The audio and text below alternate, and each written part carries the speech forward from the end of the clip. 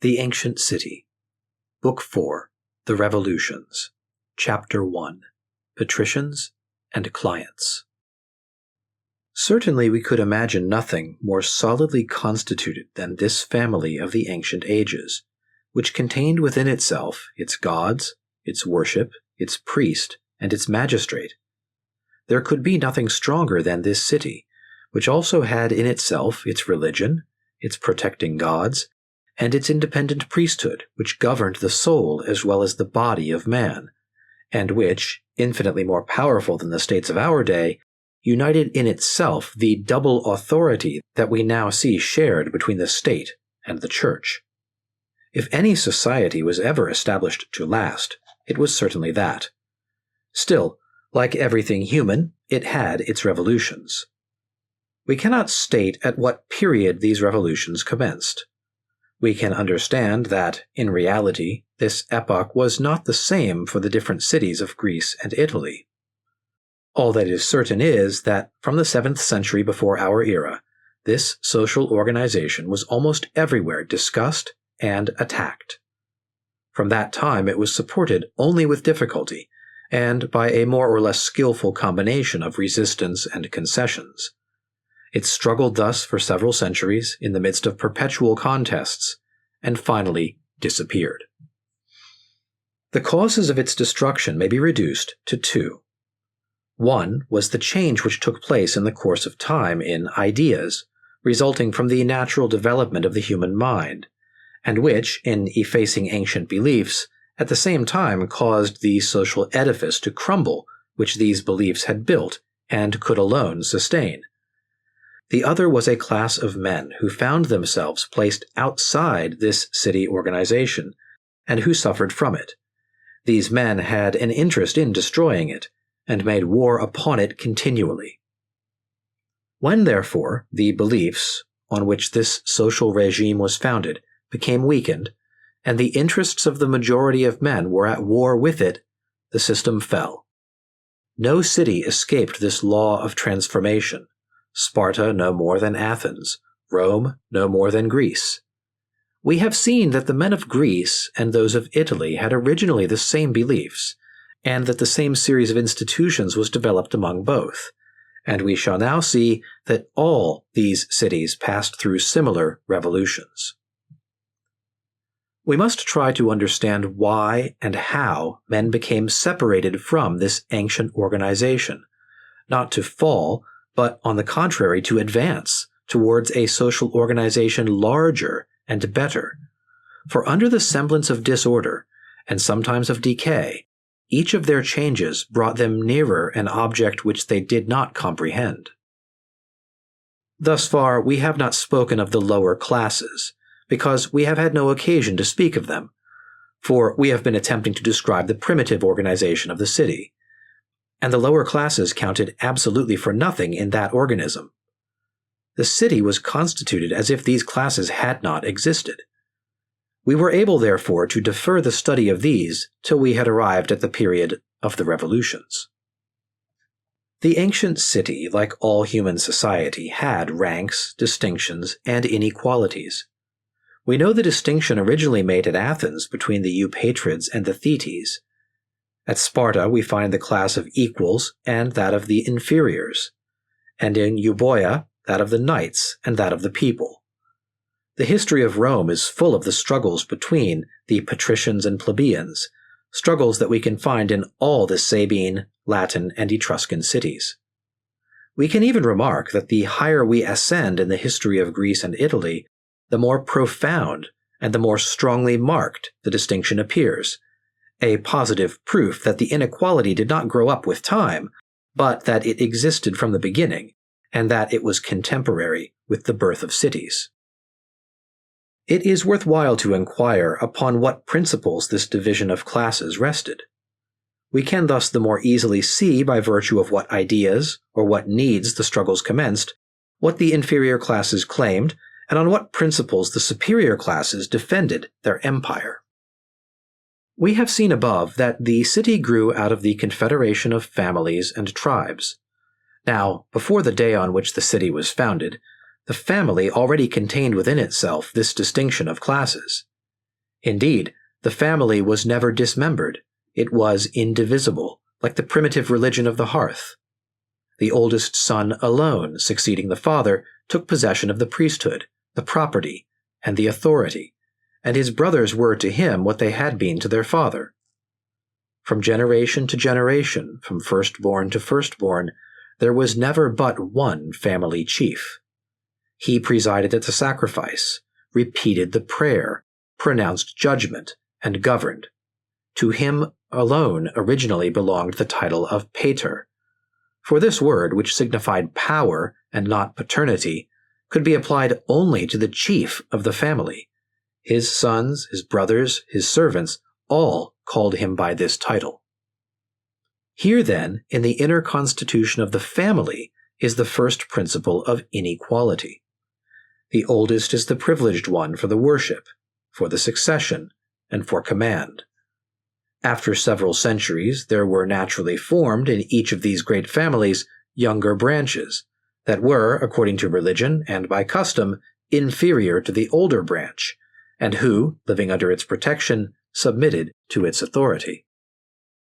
The family, then, had servants who did not leave it, who were hereditarily attached to it, and upon whom the pater or patron exercised the triple authority of master, magistrate, and priest. They were called by names that varied with the locality. The more common names were clients and thetes.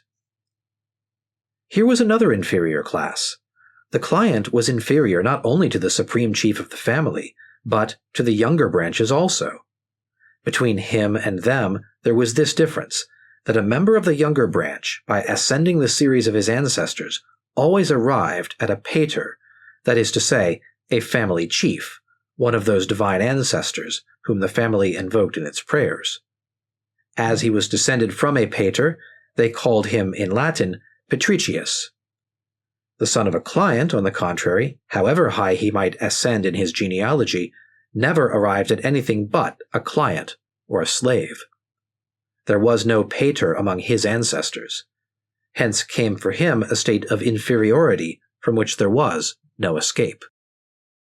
The distinction between these two classes of men was manifest in what concerned material interests. The property of the family belonged entirely to the chief, who, however, shared the enjoyment of it with the younger branches, and even with the clients. But while the younger branch had at least an eventual right to this property, in case of the extinction of the elder branch, the client could never become a proprietor. The land that he cultivated, he had only in trust. If he died, it returned to his patron. Roman law of the later ages preserved a vestige of this ancient rule in what was called jus applicationis. The client's money even did not belong to him. The patron was the true owner of it, and could take it for his own needs. It was by virtue of this ancient rule that the Roman law required the client to endow the daughter of the patron, to pay the patron's fine, and to furnish his ransom, or contribute to the expenses of his magistracy. The distinction is still more manifest in religion. The descendant of the pater alone can perform the ceremonies of the family worship. The client takes a part in it. A sacrifice is offered for him. He does not offer it for himself.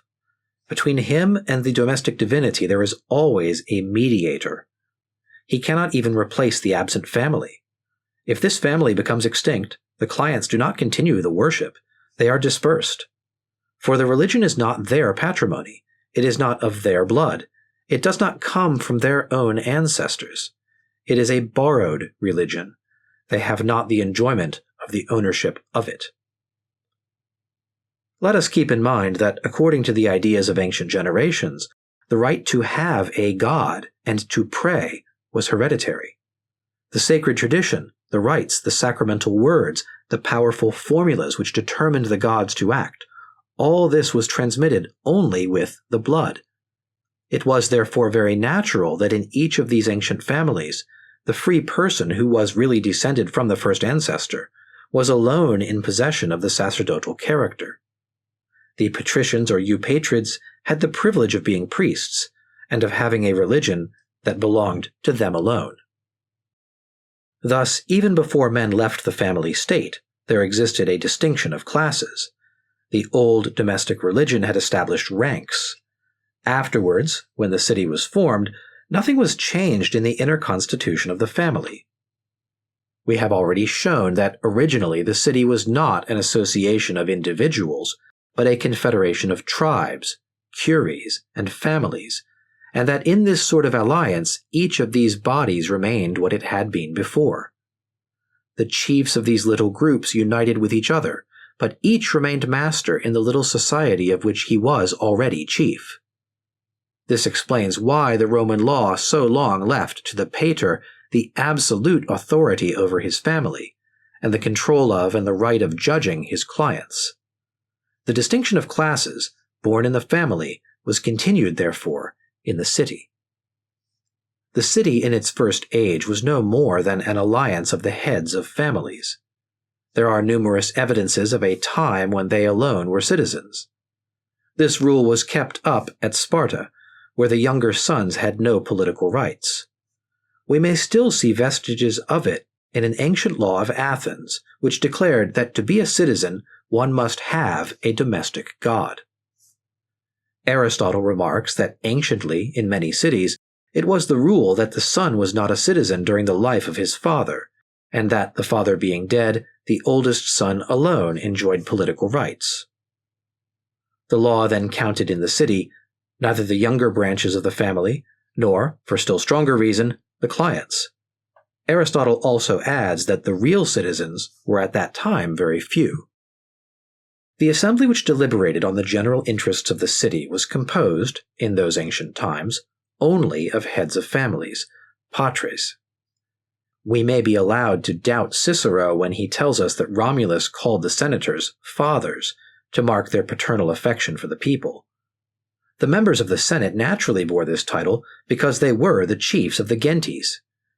At the same time that these men united represented the city, each one of them remained absolute master in his gens, which was for him a kind of little kingdom. We also see from the commencement of Rome another more numerous assembly, that of the curies, but it differs very little from that of the patres. These formed the principal element of this assembly, only every pater appeared there surrounded by his family. His relatives, his clients even, formed his cortege, and marked his power. Each family had, moreover, but one vote in the comitia. The chief might indeed consult his relations, and even his clients, but he alone voted. Besides, the law forbade a client to have a different opinion from his patron. If the clients were connected with the city, it was through their patrician chiefs. They took part in public worship, they appeared before the tribunal, they entered the assembly, but it was in the suite of their patrons. We must not picture to ourselves the city of these ancient ages as an agglomeration of men living mingled together within the enclosure of the same walls. In the earliest times, the city was hardly the place of habitation. It was the sanctuary where the gods of the community were. It was the fortress which defended them, and which their presence sanctified. It was the center of the association, the residence of the king and the priests, the place where justice was administered, but the people did not live there. For several generations yet, men continued to live outside the city, in isolated families, that divided the soil among them. Each of these families occupied its canton, where it had its domestic sanctuary, and where it formed, under the authority of its pater, an indivisible group. Then, on certain days, if the interests of the city, or the obligations of the common worship called, the chiefs of these families repaired to the city and assembled around the king, either to deliberate or to assist at a sacrifice. If it was a question of war, each of these chiefs arrived, followed by his family and his servants, sua manus. They were grouped by fratres or curies and formed the army of the city, under the command of the king.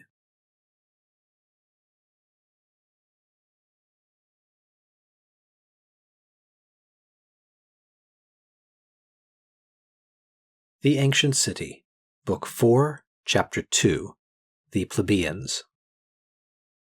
We must now point out another element of the population, which was below the clients themselves, and which, originally low, insensibly acquired strength enough to break the ancient social organization.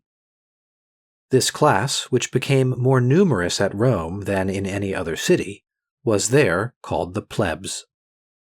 We must understand the origin and character of this class to understand the part it played in the history of the city and of the family among the ancients.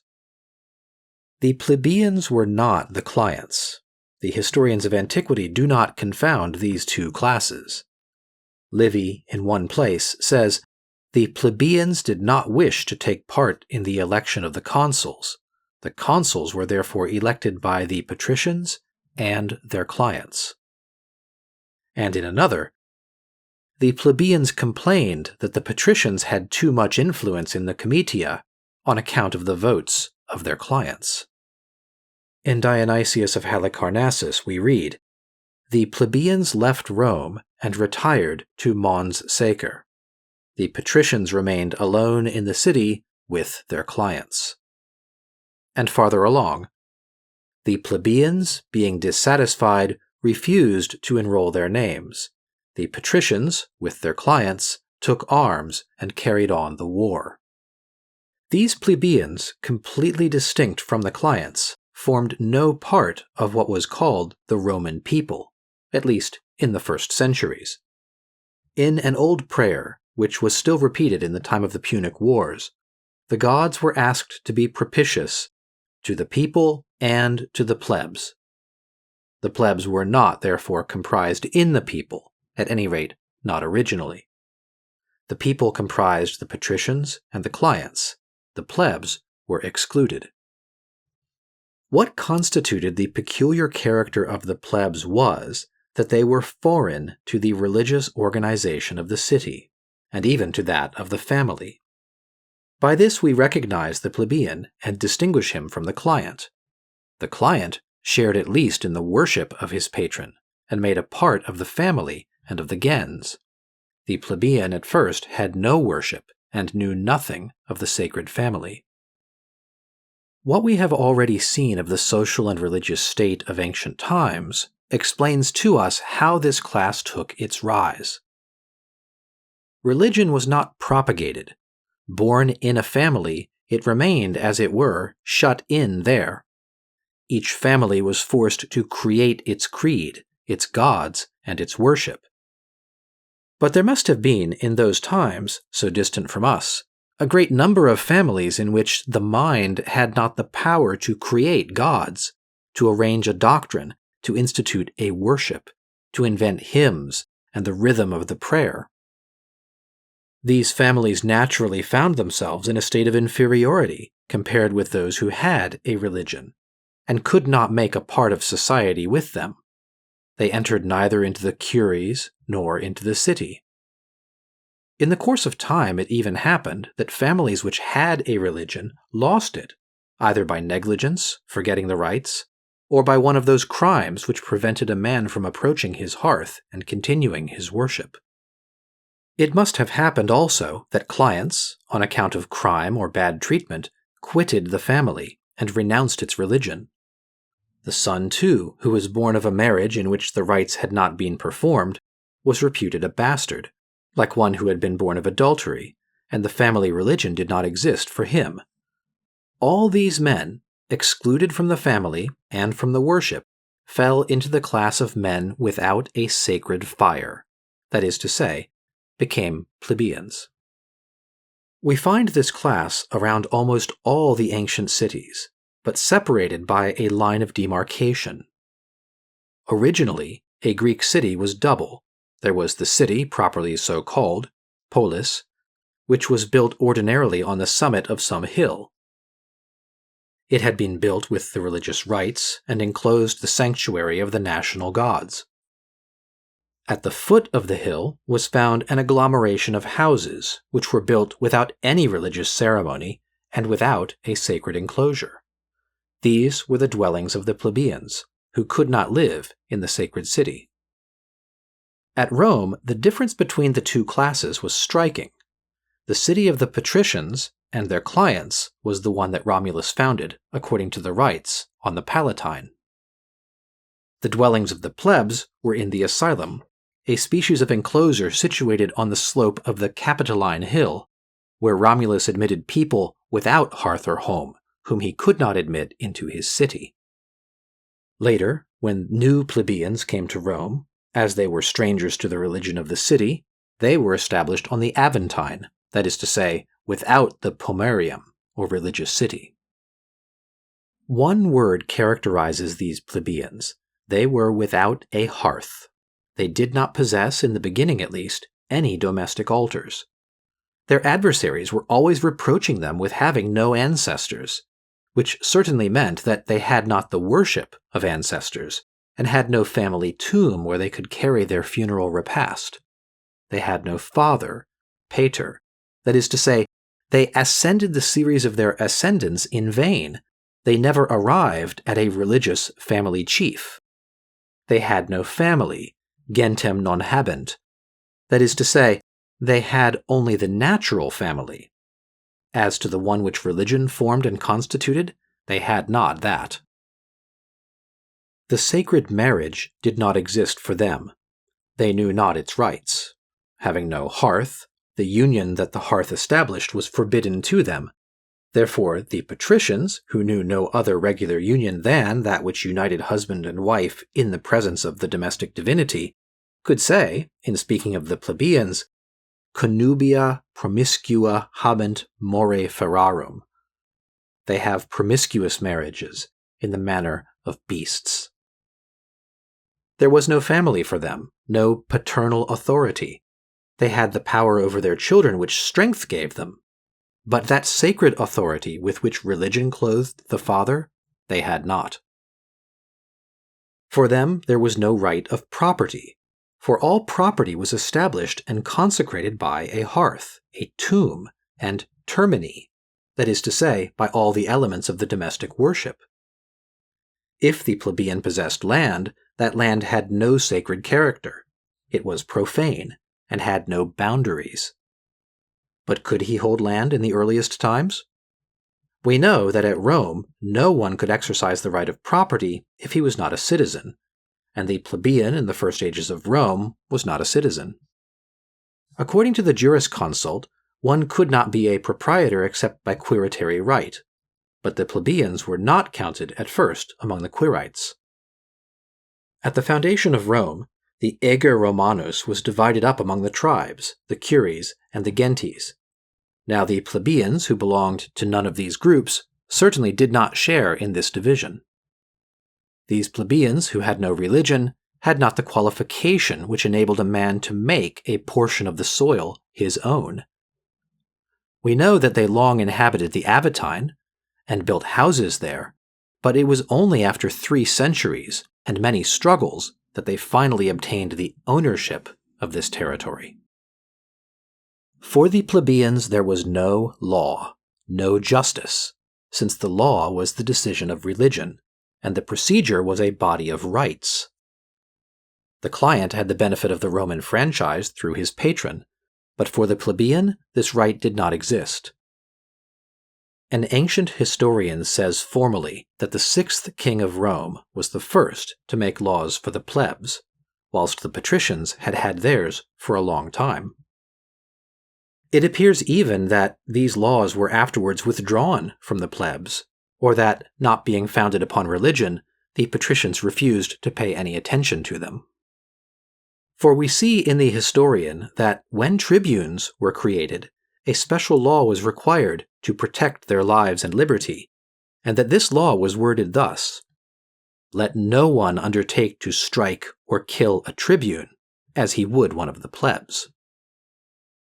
It seems, therefore, that anyone had a right to strike or to kill a plebeian, or at least that this misdeed committed against a man who was beyond the pale of the law was not punished. The plebeians had no political rights. They were not at first citizens, and no one among them could be a magistrate. For 2 centuries there was no other assembly at Rome than that of the curies, and the curies did not include the plebeians. The plebs did not even enter into the composition of the army so long as it was distributed by curies. But what manifestly separated the plebeian from the patrician was that the plebeian had no part in the religion of the city. It was impossible for him to fill the priestly office. We may even suppose that in the earliest ages, prayer was forbidden him, and that the rites could not be revealed to him. It was as in India, where the Sudra should always be ignorant of the sacred formulas. He was a foreigner, and consequently his presence alone defiled the sacrifice. He was repulsed by the gods. Between him and the patrician, there was all the distance that religion could place between two men. The plebs were a despised and abject class, beyond the pale of religion, law, society, and the family. The patrician could compare such an existence only with that of the brutes, more ferarum. The touch of the plebeian was impure. The decemvirs, in their first 10 tables, had forgotten to interdict marriage between the two orders, for these first decemvirs were all patricians, and it never entered the mind of one of them that such a marriage was possible. We see how many classes in the primitive age of the cities were superposed one above another. At the head was the aristocracy of family chiefs, those whom the official language of Rome called patres, whom the clients called reges, whom the Odyssey names vasilis, or anaktes. Below were the younger branches of the families. Still lower were the clients, and lowest were the plebs. This distinction of classes came from religion, for at the time when the ancestors of the Greeks, the Italians, and the Hindus still lived together in Central Asia, religion had said, "The oldest shall offer prayer." From this came the preeminence of the oldest in everything. The oldest branch in every family had been the sacerdotal and dominant branch.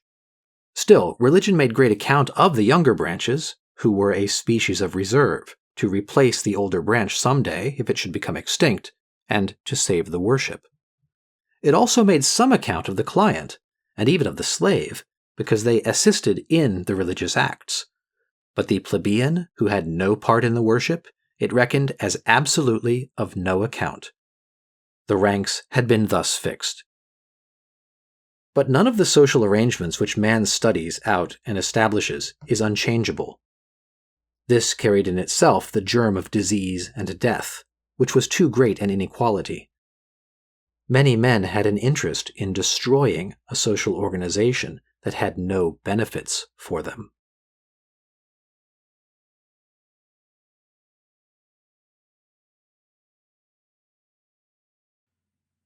The Ancient City, Book 4, Chapter 3, First Revolution. 1. Political authority taken from the kings. We have said that originally the king was the religious chief of the city, the high priest of the public hearth, and that he had added political authority to the priestly, because it appeared natural that the man who represented the religion of the city should at the same time be the president of the assembly, the judge, and the head of the army. By virtue of this principle, it happened that all the powers of the state became united in the hands of the king. But the heads of the families, the patres, and above them the chiefs of the phratries and tribes, formed, by the side of this king, a very powerful aristocracy. The king was not the only king. Every pater was king in his own gens. Even at Rome, it was an ancient custom to call each one of these powerful patrons by the name of king. At Athens, every phratry and every tribe had its chief, and by the side of the king of the city, there were the kings of the tribes, philovasilis.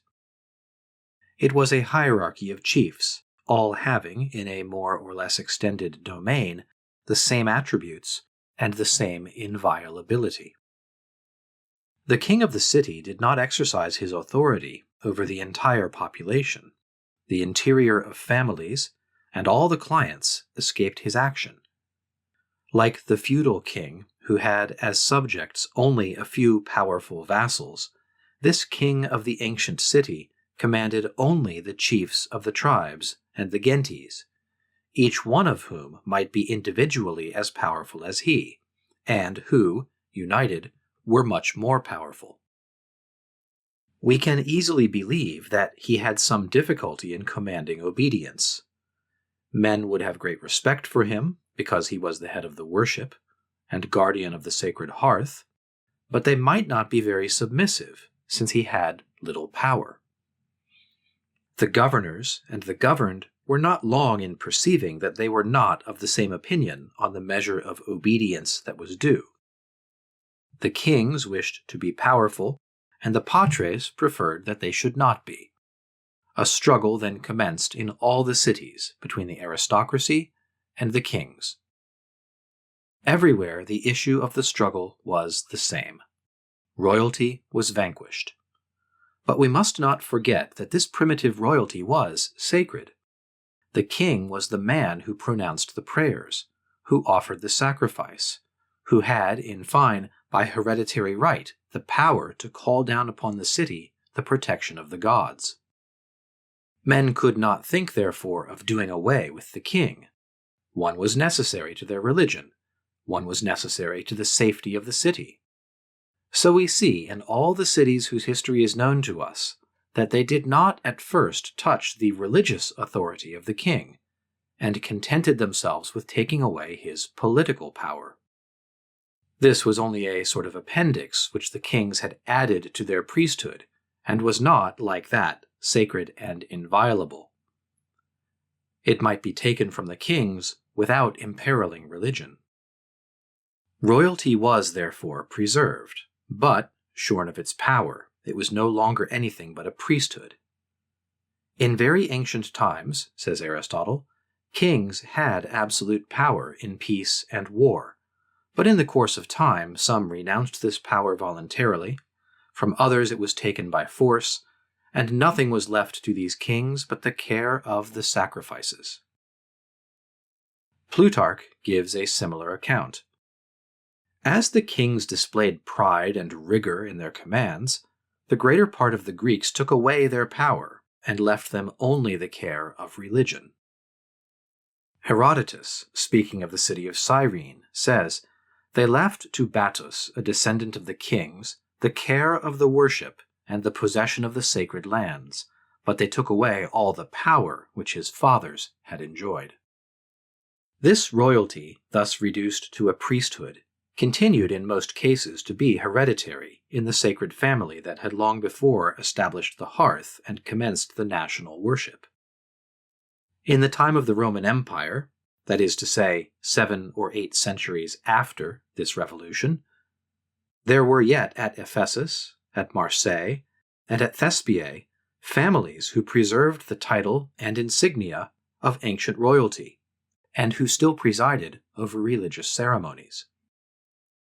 In the other cities, the sacred families were extinct, and the kingly office had become elective and generally annual. 2. History of this revolution at Sparta.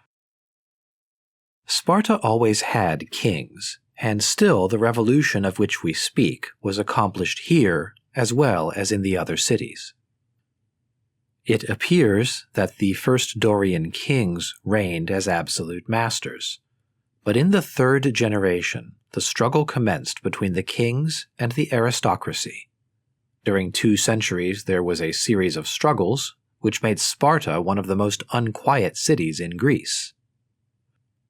We know that one of these kings, the father of Lycurgus, was killed by the blow of a stone in a civil war. Nothing is more obscure than the history of Lycurgus. His ancient biographer commences with these words, "We can say nothing of him that is not subject to controversy."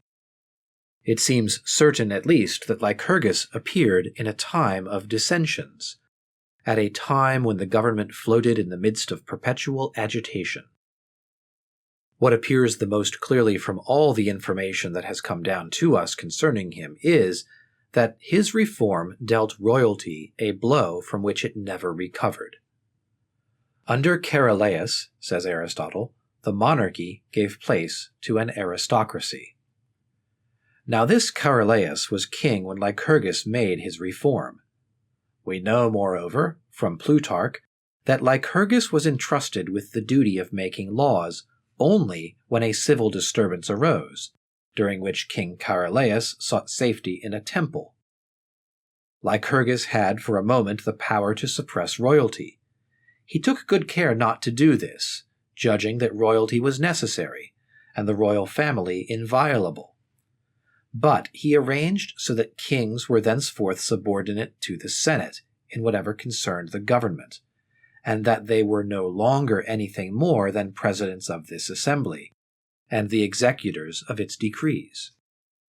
A century later, royalty was still farther weakened. The executive power was taken away and was entrusted to annual magistrates, who were called ephors. It is easy to judge by the duties of the ephors what those were that were left to the king. The ephors pronounced judgment in civil cases, while the Senate tried criminal cases. The ephors, with the advice of the Senate, declared war, or settled the articles of treaties of peace. In time of war, 2 ephors accompanied the king and watched over him. They decided on the plan of the campaign and superintended all the operations. What remained then for the kings, if the law, the foreign relations, and military operations were taken from them? They had the priesthood left. Herodotus describes their prerogatives. If the city offers a sacrifice, they have the first place at the sacred repast. They are served first, and have a double portion. They are the first also to make a libation, and the skins of the victims belong to them. Each one receives, twice a month, a victim, which he sacrifices to Apollo. The kings, says Xenophon, offer the public sacrifices, and they have the best part of the victims. If they did not act as judges, either in civil or in criminal affairs, they still had reserved to them the right of deciding in all affairs which concerned religion. In case of war, one of the kings always proceeded at the head of the troops, offering sacrifices and consulting the presages. In presence of the enemy, he slew victims, and when the signs were favorable, he gave the signal for battle. During the combat, he was surrounded by diviners, who indicated to him the will of the gods, and flute players, who sounded the sacred hymns. The Spartans said the king commanded, because he was in possession of both religion and the auspices, but the ephors and the polemarchs directed all the movements of the army. We can therefore justly say that the royalty of Sparta was merely an hereditary priesthood. The same revolution which suppressed the political power of the kings in other cities suppressed it also in Sparta. The power belonged really to the Senate, which directed, and to the ephors, who executed. The kings, in all that did not concern religion, obeyed the ephors. Herodotus could therefore say that Sparta did not know the monarchical regime, and Aristotle that the government of Sparta was an aristocracy. 3. The same revolution at Athens. We have seen above what the primitive population of Attica was. A certain number of families, independent and without any bond of union among them, occupied the country. Each one of them formed a society, governed by an hereditary chief. Later, these families were united in groups, and from their association grew the Athenian city. The great work of completing the unity of Attica is attributed to Theseus. But traditions add, and we can easily believe, that Theseus must have met with strong resistance. The class of men who opposed him were not the clients, or the poor, who were scattered about in the villages and the Yaeni. These men rejoiced rather at a change which gave a chief to their chiefs, and assured to themselves a refuge and a protection. The ones who suffered by the change were the chiefs of families, and the chiefs of villages and tribes, the Vasilis, Philovasilis, those eupatrids who, by hereditary right, held the supreme authority in their Yenos, or in their tribe. These stoutly defended their independence, and when it was lost, they lamented its loss. At any rate, they retained all they could of their ancient independence. Each remained the absolute chief of his tribe, or of his genos.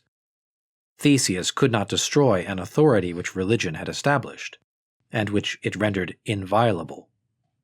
Still further, if we examine the traditions which relate to this epoch, we shall see that these powerful eupatrids agreed to associate for the purpose of forming a city only after stipulating that the government should be really federative, and that each one of them should have a part in it. There was indeed a supreme king, but as soon as the common interest was at stake, the assembly of the chiefs was convoked, and nothing of importance could be done without the consent of this species of a senate. These traditions, in the language of succeeding generations, were expressed somewhat after this manner. Theseus changed the government of Athens from a monarchy to a republic. This is the account of Aristotle, Isocrates, Demosthenes, and Plutarch. In this somewhat deceptive statement, there is a foundation of truth. Theseus did indeed, as tradition says, restore the sovereign authority to the hands of the people. Only the word demos, which the tradition has preserved, had not, in the time of Theseus, so extended an application as it had in the time of Demosthenes. This people, or political body, was then no other than an aristocracy, that is to say, the entire body of the chiefs of the Yeni. Theseus, in establishing this assembly, was not necessarily an innovator. But in spite of him, the formation of the great Athenian unity changed the conditions of the government. As soon as these eupatrids, whose authority remained intact in their families, were united in the same city, they formed a powerful body, which had its rights and might make its claims. The king of the little rock of Kekrops became the king of all Attica, but instead of being, as in his little village, an absolute king, he was now only the chief of a federative state, that is to say, the first among equals. A conflict between this aristocracy and royalty could not be long delayed. The eupatrids regretted the really royal power which each one of them had previously exercised in his village. It appears that these warrior priests placed religion in the front rank, and pretended that the authority of the local worships had been diminished. If it is true, as Thucydides says, that Theseus attempted to destroy the prytania of the villages, it is not surprising that the religious sentiment was aroused against him. It is impossible to say how many contests he had to sustain, how many risings he had to repress, by address or by force. What is certain is that he was finally vanquished, that he was driven from Athens, and died in exile. The eupatrids then had full sway. They did not suppress royalty, but they set up a king of their choice, Menestheus. After him, the family of Theseus recovered the power, and held it during 3 generations. It was then replaced by another family, that of the Melanthidae. This whole period must have been very unquiet, but no definite account of the civil wars has been preserved. The death of Codrus coincides with the final victory of the eupatrids. They did not yet suppress royalty, for their religious notions forbade this, but they took away its political power. The traveler Pausanias, who lived long after these events, but who carefully consulted the traditions, says that royalty then lost a great part of its attributes and became dependent, which signifies doubtless that it was thenceforth subordinate to the Senate of the eupatrids. Modern historians call this period of Athenian history that of the archonships, and rarely fail to say that royalty was then abolished. But this is not strictly true. The descendants of Codrus succeeded each other from father to son during 13 generations. They had the title of archon, but there are ancient documents which also gave them that of king. And we have already said that these 2 titles were exactly synonymous. Athens, therefore, during this long period, still had hereditary kings, But it had taken away their power and had left them only the religious functions. That is what had been done at Sparta. At the end of 3 centuries, the Eupatrids found that this religious royalty was still more powerful than they desired, and they weakened it still more. They decided that the same man should not be clothed with this high sacerdotal dignity for more than 10 years. But they continued to believe that the ancient royal family was alone qualified to fill the office of archon. About 40 years passed thus. But one day the royal family was stained with a crime, and men thought it could no longer fill the priestly office. That thenceforth the archons should be chosen outside this family, and that this dignity should be accessible to all the Eupatrids. 40 years later, in order to enfeeble this royalty, or to distribute it into more hands, they made it annual, and divided it into 2 distinct magistracies. Up to that time the archon was at the same time king, but thenceforth these 2 titles were separated. A magistrate called an archon, and another magistrate called a king, shared the attributes of the ancient religious royalty. The duty of watching over the perpetuation of families, of authorizing or forbidding adoption, of receiving wills, of deciding questions relating to real property, everything in which religion was interested, devolved upon the archon. The duty of offering the solemn sacrifices, and that of judging cases of impiety, were reserved to the kings. Thus the title of king, a sacred title which was necessary to religion, was perpetuated in the city with the sacrifices and the national worship. The king and the archon, together with the polemarch and the 6 themistatae, who had perhaps existed for a long time, completed the number of 9 annual magistrates, whom it was the custom to call the 9 archons, from the name of the first among them. The revolution that took from royalty its political power was carried through under different forms in all the cities. At Argos, from the 2nd generation of Dorian kings, royalty was so weakened that there was left to the descendants of Temenus only the name of king without any power. Still, this royalty remained hereditary during several centuries. At Cyrene, the descendants of Battus at first united in their hands the priesthood and the political power, but after the 4th generation, nothing was left them but the priesthood. At Corinth, royalty was at first transmitted hereditarily in the family of the Bacchidae. The effect of the revolution was to render the office annual, but without taking it from this family, whose members held it by turns for a century.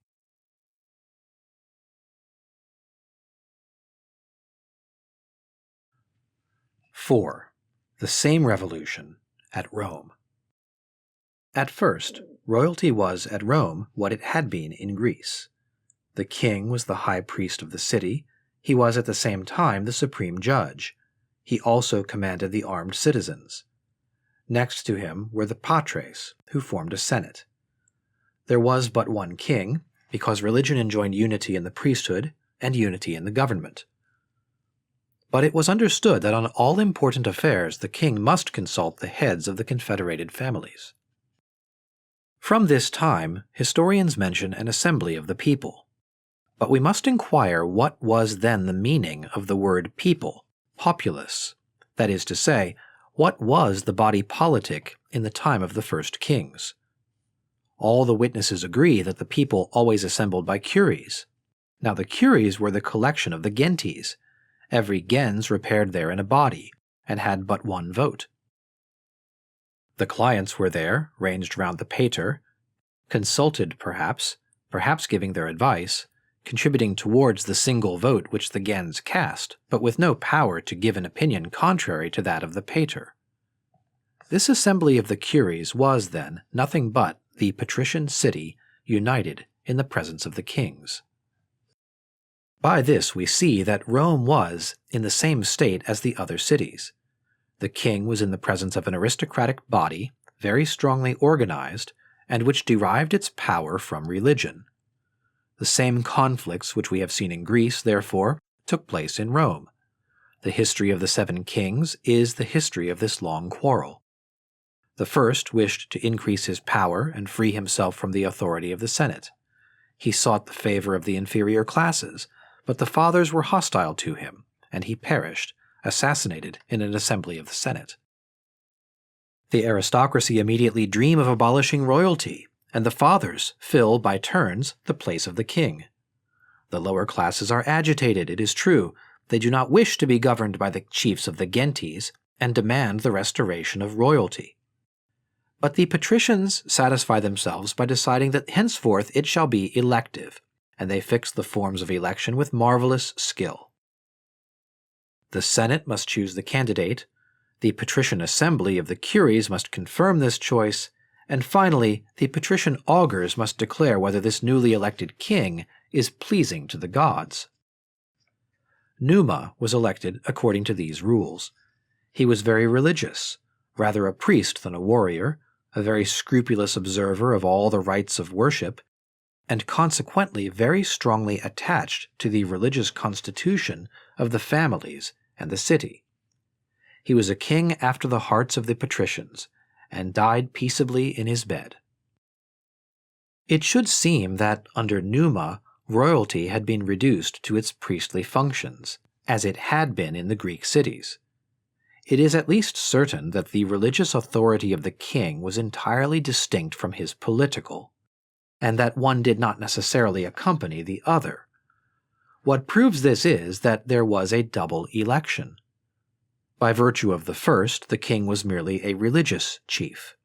If to this dignity he wished to join the political power, imperium, it was necessary that the city should confer it upon him by a special decree. This conclusion follows clearly from what Cicero has told us of the ancient constitution. Thus the priesthood and the political power were distinct. They might be placed in the same hands, but for that 2 comitia and a double election were necessary. The third king certainly united them in his own hands. He held both the priestly office and the command. He was even more warrior than priest. He neglected and wished to diminish the religious element, the strength of the aristocracy. We see him welcome a multitude of strangers to Rome, in spite of the religious principle which excluded them. He even dared to live in the midst of them on the Caelian hill. We also see him distribute to plebeians lands, the revenue of which, up to that time, had been appropriated to defraying the expenses of the sacrifices. The patricians accused him of having neglected the rites, and what was even worse, of having modified and altered them. And so he died like Romulus. The gods of the patricians destroyed him and his sons with a thunderbolt. This event restored the supremacy to the Senate, which set up a king of its own choice. Ancus scrupulously observed all the religious rites, made war seldom as possible, and passed his life in the temples. Dear to the patricians, he died in his bed.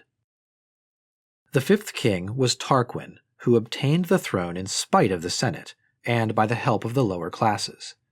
He was troubled little with religious scruples. Indeed, he was very incredulous. Nothing less than a miracle could convince him of the science of the augurs. He was an enemy of the ancient families. He created patricians, and changed the old religious constitution of the city as much as possible. Tarquin was assassinated. The sixth king gained possession of the throne by stratagem. It should seem indeed that the Senate never recognized him as a legitimate king. He flattered the lower classes, distributed lands among them without regard to the rights of property, and even conferred political rights upon them. Servius was murdered on the steps of the Senate House. The quarrel between the kings and the aristocracy assumed the character of a social struggle. The kings sided with the people, and depended for support upon the clients and the plebs. To the patrician order, so powerfully organized, they opposed the lower classes, so numerous at Rome. The aristocracy then found itself threatened by a double peril, the worst of which was not the necessity of giving way before royalty. It saw rising in its rear the classes that it despised. It saw the plebs organizing, a class without religion and without a sacred fire. It saw itself in danger of being attacked by its clients, within the family itself, whose constitution, rights, and religion were discussed and jeopardized. In the eyes of the aristocracy, therefore, the kings were odious enemies who, to augment their own power, were planning to overthrow the sacred organization of the family and of the city. The second Tarquin succeeded Servius. He disappointed the hopes of the senators who had elected him, and wished to be master, de rege dominus existitit. He weakened the patricians to the extent of his power. He struck off the highest heads, reigned without consulting the fathers, and made war and peace without asking their approval. The patricians seemed completely subdued. Finally, an occasion presented itself. Tarquin was far from Rome. His army, that is to say his support, was also away. The city was, for a time, in the hands of the patricians. The prefect of the city, that is to say the one who held the civil power during the absence of the king, was a patrician, Lucretius. The commander of the cavalry, that is to say the one whose military authority was next to that of the king, was a patrician, Junius. These two men prepared an insurrection. They had as associates other patricians, Valerius and Tarquinius Collatinus. The place of meeting was not at Rome, but in the little city of Calatia, which was the property of one of the conspirators.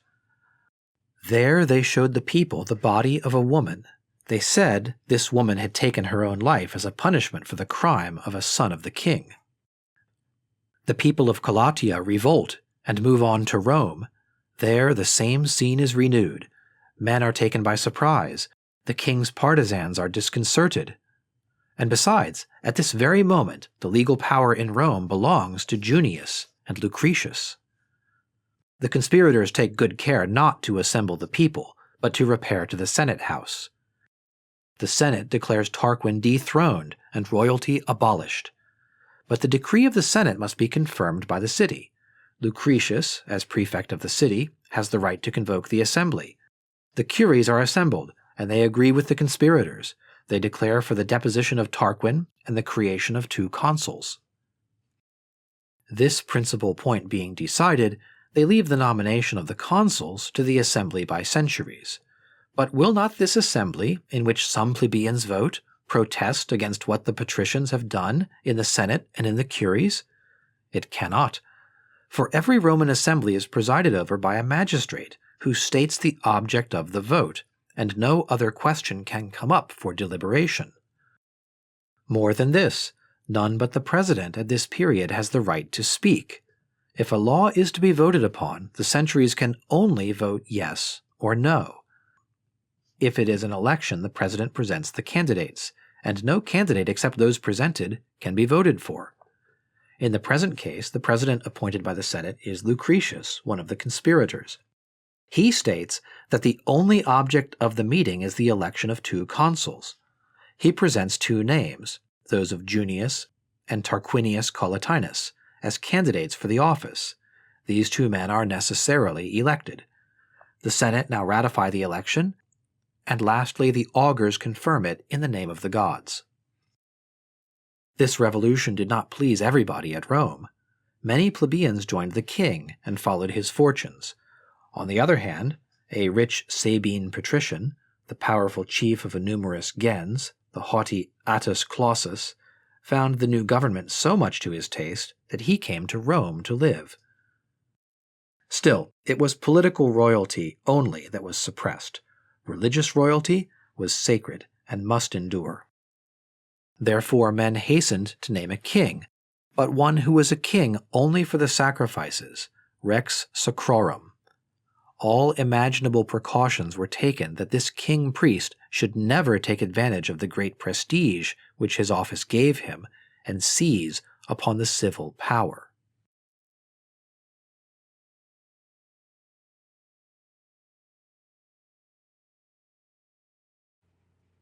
The Ancient City, Book 4, Chapter 4. The Aristocracy Governs the Cities. The same revolution, under forms slightly varied, took place at Athens, at Sparta, at Rome, in all the cities, in fine, whose history is known to us. Everywhere it was the work of the aristocracy. Everywhere it resulted in suppressing political royalty and continuing religious royalty. From this epoch, during a period whose duration was very unequal in different cities, the government of the city was in the hands of the aristocracy. This aristocracy rested at the same time on birth and religion. It had its foundation in the religious constitution of the family. It originated in the same rules that we have noticed above, in the domestic worship and in private law. That is to say, the law of the hereditary descent of the sacred fire, the right of primogeniture, and the right of pronouncing the prayers, which was the prerogative of birth. An hereditary religion was the title of this aristocracy to absolute dominion, and gave it rights that appeared sacred.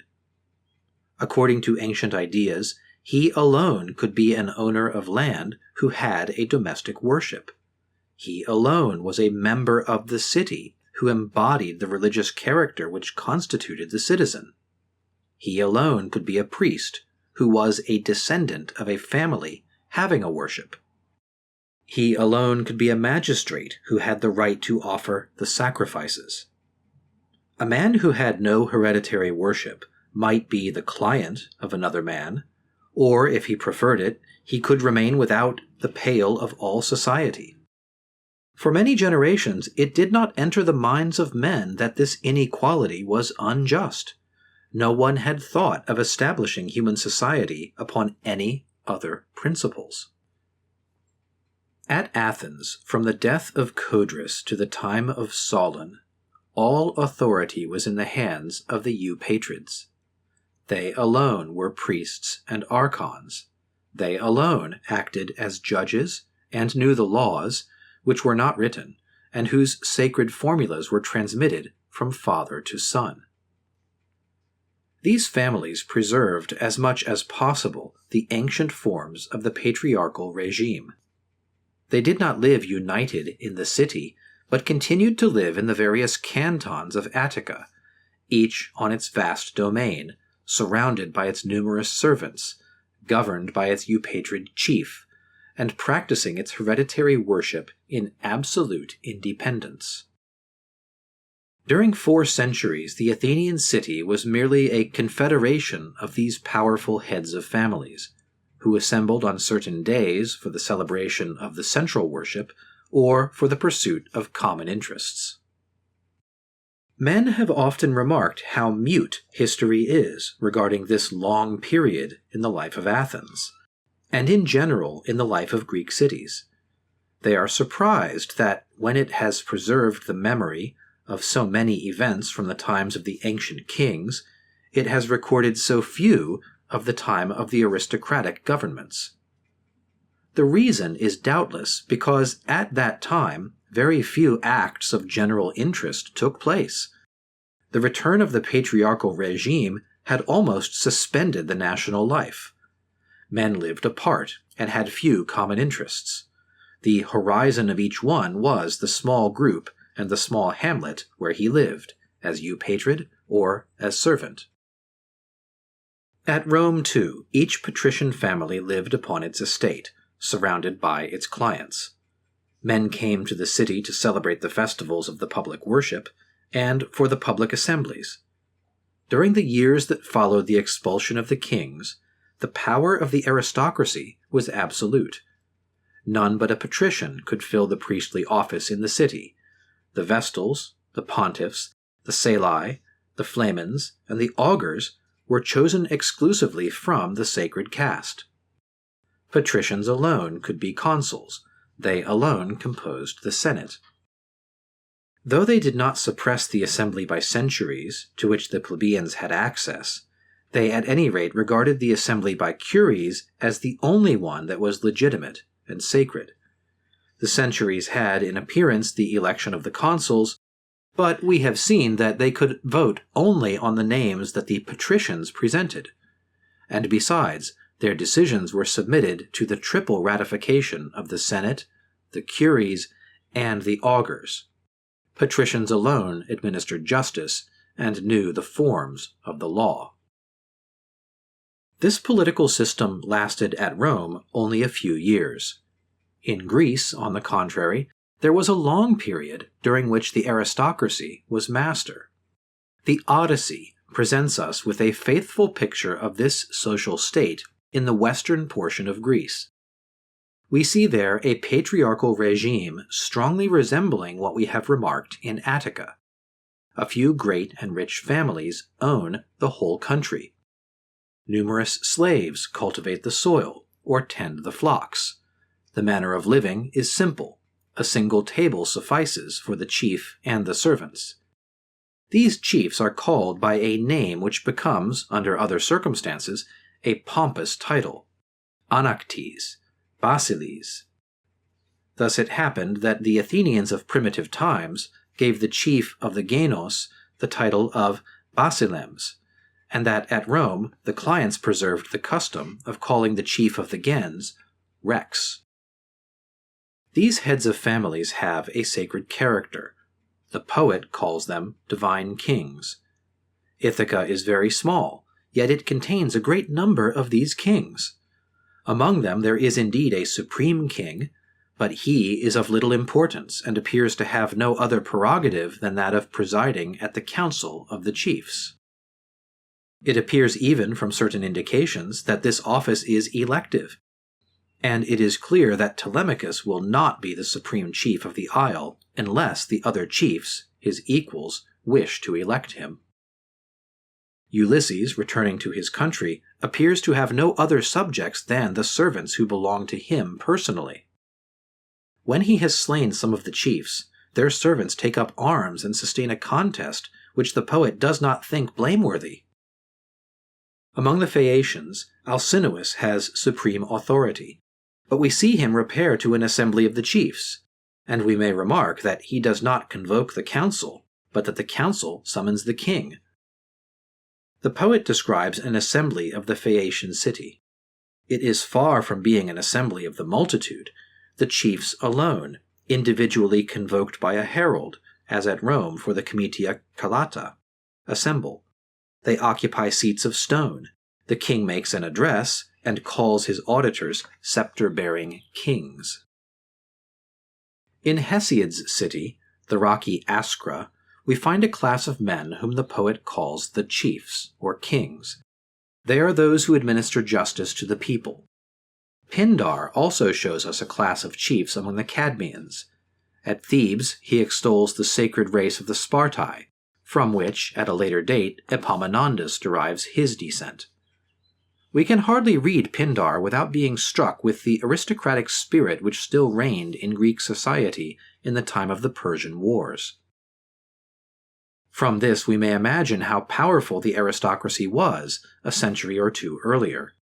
For what the poet boasts of the most in his heroes is their family, and we must suppose that this sort of praise was at that time highly valued, and that birth still seemed the supreme good. Pindar shows us the great families which were then conspicuous in each city.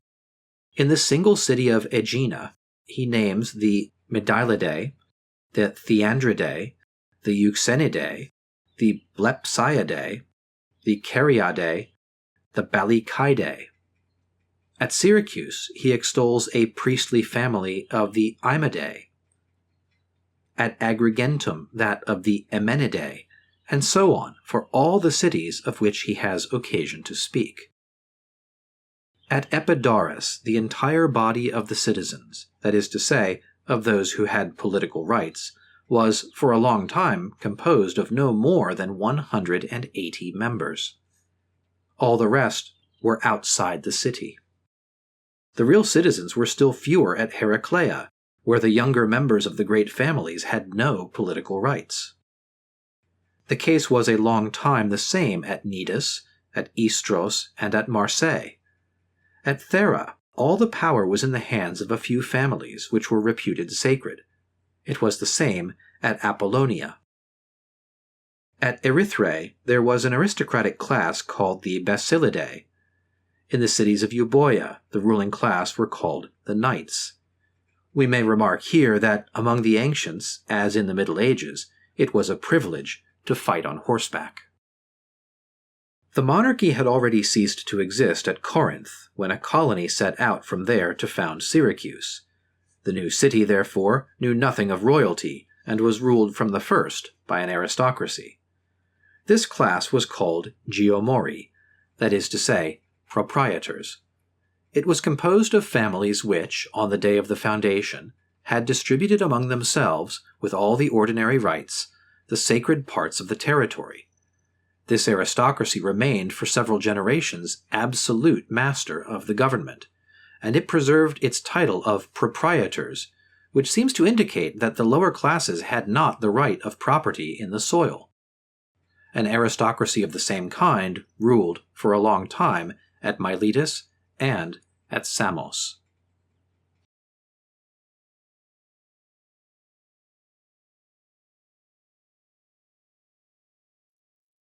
The Ancient City, Book 4, Chapter 5, Second Revolution.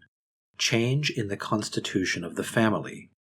The right of primogeniture disappears. The gens is dismembered.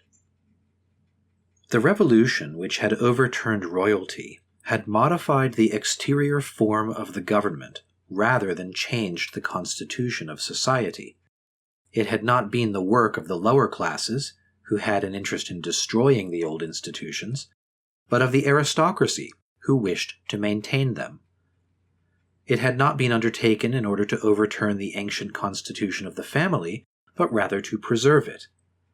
The kings had often been tempted to elevate the inferior classes and to weaken the gentes, and for this the kings themselves had been dethroned. The aristocracy had brought about a political revolution only to prevent a social one. They had taken the power in hand, less from the pleasure of ruling than to protect their old institutions, their ancient principles, their domestic worship, their paternal authority, the regime of the gens, in fine, the private law which the primitive religion had established. This great and general effort of the aristocracy was to meet a danger. Now, it appears that, in spite of these efforts and of the victory itself, the danger continued. The old institutions began to totter, and grave changes were about to be introduced into the inner constitution of the family. The old rule of the gens, founded by the domestic religion, had not been destroyed at the time when men passed to the government of the city. They had not wished, they had not been able, immediately to renounce it, as the chiefs clung to their authority, and the lower classes had not at first the desire to free themselves. The rule of the gens was therefore reconciled with that of the city. But these were in reality two antagonistic forms of government, which men could not hope to ally forever, and which must sooner or later be at war with each other. The family, indivisible and numerous, was too strong and too independent for the social power not to feel the temptation, and even the need, of weakening it. Either the city could not last, or it must, in the course of time, break up the family.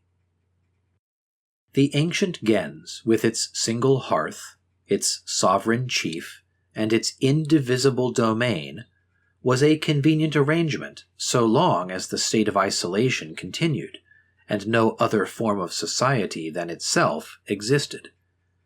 But as soon as men were united in cities, the authority of the ancient chief was necessarily diminished.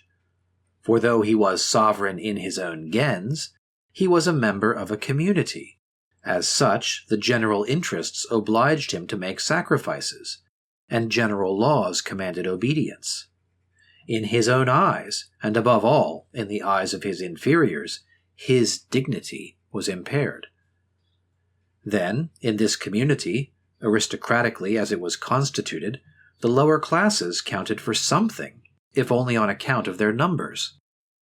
The family which comprised several branches, and which attended the comitia, surrounded by a multitude of clients, naturally had greater authority in the general deliberations than a small family that counted few hands and few soldiers. Now these inferiors were not slow to see their importance and strength. A certain sentiment of pride, and the desire for a better fate, grew up among them. Added to this was the rivalry of the heads of families, striving for influence and seeking mutually to weaken each other. Then, too, they were ambitious of the magistracies of the city. To obtain these, they sought popularity, and to hold them, they neglected or forgot their little sovereignties. These causes produced, by degrees, a sort of relaxation in the constitution of the gens. Those for whose interest it was to maintain this constitution held to it less, while those who had an interest in modifying it became bolder and stronger. The force of individuality, at first strong in the family, insensibly became weaker. The right of primogeniture, which was the condition of its unity, disappeared. We ought not to expect that any writer of antiquity should furnish us the exact date of this great change. It is probable that there was no date, because the change did not take place in a year.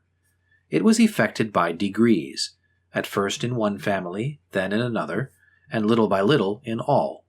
It happened, so to speak, without anyone's perceiving it. We can easily perceive also that men did not pass at once from the indivisibility of the patrimony to the equal distribution among the brothers. There was apparently a transition period between these two conditions of property. Affairs probably took the same course in Greece and Italy as in the ancient Hindu society, where the religious law, after having prescribed the indivisibility of the patrimony, left the father free to give some portion of it to his younger sons. Then, after having required that the oldest should have at least a double portion, permitted the apportionment to be equal, and finished by recommending this arrangement. But we have no precise information upon these points. A single fact is certain, that the right of primogeniture existed at an ancient epoch, and that afterwards it disappeared. This change was not accomplished at the same time, nor in the same manner, in all the cities. In some, legislation maintained it for a long time. At Thebes and at Corinth, it was still in vigor in the 8th century. At Athens, legislation still showed some preference for the oldest. At Sparta, the right of primogeniture continued until the triumph of democracy. There were cities where it disappeared only after an insurrection. At Heraclea, Cnidus, Istros, and Marseille, the younger branches took up arms to destroy at the same time the right of primogeniture and the paternal authority. From that time, Greek cities that had not before counted more than 100 men enjoyed political rights, could count 500 or 600. All the members of aristocratic families were citizens, and magistracies and the Senate were open to them. It is impossible to tell at what time the privilege of birth disappeared at Rome. It is probable that the kings, in the midst of their struggle against the aristocracy, did all that lay in their power thus to suppress and disorganize the gentes. At the beginning of the Republic, we see 100 new members enter the Senate. Livy believed that they came from the plebs, but it is not possible that the hard rule of the Patricians could have commenced with a concession of this nature. These new senators must have been taken from the patrician families. They had not the same title as the old members of the Senate. These latter were called patres, chiefs of families. The new ones were called conscripti, chosen. Does not this difference of name make it probable that the 100 new senators, who were not family chiefs, belonged to younger branches of patrician gentes? We may suppose that this class of the younger branches, being numerous and energetic, lent its support to the enterprise of Brutus and the Fathers, only on the condition of receiving civil and political rights. These branches thus acquired, through the need which the patres had of them, what the same class conquered by its arms at Heraclea, Cnidus, and Marseille. The right of primogeniture, then, disappeared everywhere, an important revolution which began to transform society. The Italian gens and the Hellenic genos lost their primitive unity. The different branches separated. Thenceforth each had its share of the property, its domicile, its own interests, and its independence. Singuli singulas familias incipiunt habere, says the jurisconsult. There is in the Latin language an old expression which appears to date from this epoch. Familiam ducere, they said of one who separated from the gens and established a new stock, just as they said ducere coloniam of one who quitted the metropolis and went to found a colony. The brother who thus separated from the oldest brother had thenceforth his own sacred fire, which doubtless he had lighted at the common fire of the gens, as the colony lighted its fire at the prytaneum of the metropolis. The gens no longer preserved anything more than a sort of religious authority over the different families that had left it. Its worship had the supremacy over theirs. They were not allowed to forget that they had sprung from this gens. They continued to bear its name. On fixed days they assembled around the common fire, to venerate the ancient ancestor or the protecting divinity. They continued even to have a religious chief, and it is probable that the oldest preserved his privilege of the priesthood, which long remained hereditary. With this exception, they were independent. This dismemberment of the gens led to important consequences. The antique priestly family, which had formed a group so firmly united, so strongly constituted, so powerful, was forever weakened.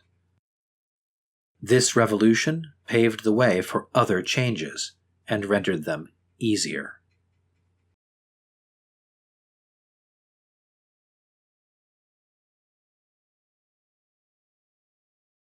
The Ancient City, Book 4, Chapter 6, The Clients Become Free.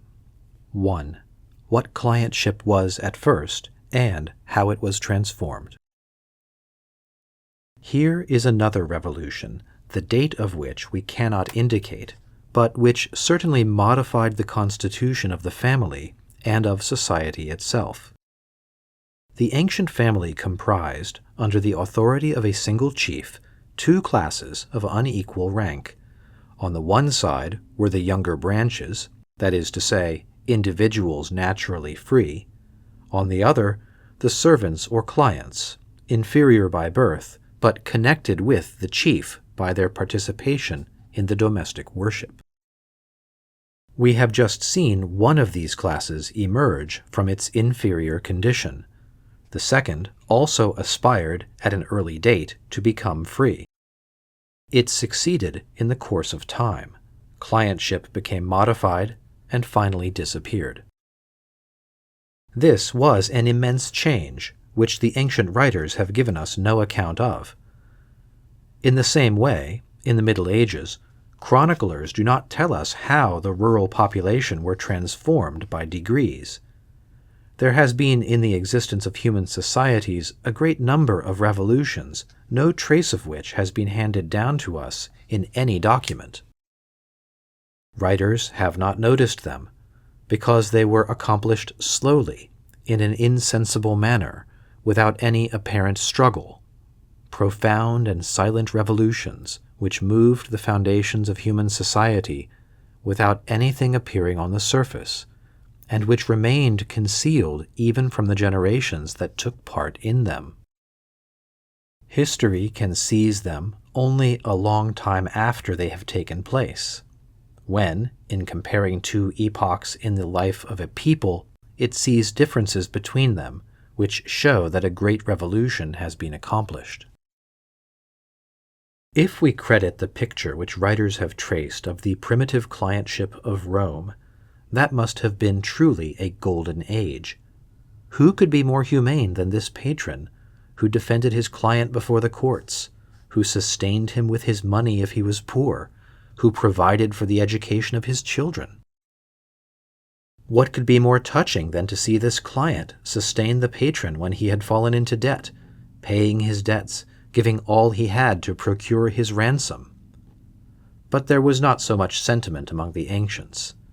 disinterested affection and devotion were never institutions, we must have another idea of client and patron.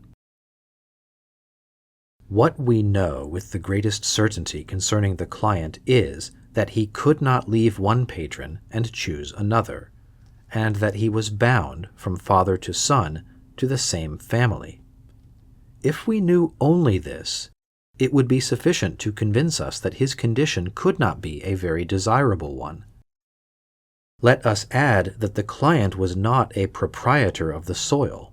The land belonged to the patron, who, as chief of a domestic worship, and also as a member of a city, was the only one qualified to be a proprietor. If the client cultivated the soil, it was in the name and for the profit of the master. He was not even the owner of personal property, of his money, of his peculium. As a proof of this, the patron could take from him all these things to pay his own debts or his ransom. Thus nothing belonged to the client. True, the patron owed him and his children a living, but in turn his labor was due to the patron. We cannot say that he was precisely a slave, but he had a master to whom he belonged, and to whose will he was in all things subject. During his whole life he was a client, and his sons after him were clients. There is some analogy between the client of ancient times and the serf of the Middle Ages. The principle which condemned them to obedience was not the same, it is true. For the serf, this principle was the right of property, which was exercised at the same time over the soil and over man. For the client, this principle was the domestic religion, to which he was bound under the authority of the patron, who was its priest. Otherwise, the subordination of the client and of the serf was the same. The one was bound to his patron, as the other was bound to his lord. The client could no more quit the gens than the serf could quit the glebe. The client, like the serf, remained subject to a master from father to son. A passage in Livy leads us to suppose that he was forbidden to marry outside the gens, as the serf was forbidden to marry outside the village. It is certain that he could not contract marriage without the permission of his patron. The patron could take possession of the soil which the client cultivated, and the money which he possessed, as the lord could do in the case of the serf. If the client died, all that he had been in possession of returned of right to the patron, just as the succession of the serf belonged to the lord. The patron was not only a master, he was a judge. He could condemn a client to death. He was, moreover, a religious chief. The client bent under this authority, at the same time material and moral, which held both body and soul. His religion, it is true, imposed duties upon the patron, but they were duties of which he alone was the judge, and for which there was no sanction. The client saw nothing that protected him. He was not of himself a citizen. If he wished to appear before the tribunal of the city, his patron might conduct him there and speak for him. Did he ask the protection of the laws? He did not know the sacred formulas, and if he knew them, the first law for him was never to testify or to speak against his patron. Without the patron there was no justice. Against the patron there was no recourse. The client did not exist at Rome only. He was found among the Sabines and the Etruscans, making a part of the manus of every chief. He existed in the ancient Hellenic gens as well as in that of Italy. We must not look for him in the Dorian cities, it is true, where the rule of the gens disappeared at an early date, and where the conquered peoples were bound not to a master, but to a lot of land.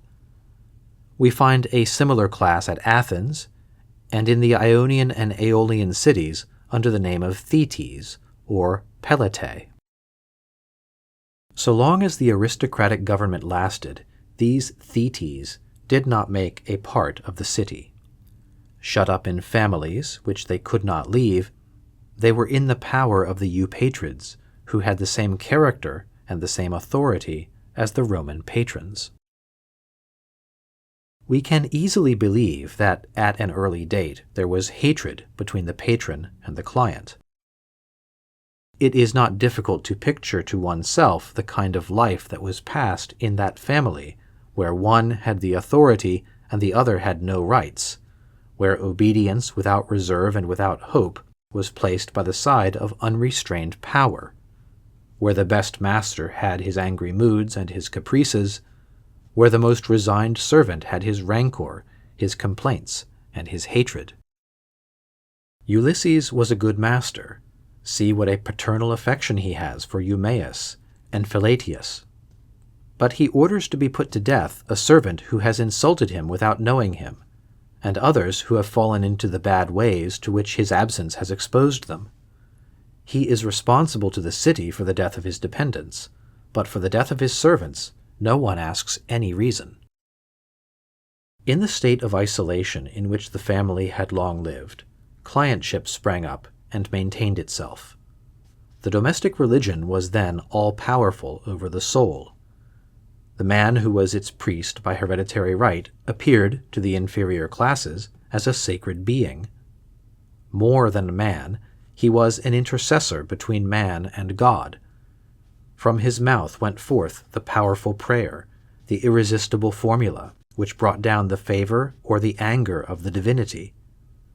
Before such a power he felt compelled to bow. Obedience was commanded both by faith and by religion. And besides, what temptation could the client have to free himself? He saw no horizon beyond this family to which everything belonged. In it alone he found life calm and subsistence assured. In it alone, although he had a master, he also had a protector. In it alone, in fine, he found an altar which he could approach, and gods whom he was permitted to invoke. To quit this family was to place himself outside all social organization and all law. It was to lose his gods and to renounce the right of prayer. But when the city had been founded, the clients of the different families could see each other, could confer together, could make an interchange of their desires and griefs, compare their masters, and obtain a glimpse of a better fate. Then their view began to extend beyond the limits of the family. They saw that beyond their circle there existed society, rules, laws, altars, temples, and gods. To quit the family was no longer, therefore, for them, an evil without a remedy. The temptation became every day stronger. Clientship seemed to them a burden every day heavier, and they ceased to believe that the master's authority was legitimate and sacred. Then sprang up in the hearts of these men an ardent desire to be free. True, we do not find in the history of any city mention made of a general insurrection among this class. If there were armed struggles, they were shut up and concealed within the circle of each family. For more than one generation there were, on one side, energetic efforts for independence, and implacable repression on the other. There took place in each house a long and dramatic series of events which it is impossible today to retrace. All that we can say is that the efforts of the lower classes were not without results. An invincible necessity obliged the masters, little by little, to relinquish some of their omnipotence. When authority ceases to appear just to the subjects, time must still elapse before it will cease to appear so to the masters. But this happens after a while, and then the master, who no longer believes in the justice of his authority, defends it badly, or ends by renouncing it. Besides, this inferior class was useful. By cultivating the earth, it accumulated the riches of the master, and by carrying arms, it constituted his strength in the midst of family rivalries. It was therefore wise to satisfy these men, and interest united with humanity to recommend concessions.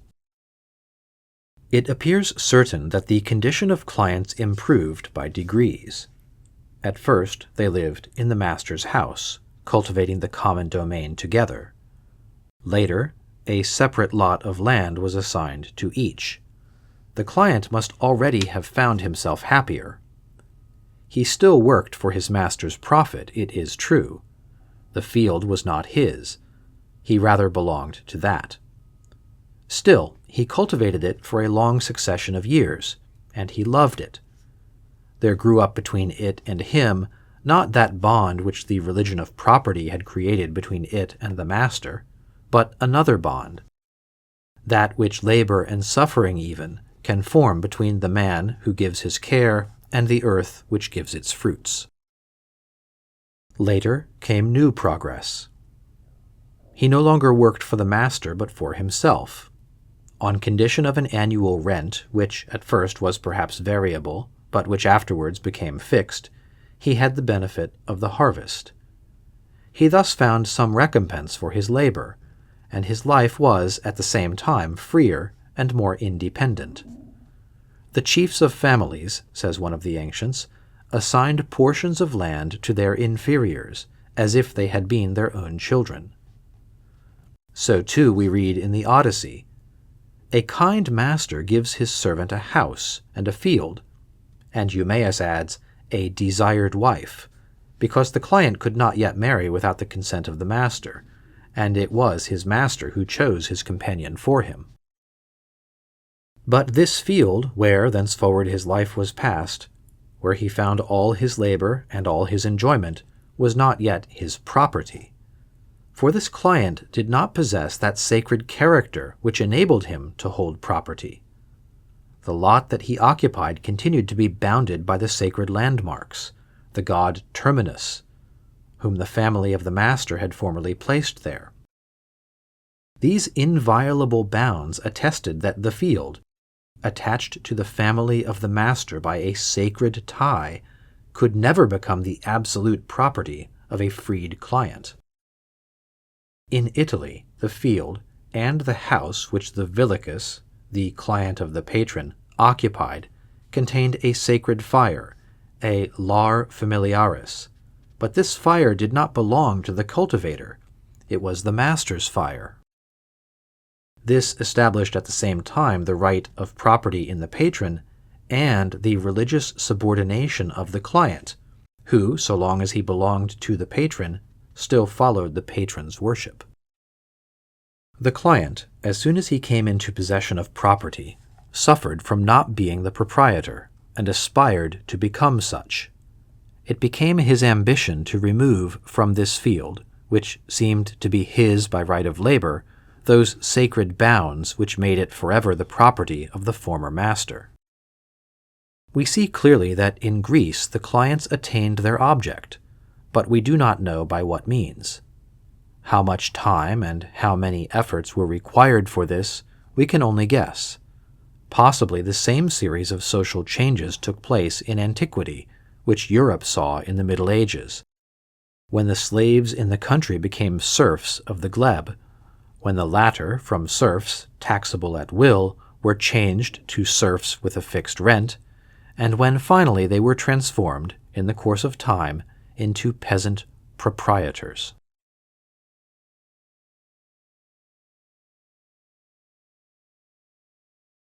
(2) Clientship disappears at Athens. The work of Solon. This sort of a revolution is clearly marked in the history of Athens. The effect of the overthrow of royalty had been to revive the regime of the Genos. Families had returned to their isolated condition, and each had begun to form a little state, with a eupatrid for a chief, and a multitude of clients for subjects. This government appears to have weighed heavily upon the Athenian population, for they retained an unfavorable recollection of it. The people thought themselves so unhappy that the preceding period appeared to have been a sort of golden age. They regretted their kings, and began to imagine that under the monarchy they had been happy and free, that they had then enjoyed equality, and that it was only since the fall of the kings that inequality and suffering had commenced. This was such an illusion as men often entertain. popular tradition placed the commencement of the inequality at the time when the people began to find it odious. This clientship, this sort of slavery, which was as old as the constitution of the family, they dated from the time when men had first felt its weight and understood its injustice. It is very certain, however, that it was not in the 7th century that the Eupatrids established the hard laws of clientship. They did no more than to preserve them. In this alone was their injustice. They maintained these laws beyond the time when men accepted them without complaint, and maintained them against the will of the people. The Eupatrids of this epoch were perhaps easier masters than their ancestors had been, and yet they were more heartily detested. It appears that even under the rule of this aristocracy, the condition of the lower class was improved, for certainly at that time it obtained possession of lots of land on the single condition of paying a rent, which was fixed at 1/6 of the harvest. These men were thus almost emancipated. Having a home and living no longer under the master's eye, they breathed more freely and labored for their own profit. But such is human nature that these men, as their condition improved, felt more keenly the inequality that remained. Not to be a citizen, and to have no part in the administration of the city, doubtless touched them somewhat, but not to be capable of owning the soil upon which they were born and died affected them much more. What rendered their condition supportable, let us add, lacked stability. For though they were really in possession of the soil, no formal law assured them either this possession or the independence that flowed from it. We see in Plutarch that the former patron could renew his claim upon his former servant. If the annual rent was not paid, or for any other cause, these men relapsed into a sort of slavery. Grave questions were agitated in Attica, therefore, during a series of 4 or 5 generations. It was hardly possible that men of the lower class could remain in this unstable and anomalous position towards which an insensible progress had conducted them. One of 2 things was sure to follow. Either, losing this position, they must relapse into the bonds of an onerous clientship, or, completely freed by a still farther progress, they must rise to the rank of landed proprietors and free men. We can imagine all the efforts on the part of the laborer, the former client, and all the resistance on the part of the proprietor, the former patron. It was not a civil war. The Athenian annals have not preserved the record of a single combat. It was a domestic war in each hamlet, in each house, from father to son. These struggles appear to have had various fortunes, according to the nature of the soil in the different cantons of Attica. In the plain, where the Eupatrid had his principal domain, and where he was always present, his authority over the little group of servants who were always under his eye remained almost intact. The Pedias, or men of the plain, therefore, generally showed themselves faithful to the old regime. But the Diacri, those who cultivated the sides of the mountain with severe toil, being farther from the master, more habituated to an independent life, more hardy and more courageous, laid up in their hearts a violent hatred for the Eupatrid, and a firm resolve to be free. These especially were the men who were indignant to see about the fields the sacred bounds of their master, and to feel that their soil was enslaved. As to the inhabitants of the cantons near the sea, the Perili, the ownership of the soil tempted them less. They had the sea before them, and commerce, and trade. Several had become rich, and with riches they were nearly free. They therefore did not share the ardent desire of the Diacri, and did not feel any vigorous hatred for the Eupatrids. They had not, however, the base resignation of Pedias. They demanded more stability in their condition, and better assured rights. Solon satisfied these wishes as far as was possible. There is a part of the work of this legislator which the ancients have very imperfectly explained to us, but which appears to have been the principal part of it. Before his time, the greater part of the inhabitants of Attica still held but a precarious possession of the soil, and might be reduced to personal servitude. After him, this class was no longer found. The right of property was accessible to all. There was no longer any slavery for the Athenian. The families of the lower classes were forever freed from the authority of the Eupatrid families. Here was a great change, whose author could be no other than Solon. According to Plutarch's account, it is true, Solon did no more than to soften the rigor of the law of debt by abolishing the right of the creditor to enslave the debtor. But we should carefully examine what a writer so long after this period says of those debts that troubled the Athenian city, as well as all the cities of Greece and Italy. It is difficult to believe that before Solon there was so great a circulation of money that there were many borrowers and lenders. We are not to judge those times by the period that followed. There was, at that time, very little commerce. Bills of exchange were unknown, and credits must have been very rare. On what security could a man borrow who owned nothing? Men are not much accustomed in any society to lend to the poor. The assertion is made, it is true, on the faith of the translator of Plutarch rather than on Plutarch himself, that the borrower mortgaged his land. But supposing this land was his property, he could not have mortgaged it, for mortgages were not then known, and were contrary to the nature of proprietary right. In those debtors of whom Plutarch speaks, we must see the former clients. In their debts, the annual rent which they were to pay to their former masters, and in the slavery into which they fell if they failed to pay, the former clientship, to which they were again reduced. Perhaps Solon suppressed the rent, or, more probably, reduced the amount of it, so that the payment became easy. He added the provision that, in future, the failure to pay should not reduce the laborer to servitude. He did more.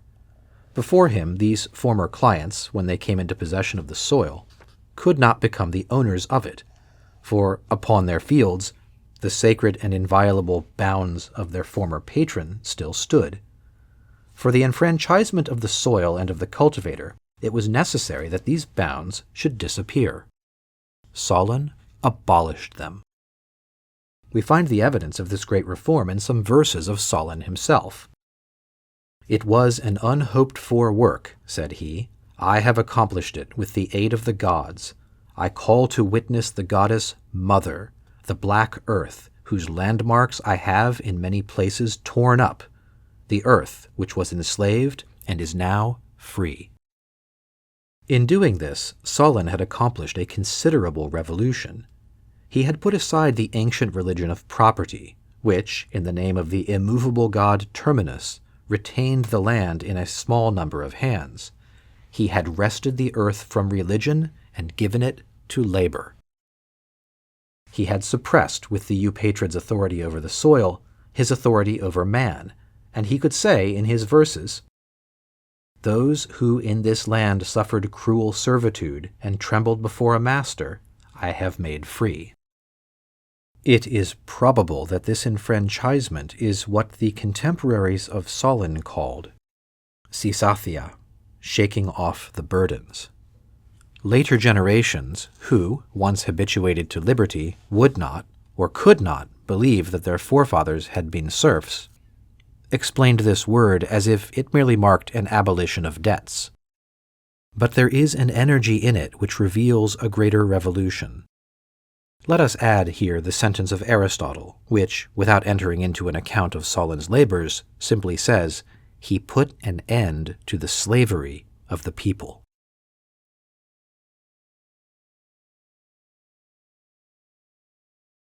(3) Transformation of clientship at Rome. This war between clients and patrons also filled a long period in Rome's history. Livy indeed says nothing of it, because he is not accustomed closely to observe the changes in institutions. Besides, the annals of the pontiffs and similar documents from which the ancient historians whom Livy consulted had drawn could have contained no account of these domestic struggles. One thing at least is certain. There were clients in the very beginning of Rome. There has even come down to us very precise evidence of the dependence in which their patrons held them. If, several centuries afterwards, we look for these clients, we no longer find them. The name still exists, but not clientship. For there is nothing more distinct from the clients of the primitive period than these plebeians of Cicero's time, who called themselves the clients of some rich man in order to have the right to the sportula. There were those who more nearly resembled the ancient clients. These were the freedmen.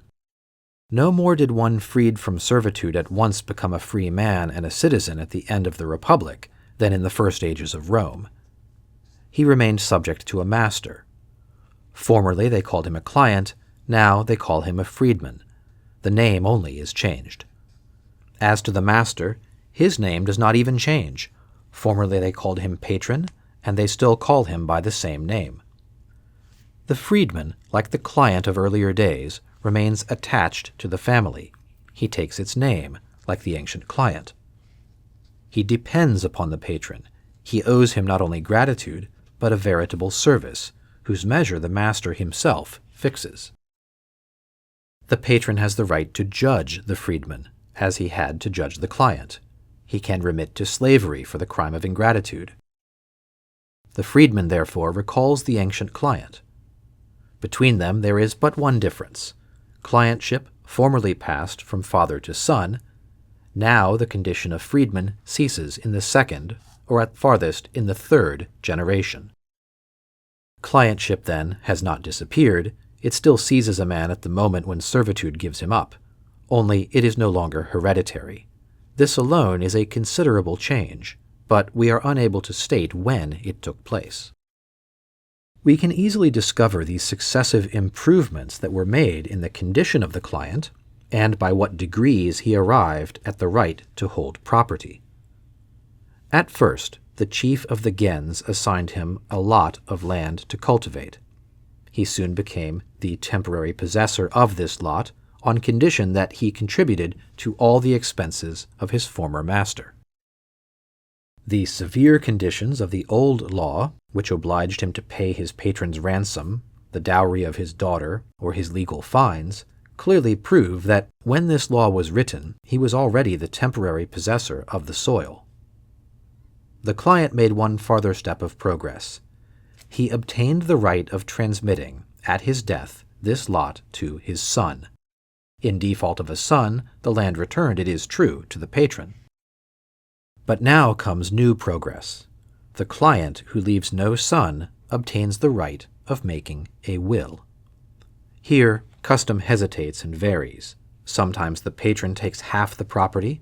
Sometimes the will of the testator is fully respected. In any case, his will is never invalid.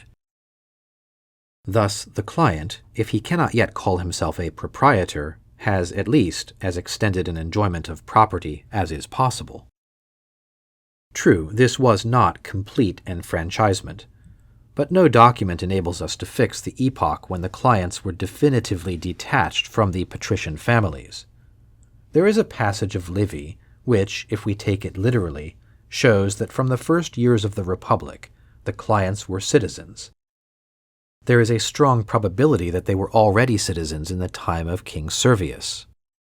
Perhaps they even voted in the Comitia Curiata from the foundation of Rome. But we cannot conclude from this that they were then entirely enfranchised, since it is possible that the patricians found it for their interest to give their clients political rights without consenting on that account to give them civil rights. It does not appear that the revolution which freed the clients at Rome was accomplished at once, as at Athens. It took place very slowly and imperceptibly, without ever having been consecrated by any formal laws. The bonds of clientship were relaxed little by little, and the client was removed insensibly from the patron. King Servius introduced a great reform to the advantage of the clients. He changed the organization of the army. Before his reign, the army was divided into tribes, curies, and gentes. This was the Patrician division. Every chief of the gens was at the head of his clients. Servius divided the army into centuries. Each had his rank according to his wealth. By this arrangement, the client no longer marched by the side of his patron. He no longer recognized him as a chief in battle, and he became accustomed to independence. This change produced another in the condition of the comitia. Formerly, the assembly was divided into curies and gentes, and the client, if he voted at all, voted under the eye of the master. But the division by centuries being established for the comitia as well as for the army, the client no longer found himself in the same division as the patron.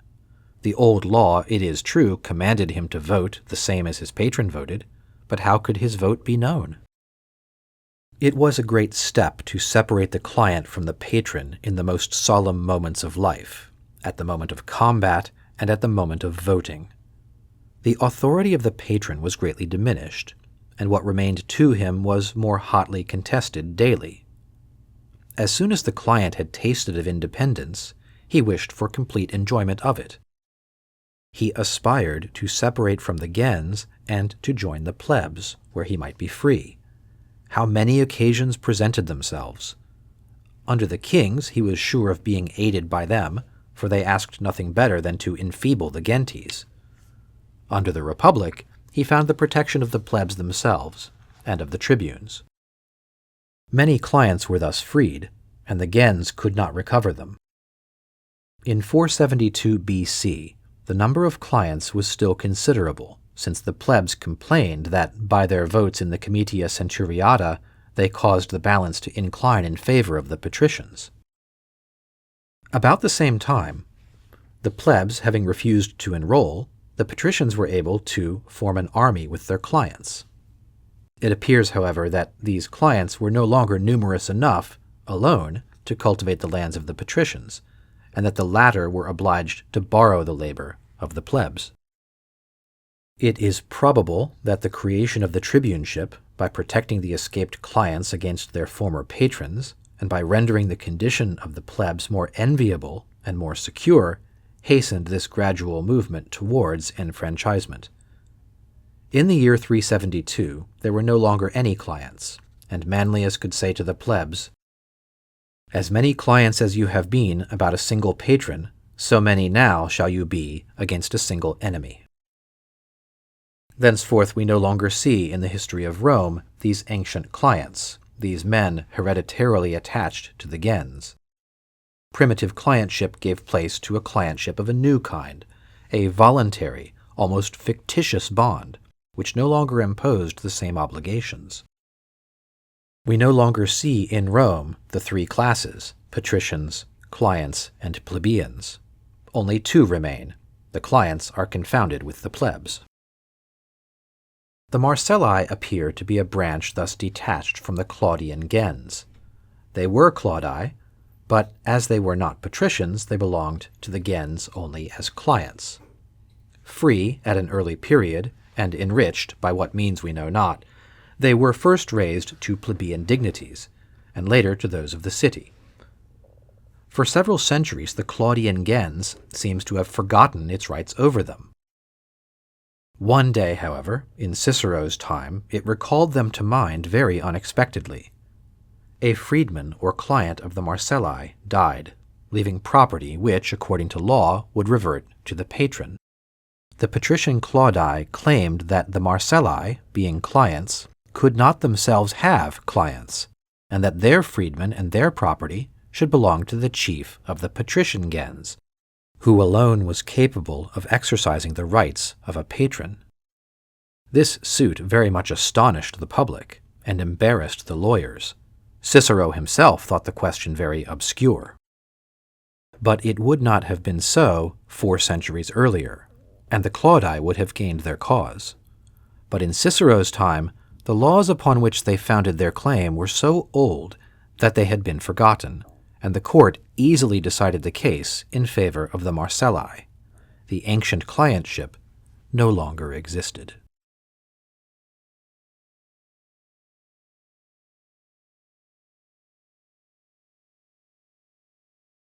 The Ancient City, Book 4, Chapter 7. Third Revolution. The plebs enter the city. 1. General history of this revolution. The changes which, in the course of time, had taken place in the constitution of the family brought with them others in the constitution of the city. The old aristocratic and sacerdotal family became weakened. The right of primogeniture having disappeared, this family lost its unity and vigor. The clients having been for the most part freed, it lost the greater part of its subjects. The people of the lower orders were no longer distributed among the gentes, but lived apart, and formed a body by themselves. Thus the city assumed quite another aspect. Instead of being, as at an earlier date, a fully united assemblage of as many little states as there were families, a union was formed on the one side among the patrician members of the gentes, and on the other side between men of the lower orders. There were thus two great bodies, two hostile societies, placed face to face. It was no longer, as in a preceding period, an obscure struggle in each family. There was open war in each city. One of these classes wished to maintain the religious constitution of the city, and to continue the government and the priesthood in the hands of the sacred families. The other wished to break down the barriers that placed it beyond the pale of the law, of religion, and of politics. In the beginning of the struggle, the advantage was with the aristocracy of birth. It had not indeed its former subjects, and its material strength had disappeared, but there remained its religious prestige, its regular organization, its habit of command, its traditions, and its hereditary pride. It never doubted the justice of its cause, and believed that in defending itself, it was defending religion. The people, on the other hand, had nothing but numbers on their side. They were easily held back by a habit of respect, of which they could not easily free themselves. Then, too, they had no leaders, and every principle of organization was wanting. There were, in the beginning, a multitude, without any bond of union, rather than a vigorous and well-constituted body. If we bear in mind that men had not yet discovered any other principle of association than the hereditary religion of the family, and that they had no idea of any authority that was not derived from a worship, we shall easily understand that the plebs, who had been excluded from all the rites of religion, could not at first form a regular society, and that much time was required for them to discover the elements of discipline and the rules of a regular government. This inferior class, in its weakness, saw at first no other means of combating the aristocracy than by meeting it with monarchy. In the cities where the popular class had been already consolidated, in the time of the ancient kings, it sustained them with all its strength, and encouraged them to increase their power. At Rome, it demanded the restoration of monarchy after Romulus, and caused Hostilius to be nominated. It made Tarquinius Priscus king. It loved Servius, and regretted Tarquinius Superbus. When the kings had been everywhere overthrown, and the aristocracy had become supreme, the people did not content themselves with regretting the monarchy. They aspired to restore it under a new form. In Greece, during the 6th century, they succeeded generally in procuring leaders. Not wishing to call them kings, because this title implied the idea of religious functions, and could only be borne by the sacerdotal families, they called them tyrants. Whatever might have been the original sense of this word, it certainly was not borrowed from the language of religion. Men could not apply it to the gods, as they applied the word king. They did not pronounce it in their prayers. It designated, in fact, something quite new among men, an authority that was not derived from the worship, a power that religion had not established. The appearance of this word in the Greek language marks a principle which the preceding generations had not known, the obedience of man to man. Up to that time there had been no other chiefs of the state than those who had been chiefs of religion. Those only governed the city who offered the sacrifices and invoked the gods for it. In obeying them, men obeyed only the religious law and made no act of submission except to the divinity. Obedience to a man, authority given to this man by other men, a power human in its origin and nature, this had been unknown to the ancient Eupatrids, and was never thought of till the day when the inferior orders threw off the yoke of the aristocracy and attempted a new government. Let us cite a few examples. At Corinth, the people supported the government of the Bacchidae very unwillingly. Cypselus, understanding this hatred and seeing that the people sought a chief to conduct them to freedom, offered himself to become their chief. The people accepted him, set him up as their tyrant, drove out the Bacchidae, and obeyed Cypselus. Miletus had as a tyrant a certain Thrasybulus. Mytilene obeyed Pittacus, and Samos Polycrates. We find tyrants at Argos, at Epidaurus, and at Megara in the 6th century. Sicyon had tyrants during 130 years without interruption. Among the Greeks of Italy we see tyrants at Cumae, at Crotona, at Sybaris, indeed everywhere. At Syracuse in 485, the lower orders made themselves masters of the city and banished the aristocratic class. But they could neither maintain nor govern themselves, and at the end of a year they had to set up a tyrant. Everywhere these tyrants, with more or less violence, had the same policy. A tyrant of Corinth one day asked advice concerning government of a tyrant of Miletus. The latter, in reply, struck off the heads of grain that were higher than the others. Thus the rule of conduct was to cut down the high heads and to strike at the aristocracy while depending upon the people. The Roman plebs at first formed conspiracies to restore Tarquin. They afterwards tried to set up tyrants and cast their eyes by turns upon Publicola, Spurius Cassius, and Manlius. The accusation which the Patricians so often addressed to those of their own order who became popular cannot have been pure calumny.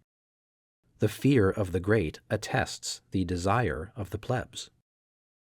But we ought to remark that, if the people in Greece and Rome sought to restore monarchy, it was not from real attachment to this sort of government. They loved tyrants less than they detested aristocracy. For them the monarchy was a means of conquering and avenging themselves, but this government, which was the result of force alone, and never rested upon any sacred tradition, took no root in the hearts of the people. They set up a tyrant for the needs of the struggle. They left him the power afterwards from gratitude or from necessity. But when a few years had elapsed, and the recollection of the hard oligarchy had been effaced, they let the tyrant fall. This government never had the affection of the Greeks. They accepted it only as a temporary resource, while the popular party should find a better one and should feel strong enough to govern itself. The inferior class increased by degrees. Progress sometimes works obscurely, yet decides the future of a class, and transforms society. About the 6th century before our era, Greece and Italy saw a new source of riches appear. The earth no longer sufficed for all the wants of man. Tastes turned toward beauty and luxury. The arts sprang up, and then industry and commerce became necessary. Personal property was created by degrees. Coins were struck, and money appeared. Now the appearance of money was a great revolution. Money was not subject to the same conditions as landed property. It was, according to the expression of the lawyers, res nec mancipi, and could pass from hand to hand without any religious formality, and without difficulty could reach the plebeians. Religion, which had given its stamp to the soil, had no power over money. Men of the lower orders now learned other occupations besides that of cultivating the earth. There were artisans, sailors, manufacturers, and merchants, and soon there were rich men among them. Here was a singular novelty. Previously, the chiefs of the gentes alone could be proprietors, and here were former clients and plebeians who were rich and who displayed their wealth. Then, too, the luxury which enriched the plebeian impoverished the noble. In many cities, especially at Athens, were a part of the aristocratic body seen to become miserably poor. Now, in a society where wealth is changing hands, rank is in danger of being overthrown. Another consequence of this change was that among the people themselves distinctions of rank arose, as must happen in every human society. Some families were prominent, some names increased in importance. A sort of aristocracy was formed among the people. This was not an evil. The people ceased to be a confused mass, and began to resemble a well-constituted body. Having rank among themselves, they could select leaders without any longer having to take from the patricians the first ambitious man who wished to reign. This plebeian aristocracy soon had the qualities which ordinarily accompany wealth acquired by labor, that is to say, the feeling of personal worth, the love of tranquil liberty, and that spirit of wisdom which, though desiring improvements, fears risking too much. The plebs followed the lead of this new aristocracy, which they were proud of possessing. They renounced tyrants as soon as they felt that they possessed among themselves the elements of a better government. Indeed, riches became, for some time, as we shall see by and by, a principle of social organization. There is one other change of which we must speak, for it greatly aided the lower class to rise, the change that took place in the military art. In the first ages of the history of cities, the strength of armies was in their cavalry. The real warrior was the one who fought from a horse or from a chariot. The foot soldier, of little service in combat, was slightly esteemed. The ancient aristocracy, therefore, everywhere reserved to themselves the right to fight on horseback. In some cities, the nobles even gave themselves the title of knights. The Caleres of Romulus, the Roman knights of earlier ages, were all patricians. Among the ancients, the cavalry was always the noble arm. But by degrees, infantry became more important. Improvement in the manufacture of arms and in discipline enabled it to resist cavalry. When this point was reached, infantry took the first rank in battle, for it was more manageable and its maneuvers easier. The legionaries and the hoplites thenceforth formed the main strength of armies. Now the legionaries and the hoplites were plebeians. Add to this that maritime operations became more extended, especially in Greece, that there were naval battles, and that the destiny of a city was often in the hands of the rowers, that is to say, of the plebeians. Now a class that is strong enough to defend a people is strong enough to defend its rights, and to exercise a legitimate influence. The social and political state of a nation always bears a certain relation to the nature and composition of its armies. Finally, the inferior class succeeded in having a religion of its own. These men had in their hearts, we may suppose, that religious sentiment which is inseparable from our nature, and which renders adoration and prayer necessary to us. They suffered, therefore, to find themselves shut out from all religion by the ancient principle which prescribed that every god belonged to a family, and that the right of prayer was transmitted with the blood. They strove, therefore, to have a worship of their own. It is impossible to enter here into the details of the efforts that they made, of the means which they invented, of the difficulties or the resources that occurred to them. This work, for a long time a separate study for each individual, was long the secret of each mind. We can only see the results. Sometimes a plebeian family set up a hearth of its own, whether it dared to light the fire itself or procured the sacred fire elsewhere.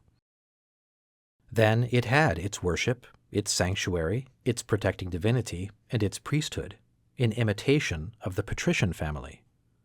Sometimes the plebeian, without having any domestic worship, had recourse to the temples of the city.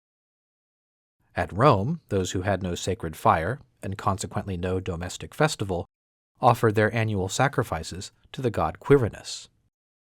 When the upper class persisted in driving the lower orders from the temples, the latter built temples of their own. At Rome, they had one on the Aventine, which was sacred to Diana. They also had the temple of plebeian modesty. The Oriental worships, which began in the 6th century to overrun Greece and Italy, were eagerly received by the plebs. These were forms of worship which, like Buddhism, excluded no caste or people. Often, too, the plebeians would make themselves gods, like those of the patrician curies and tribes. Thus King Servius erected an altar in every quarter of the city, so that the multitude might have places to sacrifice, just as Pisistratus set up Hermae in the streets and squares of Athens. Those were the gods of the democracy. The plebeians, previously a multitude without worship, thenceforth had religious ceremonies and festivals. They could pray. This, in a society where religion made the dignity of man, was a great deal. When once the lower orders had gained these points, when they had among themselves rich men, soldiers, and priests, when they had gained all that gave man a sense of his own worth and strength, when, in fine, they had compelled the aristocracy to consider them of some account, it was impossible to keep them out of social and political life, and the city could be closed to them no longer. The entry of this inferior class into the city was a revolution which, from the 7th to the 5th century, filled the history of Greece and Italy. The efforts of the people were everywhere successful, but not everywhere in the same manner, or by the same means. In some cases, the people, as soon as they felt themselves to be strong, rose, sword in hand, and forced the gates of the city where they had been forbidden to live. Once masters, they either drove out the nobles and occupied their houses, or contented themselves with proclaiming an equality of rights. This is what happened at Syracuse, at Erythrae, and at Miletus. In other cases, on the contrary, the people employed means less violent. Without an armed struggle, and merely by the moral force which their last step had given them, they constrained the great to make concessions. They then appointed a legislator, and the constitution was changed. This was the course of events at Athens. Sometimes the inferior class arrived by degrees, and without any shock, at its object. Thus, at Cumae, the number of members of the city, very few in the beginning, was increased at first by the admission of those of the people who were rich enough to keep a horse. Later, the number of citizens was raised to 1,000, and by degrees the city reached a democratic form of government. In a few cities, the admission of the plebs among the citizens was the work of the kings. This was the case at Rome. In others it was the work of popular tyrants, as at Corinth, at Sicyon, and at Argos. When the aristocracy regained the supremacy, they generally had the good sense to leave to the lower orders the rights of citizens which the kings or tyrants had given them. At Samos, the aristocracy did not succeed in its struggle with the tyrants until it had freed the lower classes. It would occupy us too long to enumerate all the different forms under which this great revolution appeared. The result was everywhere the same. The inferior class entered the city and became a part of the body politic. The poet Theognis has given us a very clear idea of this revolution and of its consequences. He tells us that in Megara, his country, there were two sorts of men. He calls one the class of the good, agathoi. This indeed is the name which they took in most of the Greek cities. The other he calls the class of the bad, kakoi. This too is the name by which it was customary to designate the inferior class. The poet describes the ancient condition of this class. Formerly it knew neither tribunals nor laws. This is as much as to say that it had not the right of citizenship. These men were not even permitted to approach the city. They lived without like wild beasts. They took no part in the religious repasts. They had not the right to marry into the families of the good. But how changed is all this? Rank has been overthrown. The bad have been placed above the good. Justice is disturbed. The ancient laws are no more, and laws of strange novelty have replaced them. Riches have become the only object of men's desires, because wealth gives power. The man of noble race marries the daughter of the rich plebeian, and marriage confounds the races. Theognis, who belonged to an aristocratic family, vainly strove to resist the course of events. Condemned to exile and despoiled of his property, he could no longer protest and fight except in his verses. But if he no longer hoped for success, at least he never doubted the justice of his cause. He accepted defeat, but he still preserved a sense of his rights. In his eyes, the revolution which had taken place was a moral evil, a crime.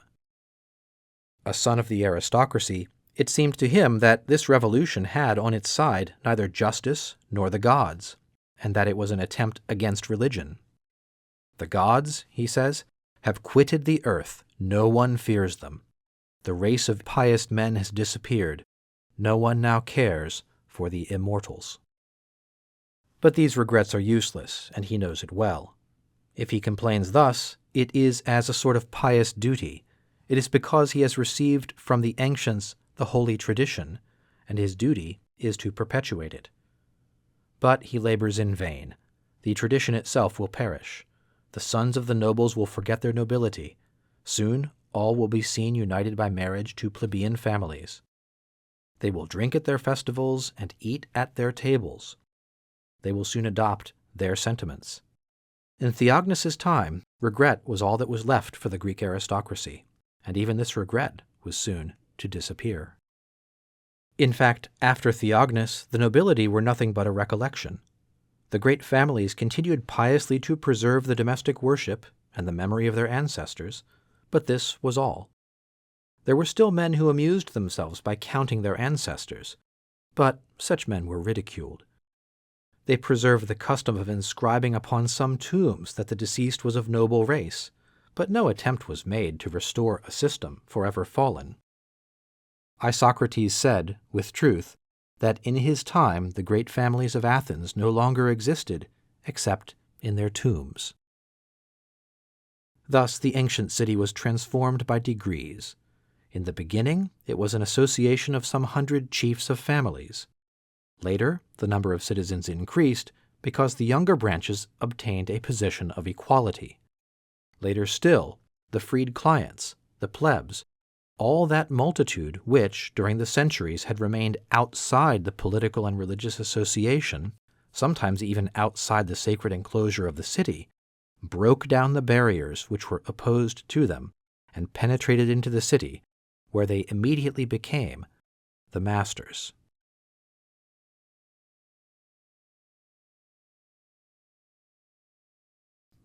II.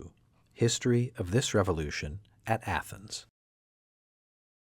The Eupatrids, after the overthrow of royalty, governed Athens during 4 centuries. Upon this long dominion, history is silent. We know only one fact, that it was odious to the lower orders, and that the people tried to change the government.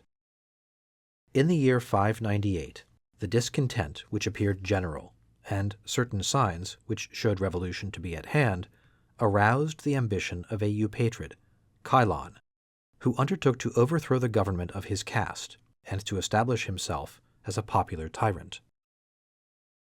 The energy of the archons frustrated the enterprise, but the agitation continued after him.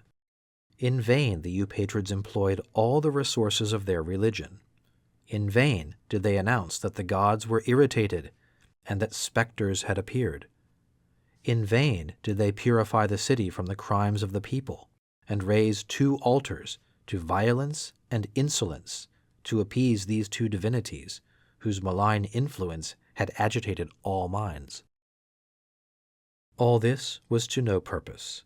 The feeling of hatred was not appeased. They brought from Crete the pious Epimenides, a mysterious personage who was said to be the son of a goddess, and he performed a series of expiatory ceremonies. They hoped, by thus striking the imaginations of the people, to revive religion and consequently to fortify the aristocracy. But the people were not moved. The religion of the Eupatrids no longer had any influence upon their minds. They persisted in demanding reform. For 16 years longer, the fierce opposition of the peasants of the mountain and the patient opposition of the rich men of the shore waged war against the Eupatrids.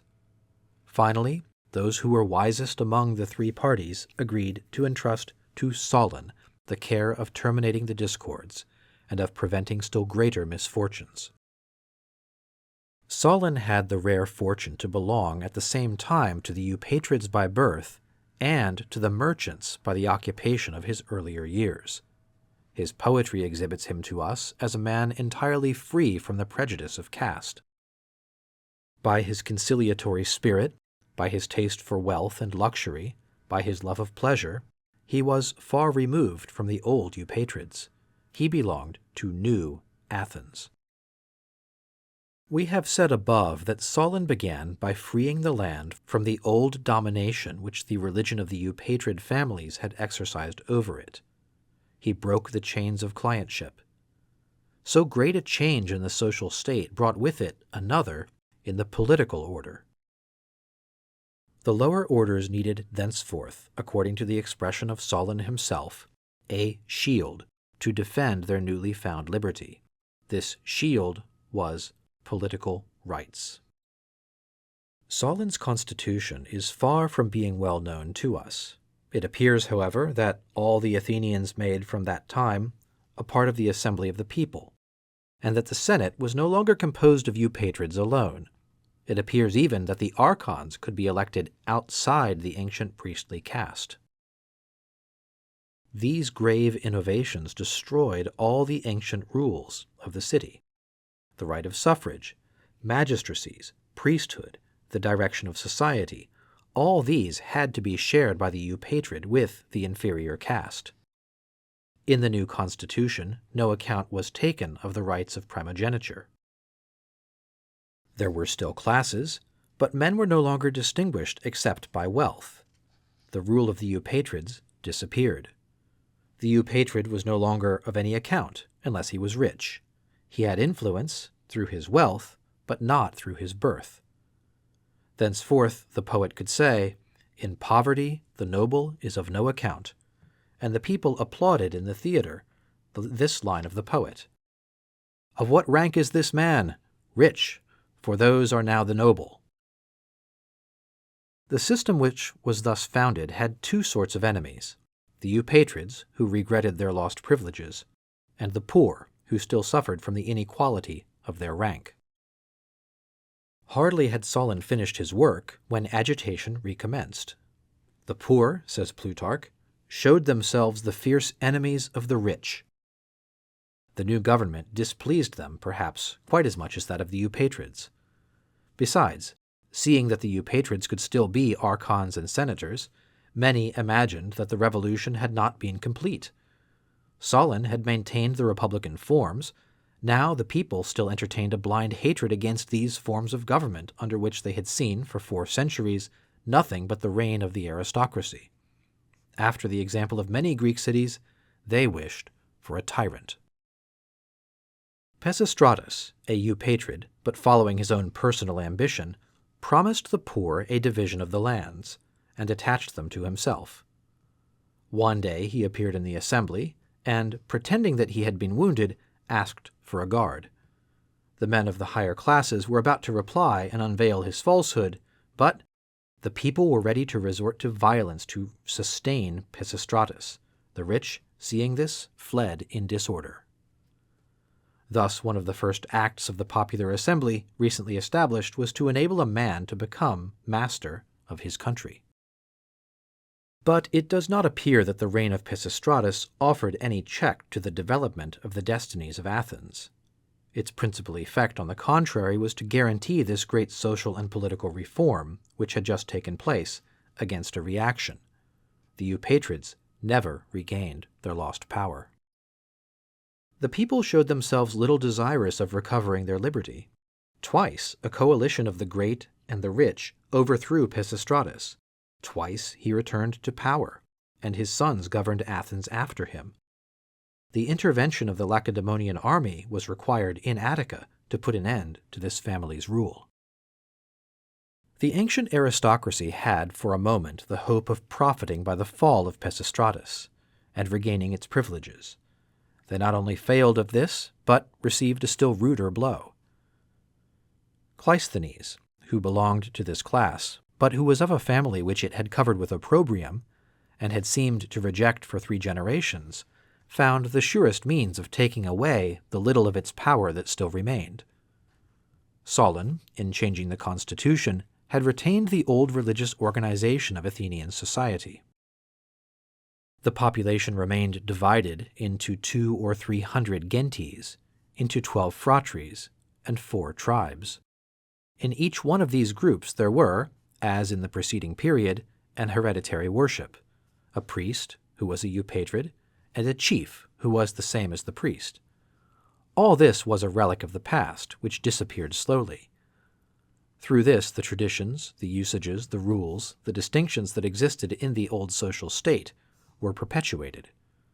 All these had been established by religion, and in their turn they maintained religion, that is to say, the power of the great families. There were in each of these organizations 2 classes of men. On the one side were the eupatrids, who had, by right of birth, the priesthood and the authority. On the other, men of an inferior condition, who were no longer either slaves or clients, but who were still retained by religion under the authority of the eupatrids. In vain did the laws of Solon declare that all Athenians were free. The old religion seized a man as he went out of the assembly where he had voted freely, and said to him, "Thou art bound to the eupatrid through worship. Thou owest him respect, deference, submission. As a member of the city, Solon has freed thee, but as a member of a tribe, thou obeyest the eupatrid. As a member of a phratry, thou also hast a eupatrid for a chief. In the family itself, in the gens where thou wert born, and which thou canst not leave, thou still findest the authority of the eupatrid." Of what avail was it that the political law had made a citizen of this man, if religion and manners persisted in making him a client? For several generations, it is true, many men lived outside these organizations, whether they had come from foreign countries or had escaped from the gens and the tribe to be free. But these men suffered in another way. They found themselves in a state of moral inferiority compared with other men, and a sort of ignominy was attached to their independence. There was, therefore, after the political reform of Solon, another reform to be made in the domain of religion. Cleisthenes accomplished it by suppressing the 4 old religious tribes and replacing them with 10 tribes, which were divided into demes. These tribes and demes resembled in appearance the ancient tribes and gentes. In each one of these organizations there were a worship, a priest, a judge, assemblies for religious ceremonies, and assemblies to deliberate upon the common interests. But the new groups differed from the old in 2 essential points. First, all the free men of Athens, even those who had not belonged to the old tribes and gentes, were included in the divisions of Cleisthenes. This was a great reform. It gave a worship to those who before had none, and included in a religious association those who had previously been excluded from every association. In the second place, men were distributed in the tribes and demes not according to birth, as formerly, but according to their locality. Birth was of no account, men were equal, and privileges were no longer known. The worship for which the new tribe and deme were established was no longer the hereditary worship of an ancient family. Men no longer assembled around the hearth of a eupatrid. The tribe or deme no longer venerated an ancient eupatrid as a divine ancestor. The tribes had new, eponymous heroes, chosen from among the ancient personages of whom the people had preserved a grateful recollection. And as for the demes, they uniformly adopted as their protecting gods Zeus the guardian of the walls and the paternal Apollo. Henceforth there was no reason why the priesthood should be hereditary in the deme, as it had been in the gens, or why the priest should always be a eupatrid. In the new groups, the priestly office, as well as that of the chief, was annual, and every member might enjoy it in his turn. This reform completed the overthrow of the aristocracy of the eupatrids. From this time, there was no longer a religious caste, no longer any privileges of birth, either in religion or in politics. Athenian society was completely transformed. Now, the suppression of the old tribes, replaced by new ones, to which all men had access, and in which they were equal, was not a fact peculiar to the history of Athens. The same change took place at Cyrene, Sicyon, Elis, and Sparta, and probably in many other Greek cities. Of all the means calculated to weaken the ancient aristocracy, Aristotle saw none more efficacious than this. If one wished to found a democracy, he says, he would proceed as Cleisthenes did at Athens. He would establish new tribes and new phratries. For the hereditary family sacrifices, he would substitute sacrifices where all men might be admitted, and he would associate and blend the people together as much as possible, being careful to break up all interior associations. When this reform has been accomplished in all the cities, it may be said that the ancient mold of society has been broken and that a new social body has been formed. This change in the organizations which the ancient hereditary religion had established, and which it had declared immutable, marks the end of the religious government of the city.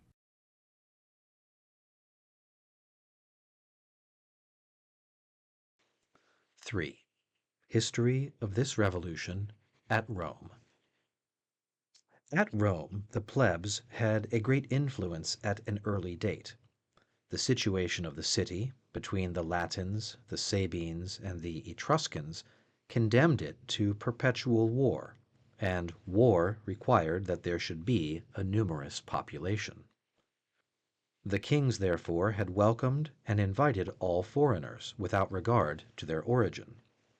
Wars succeeded each other without intermission, and as there was a need of men, the most common result of every victory was to take away the inhabitants of the conquered city and transfer them to Rome.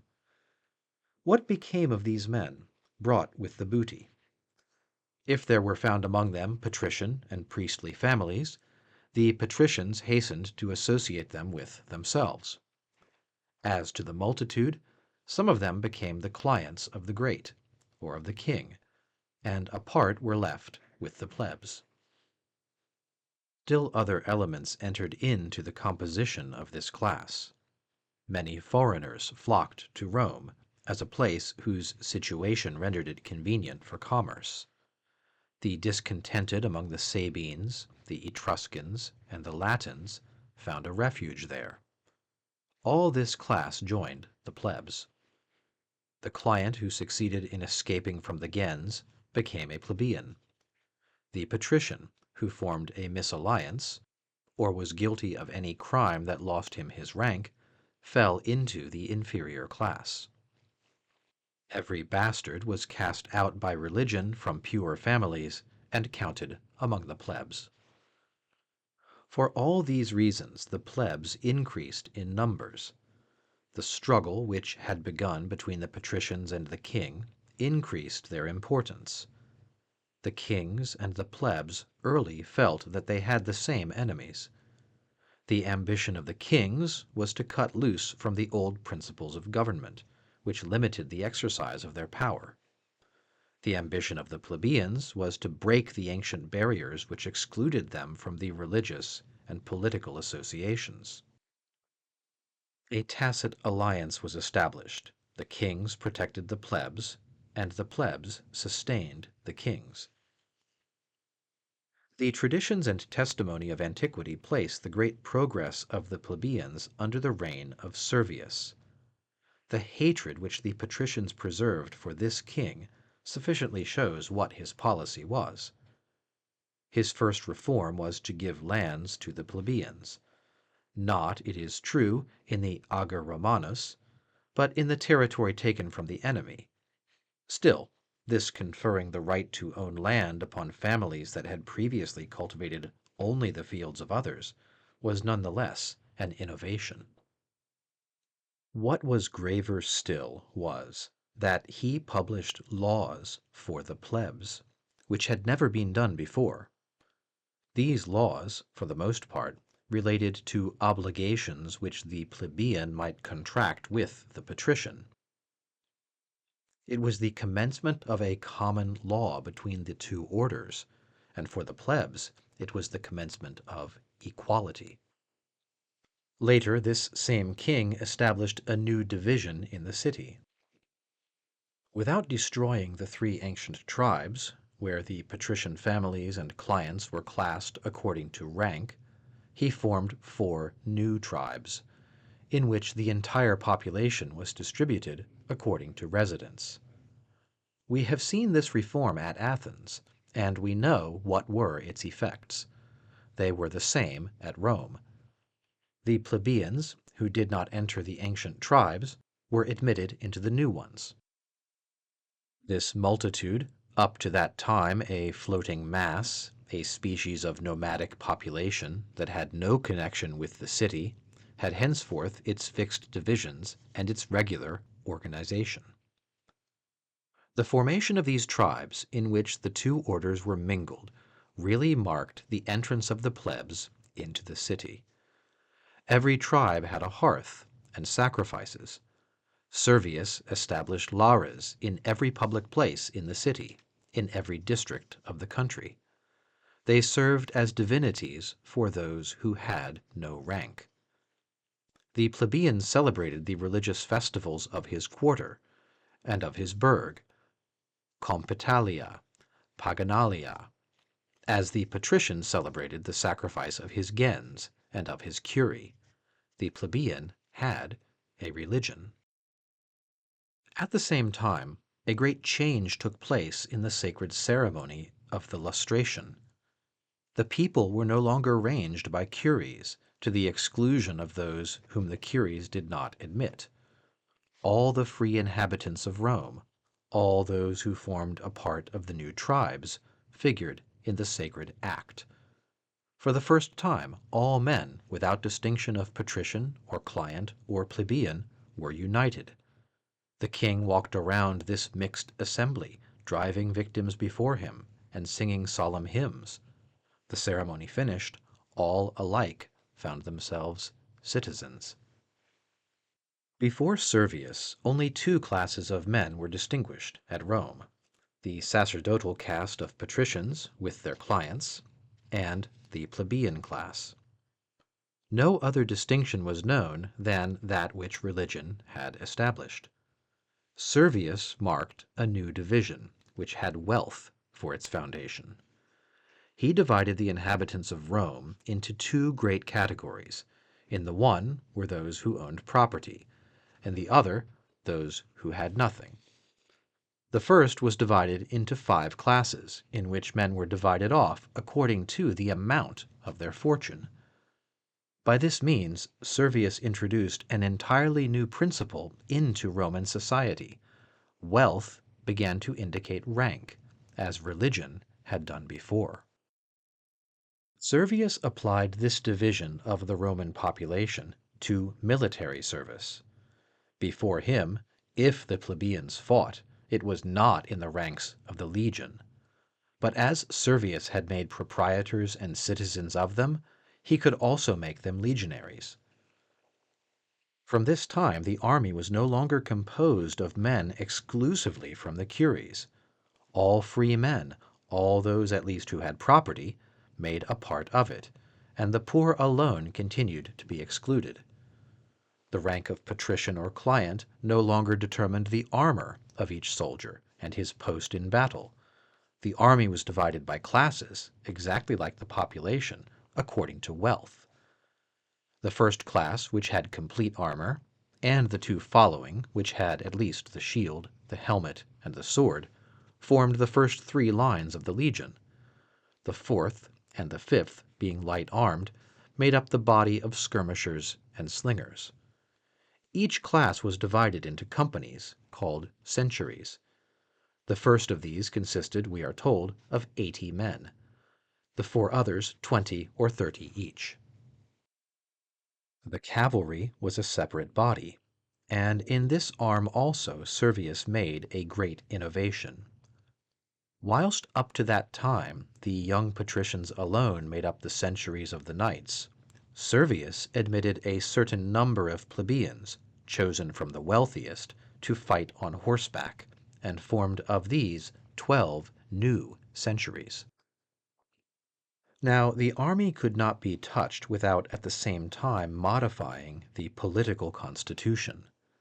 The plebeians felt that their importance in the state had increased. They had arms, discipline, and chiefs. Every century had its centurion and its sacred ensign. This military organization was permanent. Peace did not dissolve it. The soldiers, it is true, on their return from a campaign, quitted their ranks, as the law forbade them to enter the city in military order.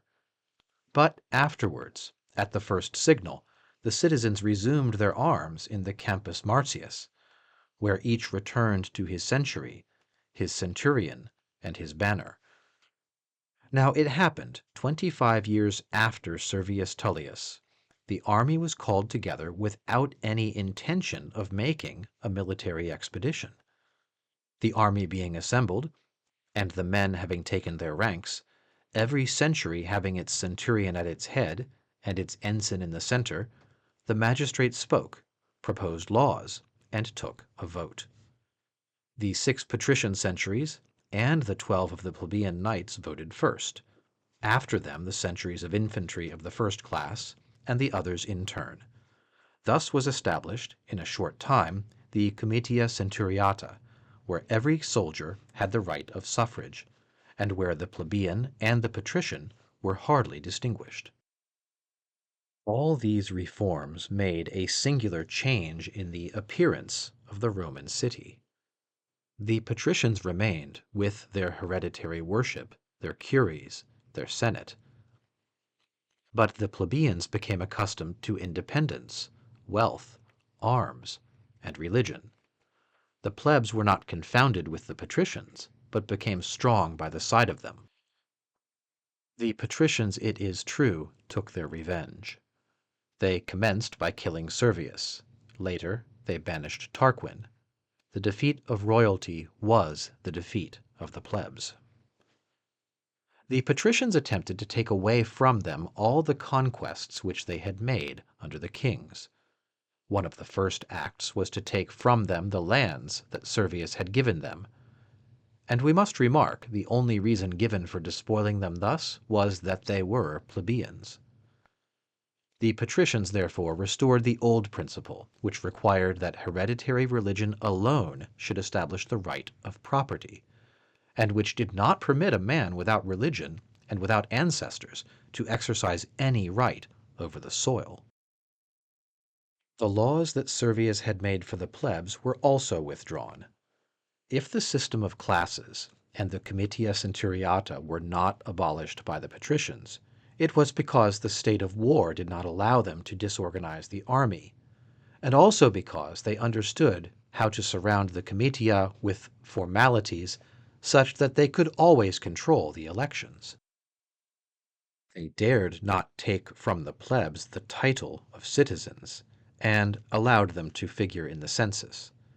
But it is clear that, while allowing the plebs to form a part of the city, they shared with them neither political rights, nor religion, nor the laws. In name, the plebs remained in the city. In fact, they were excluded.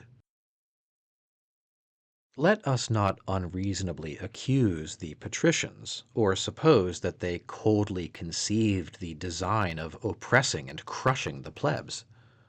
The patrician who was descended from a sacred family and felt himself the heir to a worship understood no other social system than that whose rules had been traced by the ancient religion. In his eyes, the constituent element of every society was the gens, with its worship, its hereditary chief, and its clientship. For him, the city could not be anything except an assembly of the chiefs of the gentes. It did not enter his mind that there could be any other political system than that which rested upon worship, or other magistrates than those who performed the public sacrifices, or other laws than those whose sacred formulas religion had dictated. It was useless to say to him that the plebeians also had within a short time adopted a religion, and that they offered sacrifices to the lares of the public squares. He would reply that this religion had not the essential character of a real religion, that it was not hereditary, that the fires were not ancient fires, and that these lares were not real ancestors. He would have added that the plebeians, in adopting a worship, had done what they had no right to do, and to obtain one had violated all principle, that they had taken only the external forms of worship, and had neglected the essential principle. It was not hereditary. That, in fine, this image of religion was absolutely the opposite of religion. Since the patrician persisted in thinking that hereditary religion alone should govern men, it followed that he saw no religion possible for the plebs. He could not understand how the social power could be regularly exercised upon this class of men. The sacred law could not be applied to them. Justice was sacred ground, which was forbidden to them. So long as there had been kings, they had taken upon themselves to govern the plebs, and they had done this according to certain rules, which had nothing in common with the ancient religion, and which necessity or the public interest had produced. But by the revolution which had abolished royalty, religion had assumed its empire. It necessarily followed that the whole plebeian class were placed beyond the reach of social laws. The patricians then established a government conformable to their own principles. But they had not dreamed of establishing one for the plebs. The patricians had not the courage to drive the plebeians from Rome, but they no longer found the means of organizing them into a regular society. We thus see, in the midst of Rome, thousands of families for which there existed no fixed laws, no social order, no magistrates. The city, the populace, that is to say, the patrician society, with the client that had remained to it, arose, powerful, organized, majestic. About it lived a plebeian multitude, which was not a people and did not form a body. The consuls, the chiefs of the patrician city, maintained order in this confused population. The plebeians obeyed. Feeble, generally poor, they bent under the power of the patrician body. The problem that was to decide the future of Rome was this: how can the plebs become a regular society? Now, the patricians, governed by the rigorous principles of their religion, saw only one means of resolving this problem. This was to adopt the plebs as clients into the sacred organization of the gentes. It appears that one attempt was made in this direction. The question of debts, which agitated Rome at this period, can only be explained if we see in it the more grave question of clientship and slavery. The Roman plebs, robbed of their lands, were no longer able to support themselves. The patricians calculated that, by the sacrifice of a little money, they could bring this poor class into their hands. The plebeian began to borrow. In borrowing, he gave himself up to the creditor, sold himself. It was so much a sale that it was a transaction per eis et liberam, that is to say, with the solemn formality which was commonly employed to confer upon man the right of property in any object. The plebeian, it is true, took security against slavery.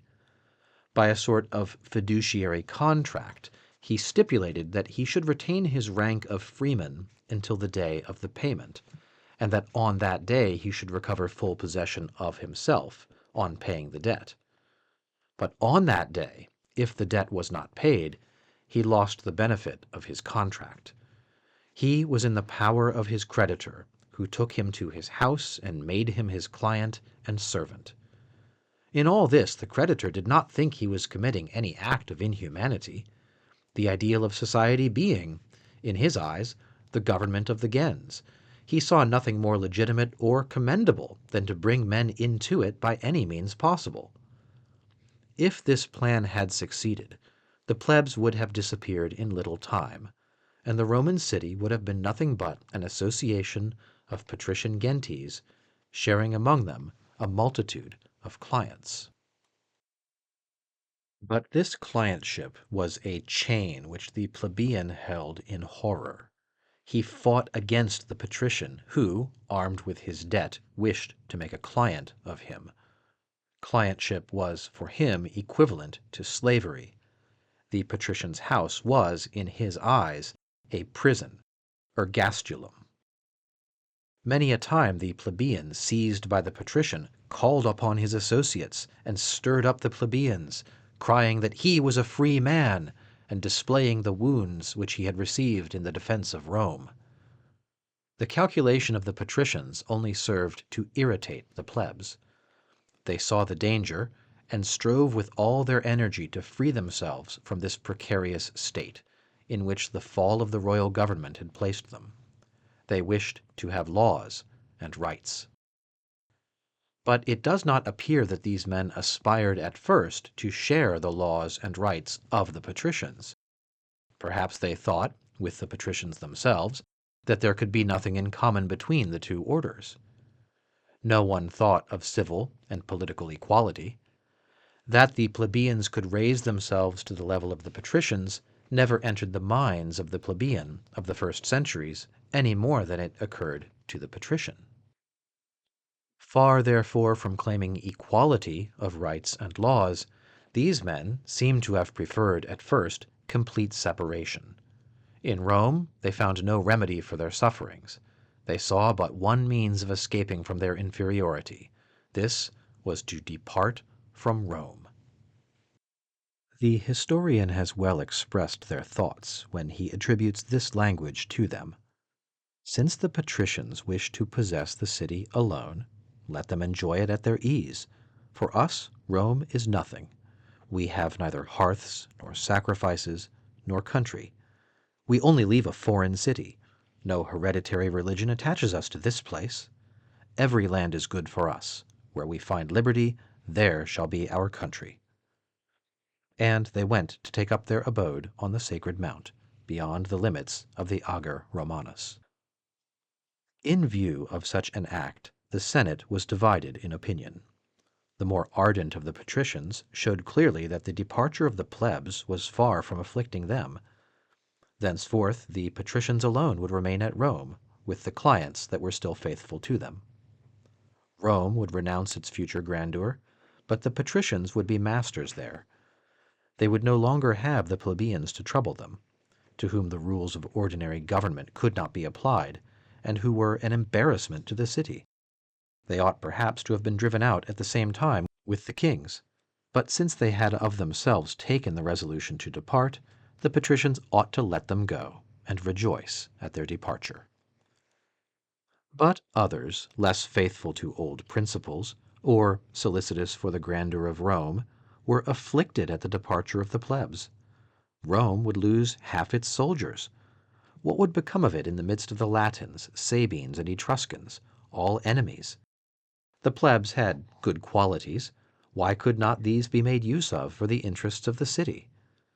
These senators desired, therefore, at a cost of a few concessions, of which they did not perhaps see all the consequences, to bring back to the city those thousands of arms that had made the strength of the legions. On the other side, the plebs perceived, at the end of a few months, that they could not live upon the sacred mount. They procured indeed what was materially necessary for existence, but all that went to make up an organized society was wanting. They could not found a city there because they could not find a priest who knew how to perform the religious ceremony of the foundation. They could not elect magistrates, for they had no prytaneum, with its perpetual fire, where the magistrate might sacrifice. They could find no foundation for social laws, since the only laws of which men then had any idea were derived from the patrician religion. In a word, they had not among them the elements of a city.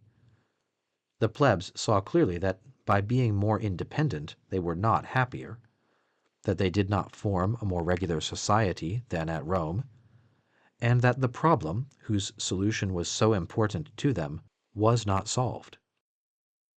They had gained nothing by leaving Rome. It was not in the isolation of the Sacred Mount that they could find the laws and the rights to which they aspired. It was found, therefore, that the plebs and patricians, though they had almost nothing in common, could not live without each other. They came together and concluded a treaty of alliance. This treaty appears to have been made on the same terms as those which terminate a war between two different peoples. Plebians and patricians were indeed neither the same people nor the same city. By this treaty the patrician did not agree that the plebeian should make a part of the religious and political city. It does not appear that the plebs demanded it. They agreed merely that in the future the plebs, having been organized into something like a regular society, should have chiefs taken from their own number. This is the origin of the tribuneship of the plebs, an entirely new institution which resembled nothing that the city had known before. Power of the tribunes was not of the same nature as the authority of the magistrates. It was not derived from the city worship. The tribune performed no religious ceremony. He was elected without the auspices, and the consent of the gods was not necessary to create him. He had neither curule chair, nor purple robe, nor crown of leaves, nor any of those insignia which, in all the ancient cities, designated magistrates and priests for the veneration of men. He was never counted among the Roman magistrates. What then was the nature, and what was the principle of his power? Here we must banish from our minds all modern ideas and habits, and transport ourselves as much as possible into the midst of the ideas of the ancients.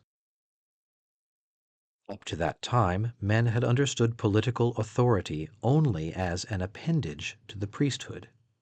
Thus, when they wished to establish a power that was not connected with worship, and chiefs who were not priests, they were forced to resort to a singular device. For this, the day on which they created the first tribune, they performed a religious ceremony of peculiar character. Historians do not describe the rites. They merely say that the effect was to render these first tribunes sacrosancti. Now these words signified that the body of the tribune should be reckoned thenceforth among the objects which religion forbade to be touched, and whose simple touch made a man unclean. Thus it happened, if some devout Roman, some patrician, met a tribune in the public street, he made it a duty to purify himself on returning home, as if his body had been defiled simply by the meeting. This sacrosanct character remained attached to the tribune during the whole term of his office. Then, in creating his successor, he transmitted the same character to him, just as the consul, in creating other consuls, passed to them the auspices and the power to perform the sacred rites. Later, the tribuneship having been interrupted during 2 years, it was necessary, in order to establish the new tribunes, to renew the religious ceremony which had been performed on the Sacred Mount. We do not sufficiently understand the ideas of the ancients to say whether this sacrosanct character rendered the person of the tribune honorable in the eyes of the patricians, or marked him, on the contrary, as an object of malediction and horror. The second conjecture is more in accordance with probability. What is certain is that in every way the tribune was inviolable. The hand of a patrician could not touch him without grave impiety. A law conferred and guaranteed this inviolability. It declared that no person should use violence towards a tribune, or strike him, or kill him. It added that whoever committed one of these acts against a tribune should be impure, that his property should be confiscated to the profit of the temple of Ceres, and that one might kill him with impunity. The law concluded in these words, whose vagueness powerfully aided the future progress of the tribuneship. No magistrate or private person shall have the right to do anything against a tribune. The citizens took an oath by which they agreed always to observe this strange law, calling down upon their heads the wrath of the gods if they violated it, and added that whoever rendered himself guilty of an attempt against a tribune should be tainted with the deepest impurity. This privilege of inviolability extended as far as the body of the tribune could extend its direct action. If a plebeian was maltreated by a consul who condemned him to imprisonment, or by a creditor who laid hands on him, the tribune appeared, placed himself between them, intercessio, and stayed the patrician hand. Who would have dared to do anything against a tribune, or to expose himself to be touched by him? But the tribune exercised this singular power only where he was present.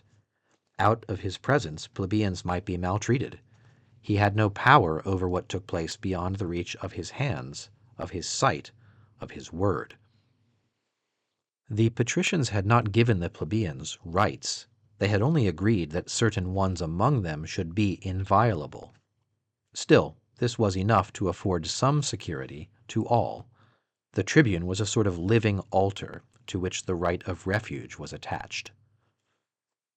The tribunes naturally became the chiefs of the plebs, and assumed the power of deciding causes for them.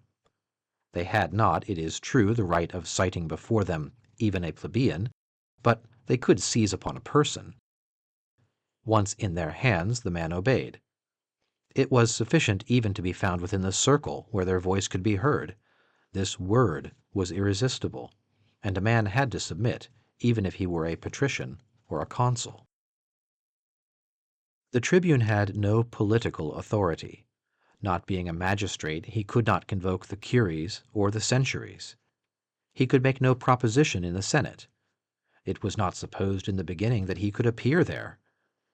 He had nothing in common with the real city, that is to say, with the patrician city, where men did not recognize any authority of his.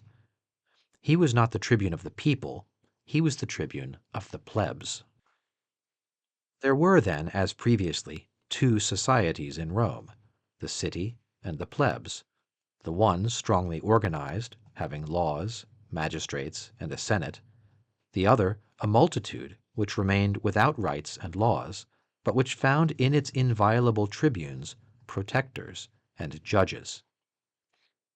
In succeeding years we can see how the tribunes took courage, and what unexpected powers they assumed.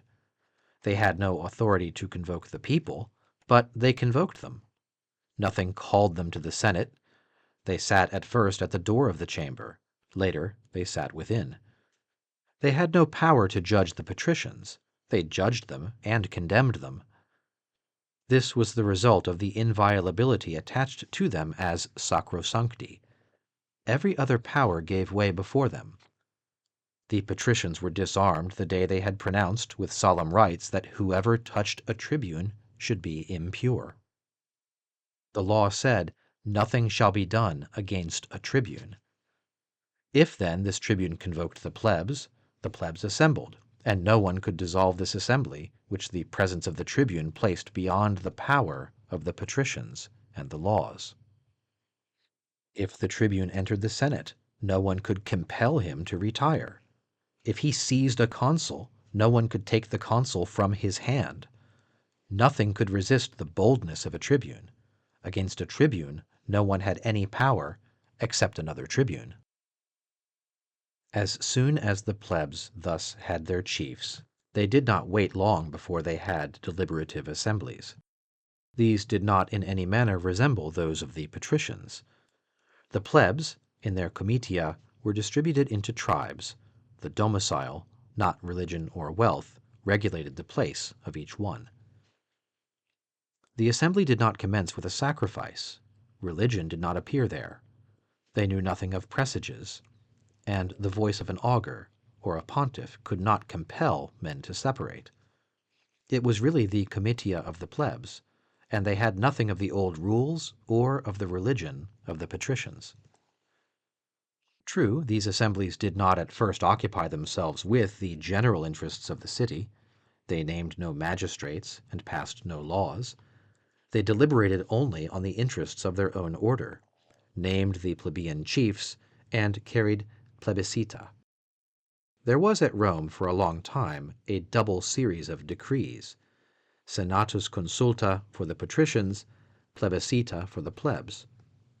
The plebs did not obey the senatus consulta, nor the patricians the plebiscita.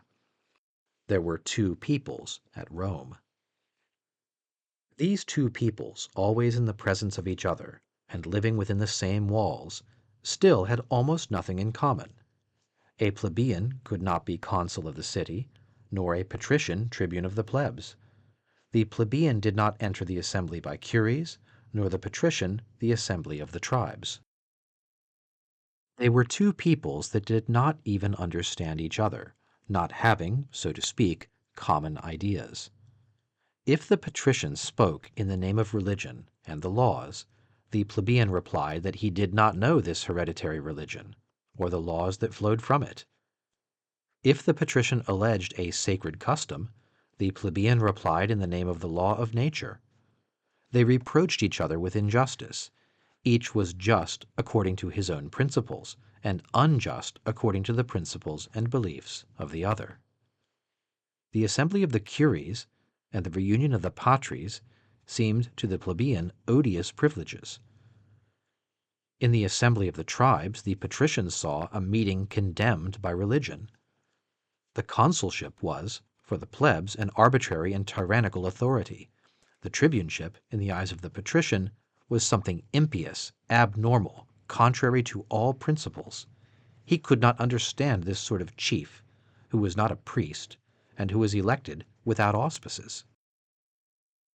The tribuneship deranged the sacred order of the city. It was what a heresy is in religion. The public worship was destroyed. "The gods will be against us," said a patrician, "so long as we have among us this ulcer which is eating us up and which extends its corruption to the whole social body."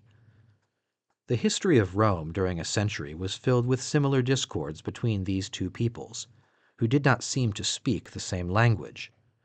The patricians persisted in keeping the plebs without the body politic, and the plebs established institutions of their own. The duality of the Roman population became, from day to day, more manifest. And yet there was something which formed a tie between these two peoples. This was war. The patricians were careful not to deprive themselves of soldiers. They had left to the plebeians the title of citizens, if only to incorporate them into the legions. They had taken care, too, that the inviolability of the tribunes should not extend outside of Rome, and for this purpose had decided that a tribune should never go out of the city. In the army, therefore, the plebs were under control. There was no longer a double power. In presence of the enemy, Rome became one.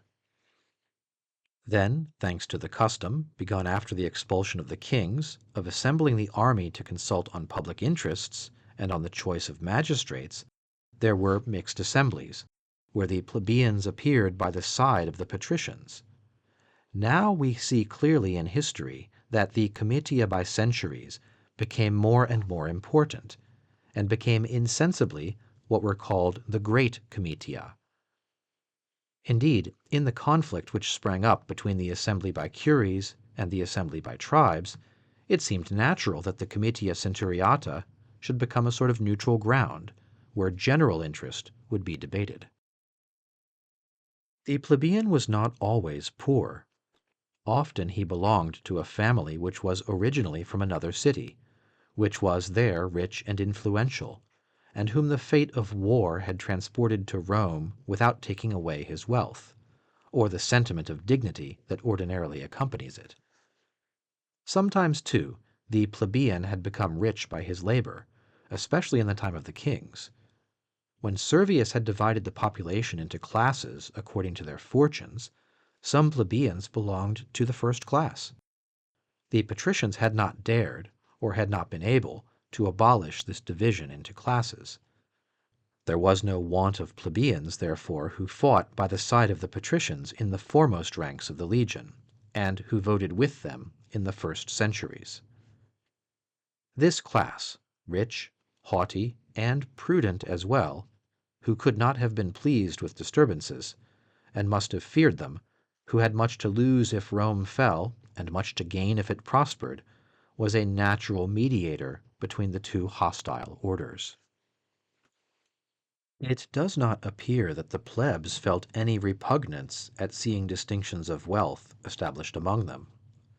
36 years after the establishment of the tribuneship, the number of tribunes was increased to 10, that there might be 2 for each of the 5 classes.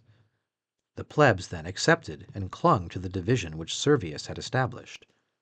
And even the poorer portion, which was not comprised in the classes, made no complaint. It left the privileges to the wealthier, and did not demand its share of the tribunes. As to the patricians, they had little fear of the importance which wealth assumed, for they also were rich. Wiser or more fortunate than the eupatrids of Athens, who were annihilated on the day that the direction of affairs fell to the rich, the patricians never neglected agriculture, or commerce, or even manufactures. To increase their fortunes was always their great care. Labor, frugality, and good speculations were always their virtues. Besides, every victory over an enemy, every conquest, increased their possessions, and so they saw no great evil in uniting power and wealth. The habits and character of the nobles were such that they could not feel contempt for a rich man even though he was a plebeian. The rich plebeian approached them, lived with them, and many relations of interest and friendship were established. This perpetual contact brought about a change of ideas. The plebeian made the patrician understand, little by little, the wishes and the rights of his class. The patrician ended by being convinced. Insensibly, he came to have a less firm and haughty opinion of his superiority. He was no longer so sure about his rights. Now, an aristocracy, when it comes to doubt that its empire is legitimate, either no longer has the courage to defend it, or defends it badly. As soon as the prerogatives of the patricians were no longer an article of faith for them, this order might be said to be half vanquished. The rich men appear to have exercised an influence of another kind on the plebs, from whom they sprang, and from whom they did not yet separate. As they desired the greatness of Rome, they wished for the union of the two orders. Besides, they were ambitious. They calculated that the absolute separation of the two orders forever limited their own career, by chaining them forever to the inferior class, whilst a union would open a way to them, the end of which they could not see. They tried, therefore, to give the ideas and wishes of the plebeians another direction. Instead of persisting in forming a separate order, instead of making laws for themselves which the other order would never recognize, instead of working slowly by plebiscita to make a species of laws for their own use, and to prepare a code which would have no official value, they inspired the plebs with the idea of penetrating into the patrician city, and sharing its laws, institutions, and dignities. From that time the desires of the plebs turned to a union of the two orders on the condition of equality. The plebs, once started in this direction, began to demand a code. There were laws at Rome, as in all cities, unchangeable and holy laws, which were written, and the text of which was preserved by priests. But these laws, which were a part of the religion, applied only to the members of the religious city.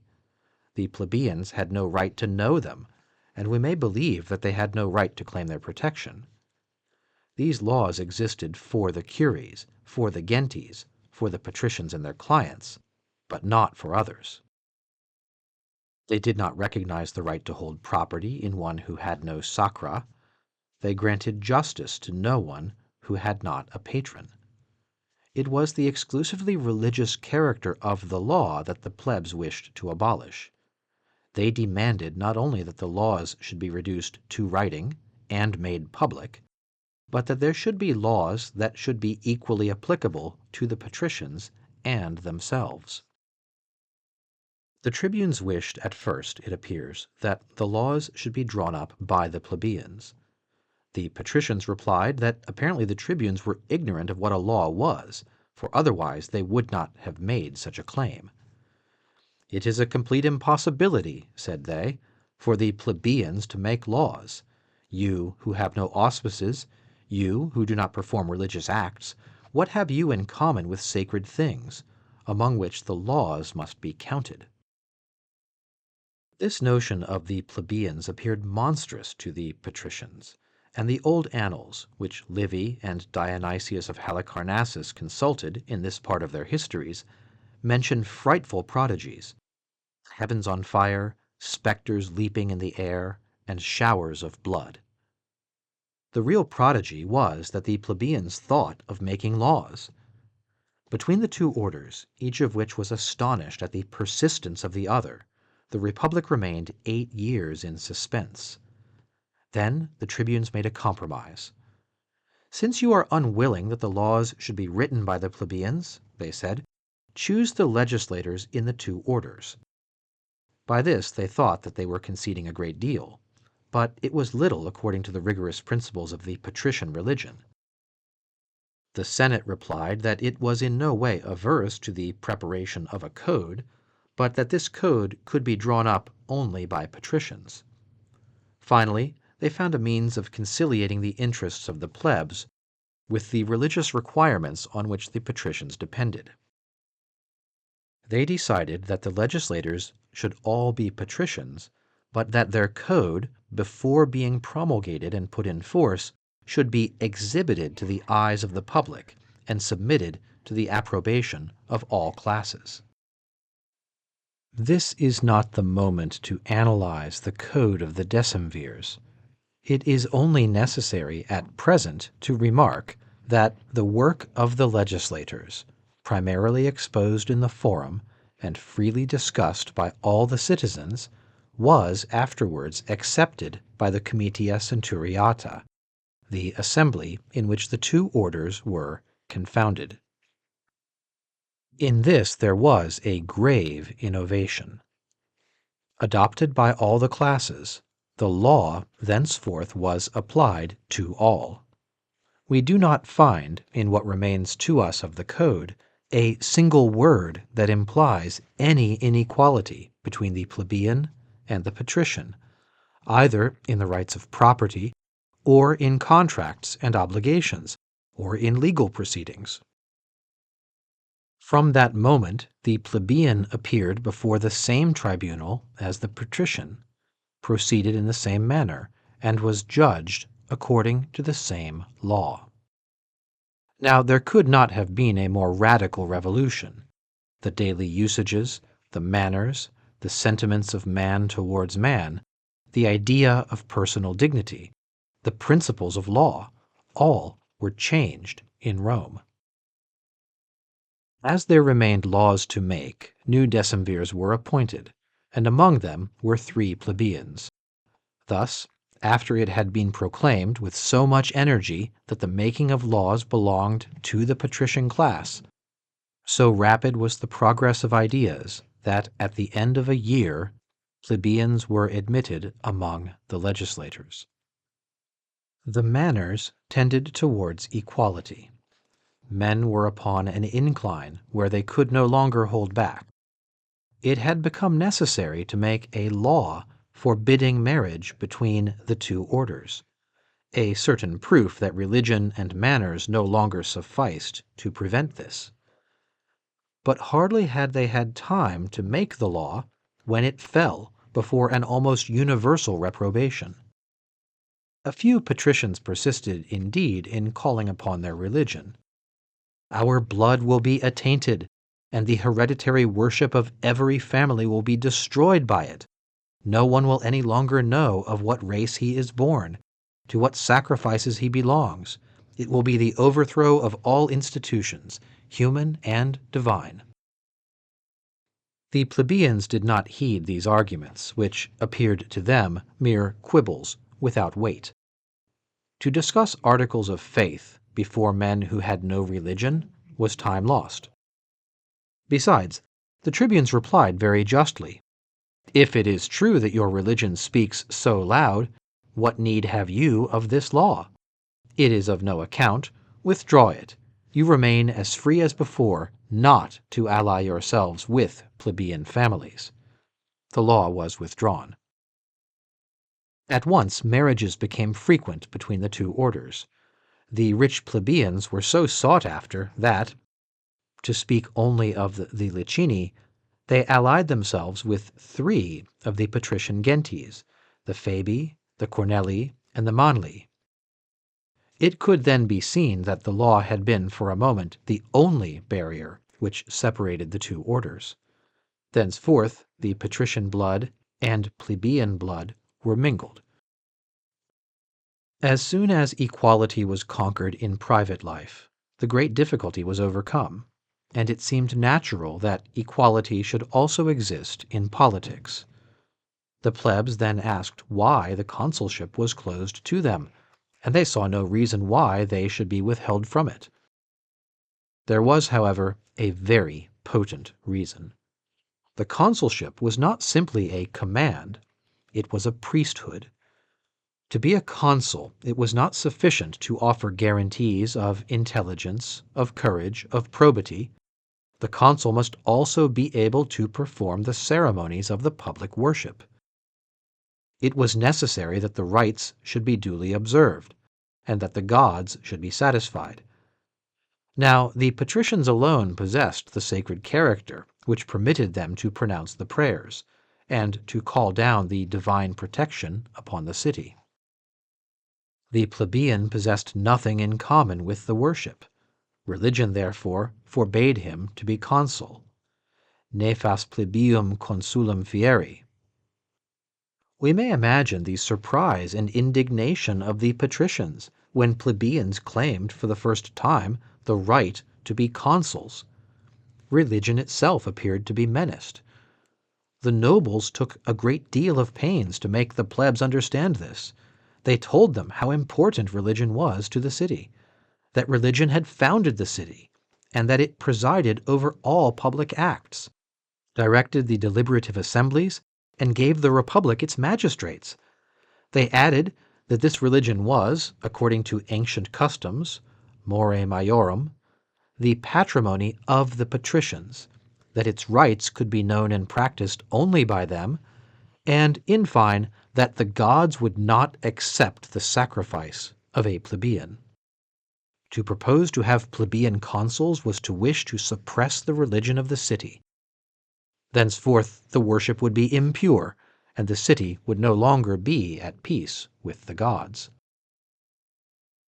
The patricians used all their influence and all their address to keep the plebeians from the magistracies. They were defending at the same time their religion and their power. As soon as they saw that the consulship was in danger of falling into the hands of plebeians, they separated from it the religious function which was the most important of all, that which consisted in making the lustration of the citizens, and thus the censorship was established. At the moment when it seemed impossible to resist the claims of the plebeians, the consulship was replaced by the military tribuneship. But the plebs showed great patience. They waited 75 years before their hopes were realized. It is clear that they displayed less ardor in obtaining the high magistracies than they had shown in conquering the tribuneship and a code. If the plebs were somewhat indifferent, there was a plebeian aristocracy that was ambitious. Here is a legend of this period. Fabius Ambustus, one of the most distinguished of the patricians, had married his 2 daughters, one to a patrician, who became a military tribune, the other to Licinius Stolo, a prominent plebeian. This plebeian's wife was one day at the house of her sister, when the lictors, conducting the military tribune to his house, struck the door with their fasces. As she was ignorant of this usage, she showed signs of fear. The laughter and the ironical questions of her sister showed her how much a plebeian marriage had degraded her by placing her in a house where dignities and honors could never enter. Her father guessed her cause of trouble and consoled her by promising that she should see at her own house what she had seen at her sister's. He planned with his son-in-law, and both worked with the same object in view. This legend teaches us two things. One, that the plebeian aristocracy, by living with the patricians, shared their ambitions and aspired to their dignities. The other, that there were patricians who encouraged and excited the ambition of this new aristocracy, which was united with them by the closest ties. It appears that Licinius and Sextius, who was joined with him, did not calculate that the plebs would make great efforts to gain the right of being consuls, for they thought it necessary to propose 3 laws at the same time. The one, the object of which was to make it imperative that one of the consuls should be chosen from the plebs, was preceded by 2 others, one of which diminished the debts, and the other granted lands to the people. The 2 first, it is evident, were intended to warm up the zeal of the plebs in favor of the third. For a moment the plebs were too clear-sighted. They fell in with the laws that were for them, the reduction of debts and the distribution of lands, and gave little heed to the consulship. But Licinius replied that the 3 laws were inseparable, and that they must be accepted or rejected together. The Roman constitution authorized this course. Very naturally, the plebs preferred to accept all rather than to lose all. But it was not enough that the plebs wished to make these laws. It was also necessary at that time that the Senate should convoke the great comitia and should afterwards confirm the decree. It refused for 10 years to do this. Finally, an event took place which Livy has left too much in the shade. It appears that the plebs took arms, and that a civil war raged in the streets of Rome. The patricians, when conquered, approved and confirmed in advance by a senatus consultum all the decrees which the people should pass during that year. Now, nothing prevented the tribunes from passing their 3 laws. From that time the plebs had every year one of the 2 consuls, and they were not long in succeeding to other magistracies. The plebeian wore the purple dress and was preceded by the fasces.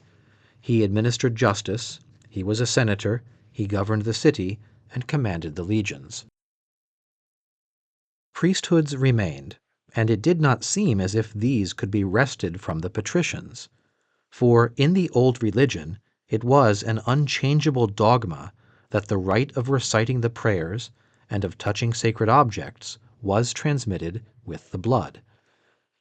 The knowledge of the rites, like the possession of the gods, was hereditary. In the same manner as the domestic worship was a patrimony in which no foreigner could take part, the worship of the city also belonged exclusively to the families that had formed the primitive city. Assuredly, in the first centuries of Rome, it would not have entered the mind of anyone that a plebeian could be a pontiff, but ideas had changed. The plebeians, by taking from religion its hereditary character, had made a religion for their own use. They had made for themselves domestic lares, altars in public squares, and a hearth for the tribes. At first, the patricians had nothing but contempt for this parody upon their religion, but with the lapse of time, it became a serious thing, and the plebeian came to believe that, even as to the worship of the gods, he was equal to the patrician. Here were 2 opposing principles in action. The patrician persisted in declaring that the sacerdotal character and the right of adoring the divinity were hereditary. The plebs freed religion and the priesthood from the old hereditary character and maintained that every man was qualified to pronounce prayers, and that, provided one was a citizen, he had the right to perform the ceremonies of the city worship. He thus arrived at the conclusion that a plebeian might be a priest. If the priestly offices had been distinct from the military commands and from politics, it is possible that the plebeians would not have coveted them so ardently. But all these things were confounded. The priest was also a magistrate. The pontiff was a judge. The augur could dissolve the public assemblies. The plebeians did not fail to perceive that, without the priesthoods, they had not really civil or political equality. They therefore claimed that the pontificate should be shared by the two orders, as the consulship had been. It became difficult to allege their religious incapacity as an objection, since, for 60 years, plebeians had been seen, as consuls, performing the sacrifices, as censors, making the illustrations, as conquerors of the enemy, fulfilling the sacred formalities of the triumph. Through the magistracies, the plebs had already gained possession of a part of the priestly offices. It was not easy to save the rest. Faith in the hereditary principle of religion had been destroyed among the patricians themselves.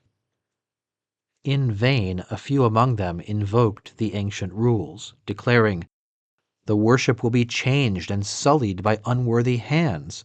You are attacking the gods themselves. Take care that their anger is not felt against our city." It does not seem that these arguments had much influence with the plebs, or even that a majority of the patricians were moved by them. The new manners gave the advantage to the plebeian principle. It was decided, therefore, that half of the pontiffs and augurs should, from that time, be chosen among the plebs. This was the last conquest of the lower orders. They had nothing more to wish for. The patricians had lost even their religious superiority. Nothing distinguished them now from the plebs. The name patrician was now only a souvenir. The old principle upon which the Roman city, like all ancient cities, had been founded, had disappeared. Of this ancient hereditary religion, which had so long governed men, and which had established ranks among them, there now remained only the exterior forms. The plebeian had struggled against it for 4 centuries, under the Republic and under kings, and had conquered.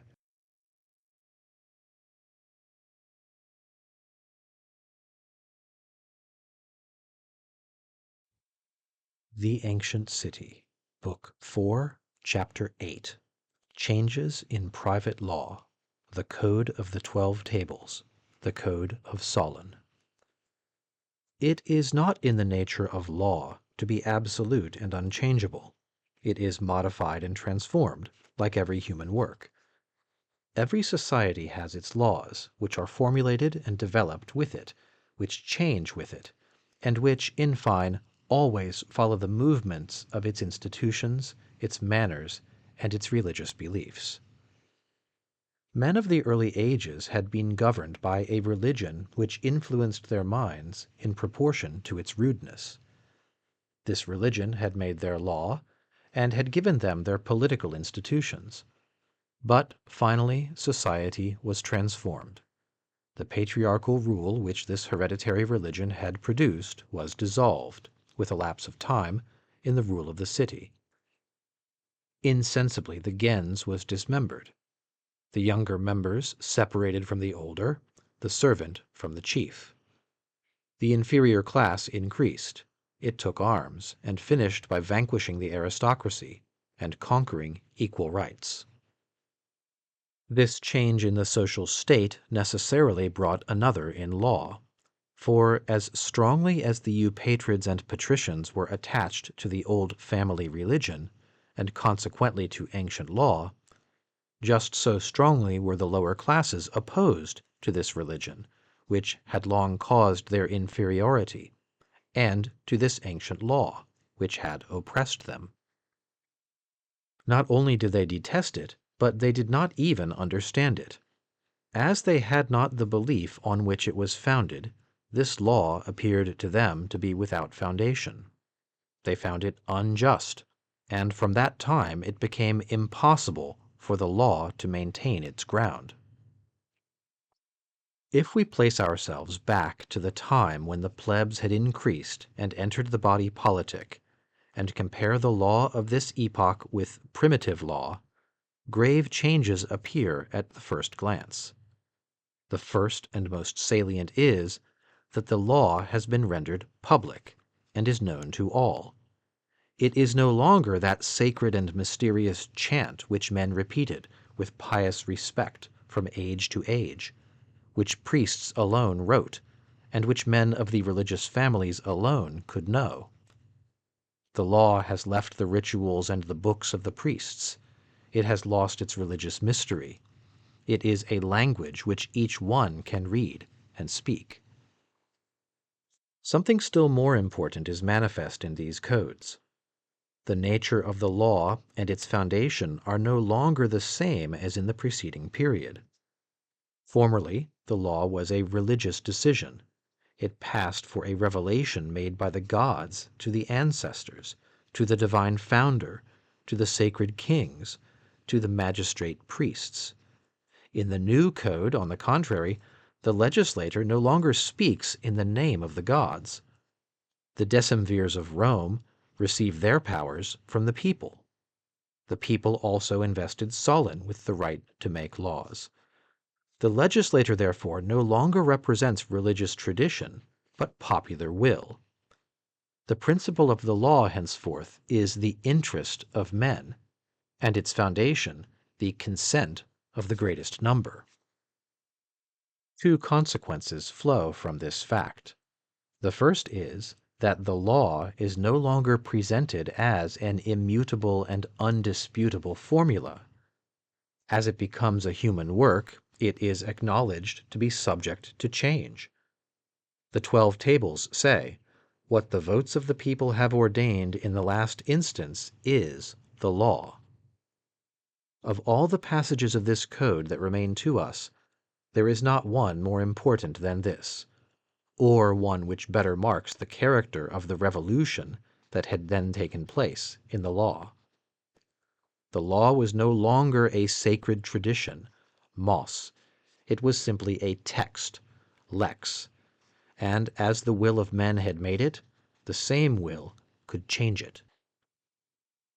The other consequence is this. The law, which before had been a part of religion, and was consequently the patrimony of the sacred families, was now the common property of all the citizens. The plebeian could plead in the courts. At most, the Roman patrician, more tenacious or more cunning than the eupatrate of Athens, attempted to conceal the legal procedure from the multitude, but even these forms were not long in being revealed. Thus the law was changed in its nature. From that time it could no longer contain the same provisions as in the preceding period. So long as religion had controlled it, it had regulated the relations of men to each other according to the principles of this religion. But the inferior class, who brought other principles into the city, understood nothing of the old rules of the right of property, or of the ancient right of succession, or of the absolute authority of the father, or of the relationship of agnation, and wished to do away with all that.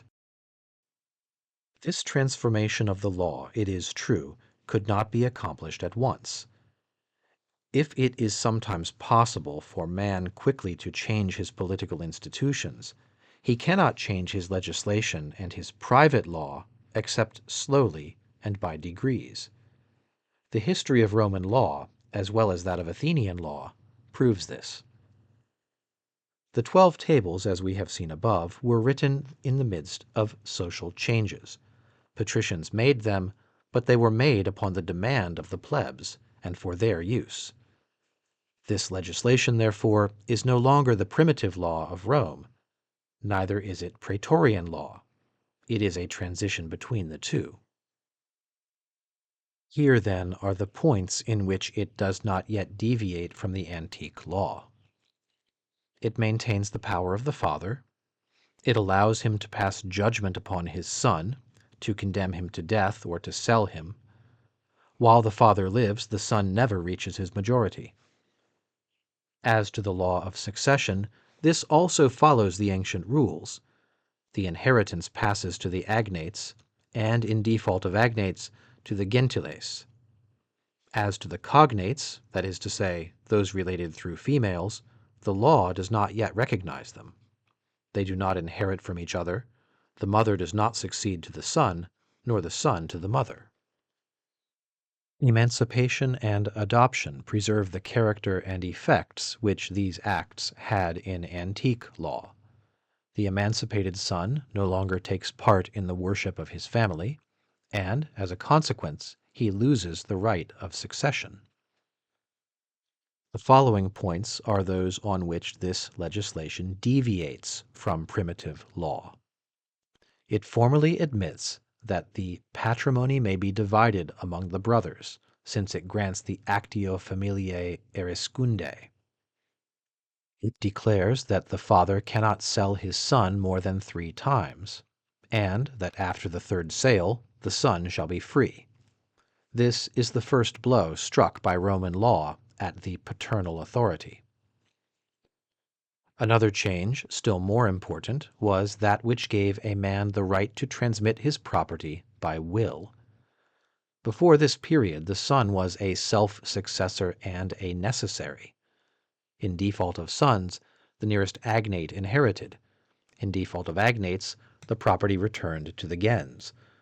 A trace of the time when the gens, still undivided, was sole proprietor of the domain, which afterwards had been divided. The 12 tables threw aside those old principles. They treated property as belonging not to the gens, but to the individual. They therefore recognized in man the right of disposing of his property by will. Still, the will was not entirely unknown in primitive law. Even then a man might choose a legatee outside the gens, but on the condition that his choice should be ratified by the assembly of the curies, so that nothing less than the entire city could change the order which religion had formerly established. The new legislation freed the will from this vexatious rule, and gave it a more convenient form, that of a pretended sale. The man feigned to sell his property to the one whom he had chosen as heir. In reality he made a will. In this case he had no need of appearing before the assembly of the people. This form of will had the great advantage of being permitted to the plebeians. He who had nothing in common with the curies had up to that time found no means of making a will. But now he could employ the process of a pretended sale, and dispose of his property.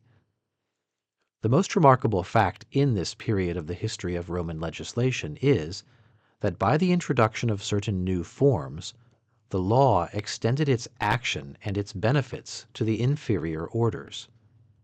Ancient rules and formalities had only been applicable, and were still applied only to religious families. But new rules and new methods of procedure were prepared, which were applicable to the plebeians. For the same reason, and in consequence of the same needs, innovations were introduced into that part of the law which related to marriage. It is clear that the plebeian families did not contract the sacred marriage, and that for them the conjugal union rested only upon the mutual agreement of the parties, mutuus consensus, and on the affection which they had promised each other, affectio maritalis. No formality, religious or civil, took place. This plebeian marriage finally prevailed in custom and in law. But in the beginning the laws of the patrician city did not recognize it as at all binding. This fact had important consequences. As the marital and paternal authority in the eyes of the patricians flowed only from the religious ceremony which had initiated the wife into the worship of the husband, it followed that the plebeian had not this power. The law recognized no family as his, and for him private law did not exist. This was a situation that could not last. A formality was therefore devised for the use of the plebeians, which, in civil affairs, had the same effect as the sacred marriage. They had recourse, as in case of the will, to a fictitious sale. The wife was bought by the husband, coemptio. From that time she was recognized in law as a part of his property, familia. She was in his hands, and ranked as his daughter, absolutely as if the religious ceremony had been performed. We cannot affirm that this proceeding was not older than the 12 Tables. It is at least certain that the new legislation recognized it as legitimate.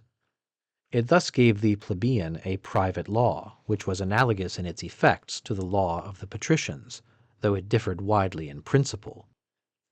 Usus corresponds to coemptio.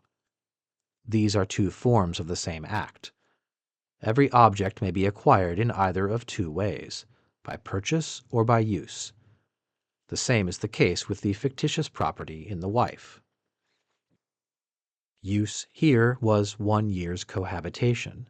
It established between husband and wife the same legal ties as purchase or the religious ceremony. It is hardly necessary to add that the cohabitation was to be preceded by marriage, at least by the plebeian marriage, which was contracted by the consent and affection of the parties.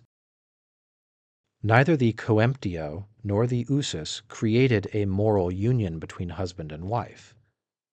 They came after marriage, merely established a legal right. These were not, as has been too often repeated, modes of marriage. They were only means of acquiring the marital and paternal power. But the marital authority of ancient times had consequences, which, at the epoch of history to which we have arrived, began to appear excessive. We have seen that the wife was subjected without reserve to the husband, and that the power of the latter went so far that he could alienate or sell her. In another point of view, the power of the husband also produced effects which the good sense of the plebeian could hardly comprehend. Thus, the woman placed in the hands of her husband was separated absolutely from her paternal family. She inherited none of its property, and had no tie of relationship with it in the eyes of the law. This was very well in primitive law, when religion forbade the same person to belong to 2 gentes, or to sacrifice at 2 hearths, or inherit from 2 houses. But the power of the husband was no longer conceived to be so great, and there were several excellent motives for wishing to escape these hard consequences. The Code of the 12 Tables, while providing that a year's cohabitation should put the wife in the husband's power, was compelled to leave him the liberty of contracting a union less binding. If each year the wife interrupted the cohabitation by an absence of no more than 3 nights, it was sufficient to prevent the husband's power from being established. Thus the wife preserved a legal connection with her own family, and could inherit from it. Without entering into further details, we see that the Code of the 12 Tables already departed considerably from primitive law. Roman legislation was transformed with the government and the social state. Little by little, and in almost every generation, some new change took place. As the lower classes progressed in political order, new modifications were introduced into the rules of law. First, marriage was permitted between patrician and plebeian. Next, it was the Papirian law which forbade the debtor to pledge his person to the creditor. The procedure became simplified, greatly to the advantage of the plebeian, by the abolition of the actions of the law. Finally, the praetor, continuing to advance in the road which the 12 Tables had opened, traced out, by the side of the ancient law, an entirely new system, which religion did not dictate, and which approached continually nearer to the law of nature. An analogous revolution appears in Athenian law. We know that 2 codes were prepared at Athens, with an interval of 30 years between them, the first by Draco, the second by Solon. The Code of Draco was written when the struggle of the 2 classes was at its height, and before the Eupatrids were vanquished. Solon prepared his at the moment when the inferior class gained the upper hand. The difference between these codes, therefore, is great. Draco was a eupatrid. He had all the sentiments of his caste, and was learned in the religious law. He appears to have done no more than to reduce the old customs to writing, without in any way changing them. His first law is this: men should honor the gods and heroes of the country and offer them annual sacrifices without deviating from the rites followed by our ancestors. Memorials of his laws concerning murder have been preserved. They prescribe that the guilty one shall be kept out of the temple and forbid him to touch the lustral water or the vessels used in the ceremonies. His laws appeared cruel to succeeding generations. They were indeed dictated by an implacable religion which saw in every fault an offense against the divinity, and in every offense against the divinity an unpardonable crime. Theft was punished with death, because theft was an attempt against the religion of property. A curious article of this legislation, which has been preserved, shows in what spirit it was made. It grants the right of prosecution for a murder only to the relatives of the dead and members of his gens. We see by this how powerful the gens still was at that period, since it did not permit the city to interfere in its affairs, even to avenge it. A man still belonged to the family more than to the city. In all that has come down to us of this legislation, we see that it does no more than reproduce the ancient law. It had the severity and inflexible character of the old unwritten law. We can easily believe that it established a very broad distinction between the classes, for the inferior class always detested it, and at the end of 30 years demanded a new code. The Code of Solon is entirely different. We can see that it corresponded to a great social revolution. The first peculiarity we remark in it is that the laws are the same for all. They establish no distinction between the eupatrids, the simple freemen, and the thetes. These names are not even found in any of the articles that have been preserved. Solon boasts in his verses of having written the same laws for the great and the small. Like the 12 Tables, the Code of Solon departed in many points from the ancient law. On other points he remained faithful to it. This is not to say that the Roman decemvirs copied the laws of Athens, but the two codes, works of the same period and consequences of the same social revolution, could not but resemble each other. Still, this resemblance is little more than in the spirit of the two codes. A comparison of their articles presents numerous differences. There are points on which the Code of Solon remains nearer to the primitive law than the 12 Tables, as there are others on which he departs more widely from it. The very early laws had prescribed that the eldest son alone should inherit. The Code of Solon changed this and prescribed in formal terms that the brothers should share the patrimony. But the legislator did not depart from primitive law enough to give the sister a part in the inheritance. The division, he says, shall be among the sons. Further, if a father left only a daughter, this daughter could not inherit. The property fell to the nearest agnate. In this, Solon conformed to the old law, but he succeeded in giving the daughter the enjoyment of the patrimony by compelling the heir to marry her. Relationship through women was unknown in the primitive law. Solon admitted it in the new code, but placed it below the relationship through males. Here is his law. If a father leaves only a daughter, the nearest agnate inherits by marrying the daughter. If he leaves no children, his brother inherits, and not his sister, his brother by the same father, and not his uterine brother. In default of brothers and the sons of brothers, the succession falls to the sister. If there are neither brothers, nor sisters, nor nephews, the cousins and the children of cousins inherit. If no cousins are found in the paternal branch, that is to say, among the agnates, the succession is conferred on the collaterals of the maternal branch, the cognates. Thus, women began to enjoy rights of inheritance, but rights inferior to those of men. The law formally declared this principle. Males and the descendants through males exclude women and the descendants of women. But this sort of relationship was recognized and took its place in the laws, a certain proof that natural right began to speak almost as loud as the ancient religion. Solon also introduced into Athenian legislation something entirely new, the will.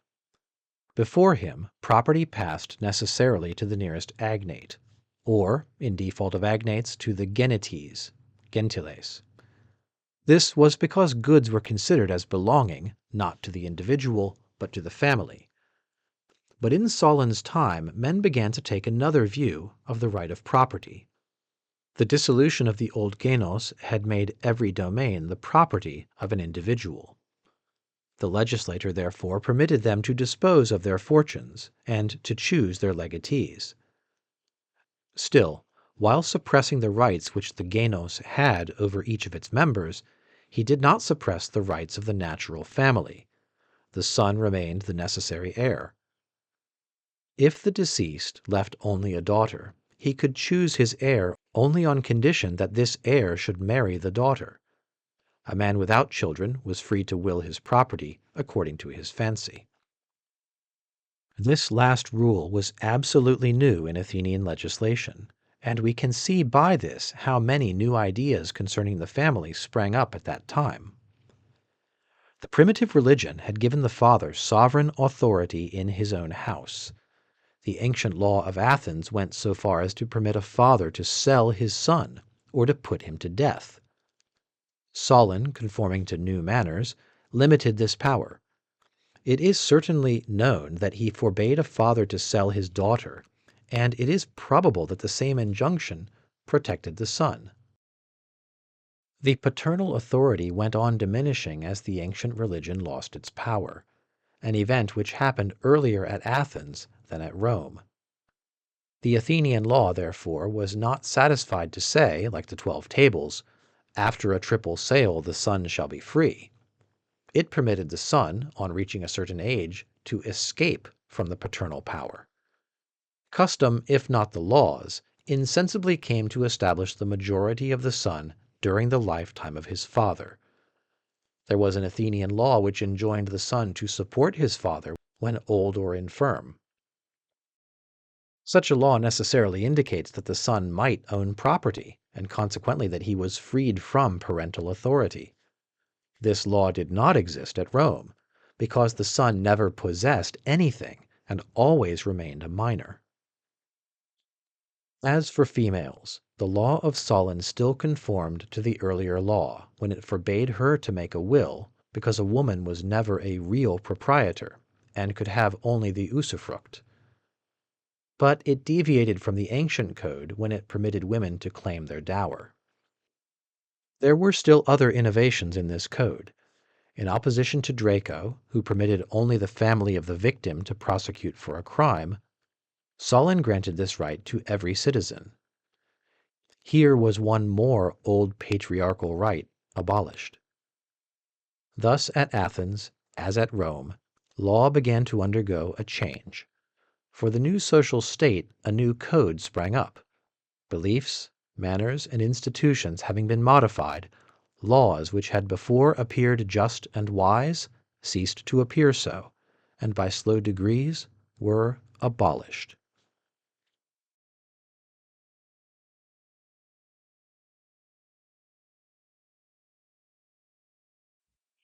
The Ancient City, Book 4, Chapter 9.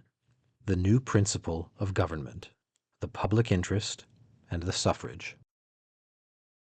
The revolution which overthrew the rule of the sacerdotal class and raised the lower class to a level with the ancient chiefs of the gentes marked a new period in the history of cities. A sort of social reconstruction was accomplished.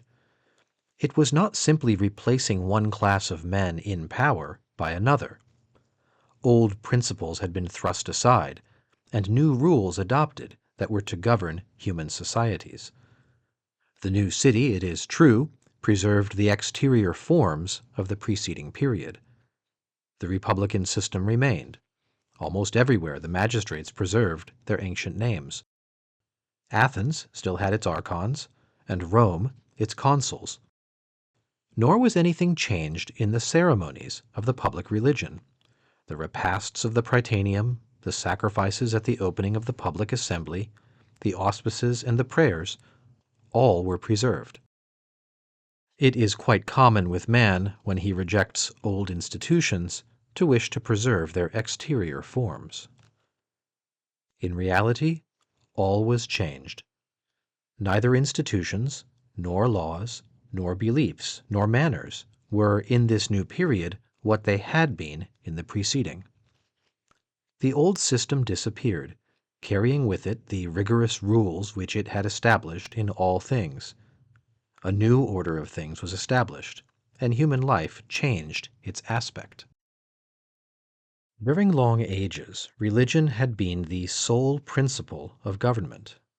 Another principle had to be found capable of replacing it, and which, like it, might govern human institutions and keep them, as much as possible, clear of fluctuations and conflicts. The principle upon which the governments of cities were founded thenceforth was public interest. We must observe this new dogma which then made its appearance in the minds of men and in history. Heretofore, the superior rule whence social order was derived was not interest, but religion. The duty of performing the rites of worship had been the social bond. From this religious necessity were derived, for some the right to command, for others the obligation to obey. From this had come the rules of justice and of legal procedure, those of public deliberations, and those of war. Cities did not ask if the institutions which they adopted were useful. These institutions were adopted because religion had wished it thus. Neither interest nor convenience had contributed to establish them. If the sacerdotal class had tried to defend them, it was not in the name of the public interest, it was in the name of religious tradition. But in the period which we now enter, tradition no longer holds empire, and religion no longer governs. The regulating principle from which all institutions now derive their authority, the only one which is above individual wills, and which obliges them all to submit, is public interest. What the Latins call res publica, the Greeks to kinon, replaces the old religion. This is what, from this time, establishes institutions and laws, and by this all the important acts of cities are judged. In the deliberations of the senates, or of popular assemblies, when a law is discussed, or a form of government, or a question of private right, or a political institution, no one any longer asks what religion prescribes, but what the general interest demands. A saying is attributed to Solon, which well characterizes this new regime. Someone asked him if he had given his country the best constitution. No, he replied, but the one which is best suited to it. Now, it was something quite new to expect in forms of government and in laws only a relative merit. The ancient constitutions, founded upon the rules of a worship, were proclaimed infallible and immutable. They possessed the rigor and inflexibility of the religion. Solon indicated by this answer that, in future, political constitutions should conform to the wants, the manners, and the interests of the men of each age. There was no longer a question of absolute truth. The rules of government were, for the future, to be flexible and variable. It is said that Solon wished, at the most, that his laws might be observed for 100 years. The precepts of public interest were not so absolute, so clear, so manifest, as are those of religion. We may always discuss them, they are not perceived at once. The way that appeared the simplest and surest to know what the public interest demanded was to assemble the citizens and consult them. This course was thought to be necessary, and was almost daily employed. In the preceding period, the auspices had borne the chief weight of the deliberations. The opinion of the priest, of the king, of the sacred magistrate was all-powerful. Men voted little, and then rather as a formality than to express an opinion. After that time, they voted on every question. The opinion of all was needed in order to know what was for the interest of all. The suffrage became the great means of government. It was the source of institutions and the rule of right. It decided what was useful and even what was just. It was above the magistrates and above the laws. It was sovereign in the city. The nature of government was also changed. Its essential function was no longer the regular performance of religious ceremonies. It was especially constituted to maintain order and peace within, and dignity and power without. What had before been of secondary importance was now of the first. Politics took precedence of religion, and the government of men became a human affair. It consequently happened either that new offices were created, or at any rate that old ones assumed a new character.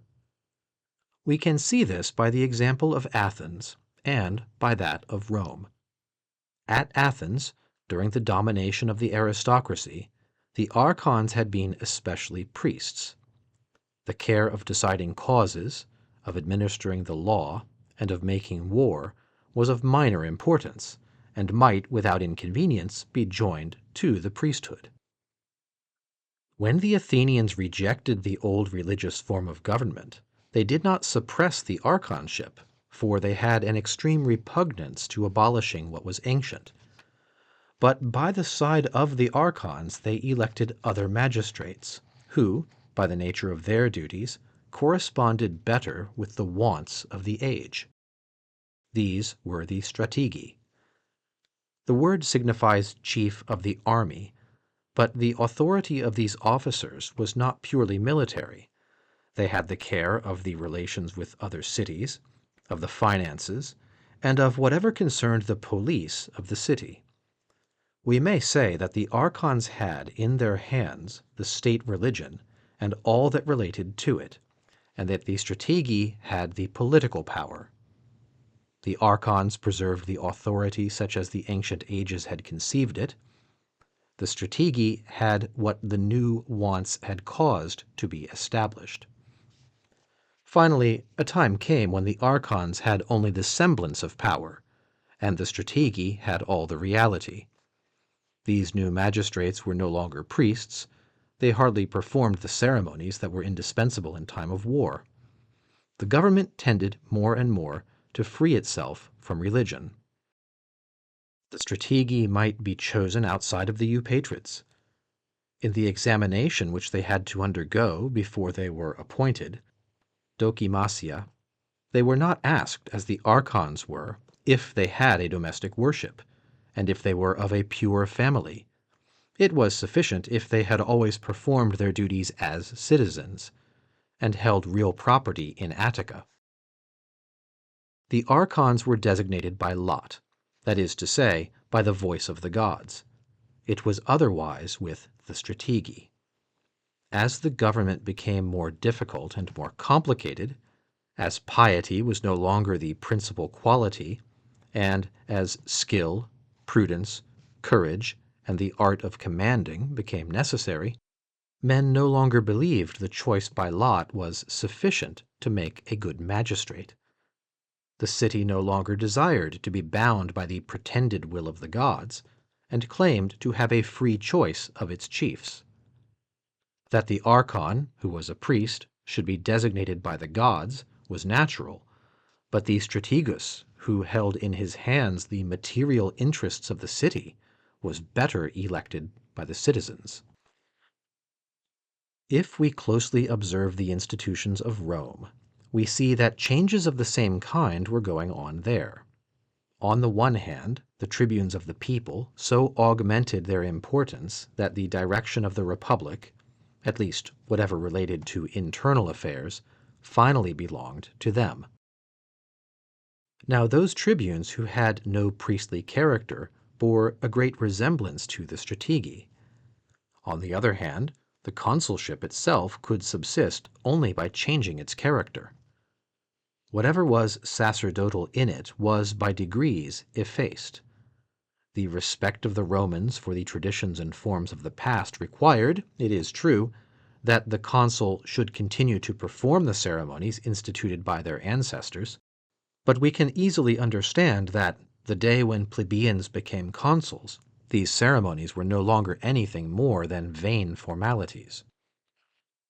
Consulship was less and less a priesthood and more a command.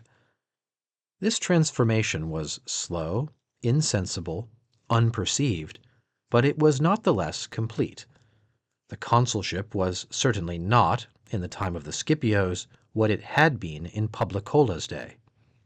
The military tribuneship, which the Senate instituted in 443, and about which the ancients give us very little information, was perhaps the transition between the consulship of the first period and that of the second. We may also remark that there was a change in the manner of nominating the consuls. Indeed, in the first ages, the vote of the centuries in the election of the magistrates was, as we have seen, a mere formality. In reality, the consul of each year was created by the consul of the preceding year, who transmitted the auspices to him after having obtained the assent of the gods. The centuries voted on the 2 or 3 candidates presented by the consul in office. There was no debate. The people might detest a candidate, but they were nonetheless compelled to vote for him. In the period at which we have now arrived, the election is quite different, although the forms are still the same. There is still, as formerly, a religious ceremony and a vote, but the religious ceremony is the ceremony, and the vote is the reality. The candidate is still presented by the consul who presides, but the consul is obliged, if not by law, at least by custom, to accept all candidates and to declare that the auspices are equally favorable to all. Thus the centuries name those whom they honor. The election no longer belongs to the gods, it is in the hands of the people. The gods and the auspices are no longer consulted, except on the condition that they will be impartial towards all the candidates. Men make the choice.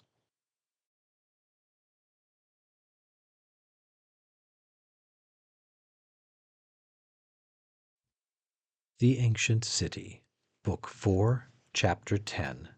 An aristocracy of wealth attempts to establish itself.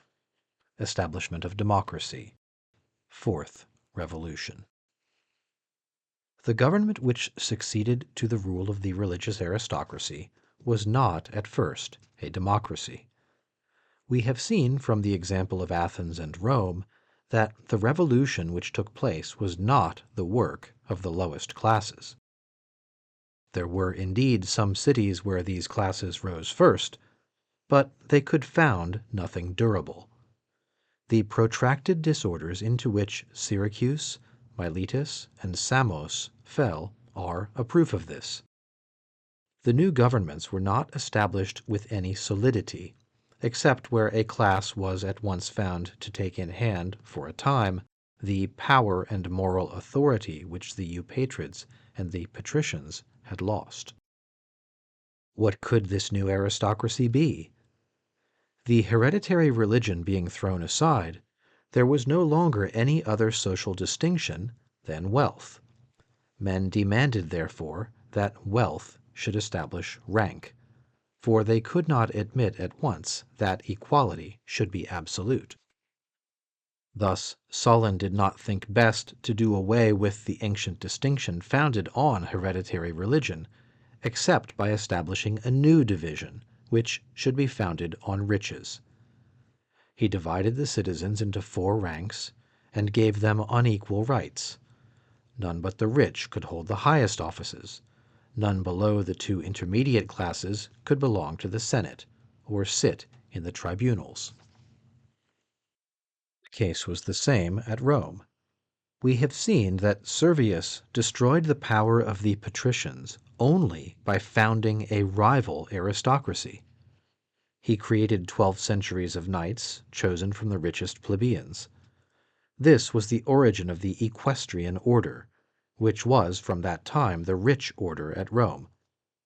The plebeians who did not possess the sum required for a knight were divided into 5 classes, according to the amount of their fortunes. The poorest people were left out of all the classes. They had no political rights. If they figured in the comitia by centuries, it is certain that they did not vote.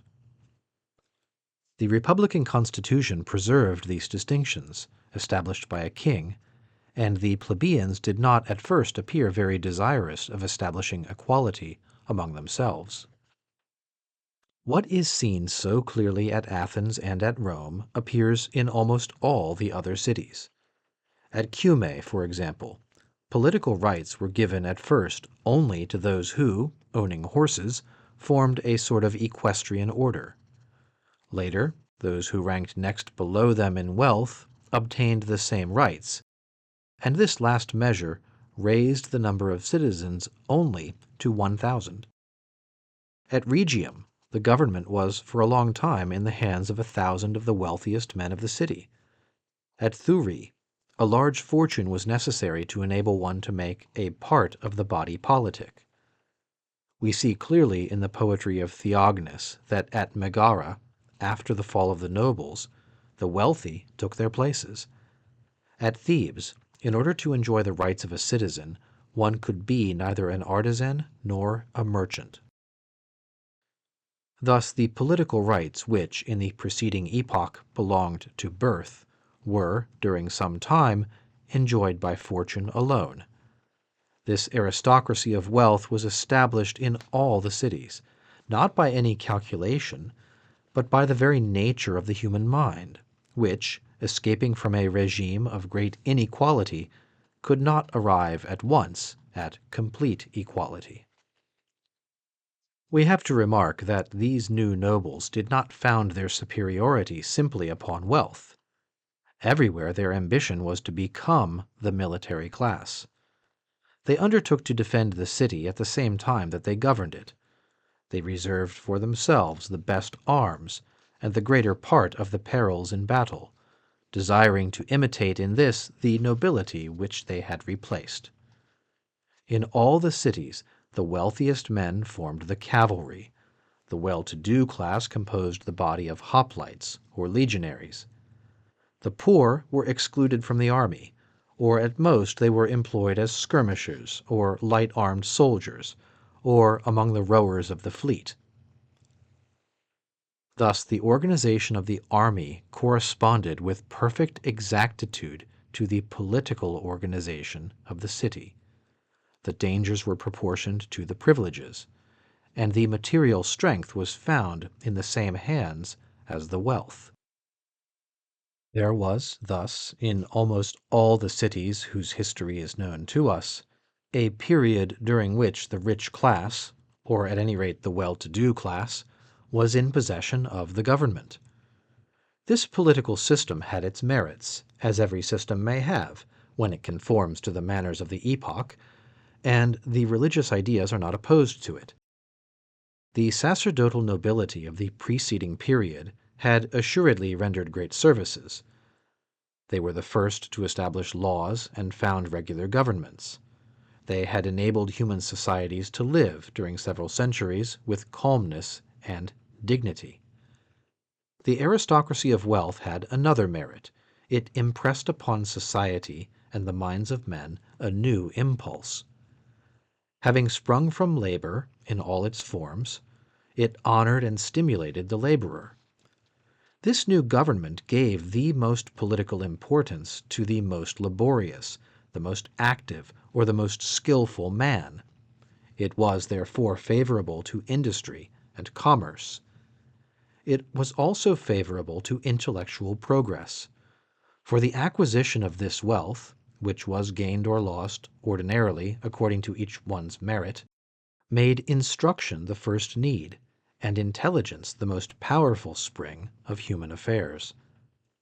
We are not therefore surprised that under this government Greece and Rome enlarged the limits of their intellectual culture and advanced their civilization.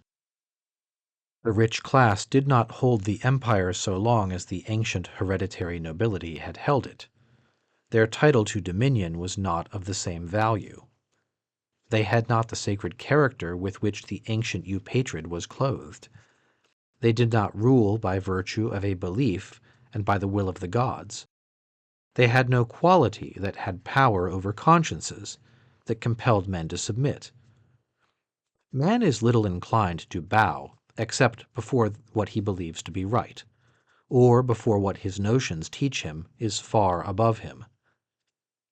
He had long been made to bend before the religious superiority of the eupatrid, who repeated the prayers and possessed the gods. But wealth did not overawe him. In presence of wealth, the most ordinary sentiment is not respect, it is envy. The political inequality that resulted from the difference of fortunes soon appeared to be an iniquity, and men strove to abolish it. Besides, the series of revolutions, once commenced, could not be arrested. The old principles were overturned, and there were no longer either traditions or fixed rules.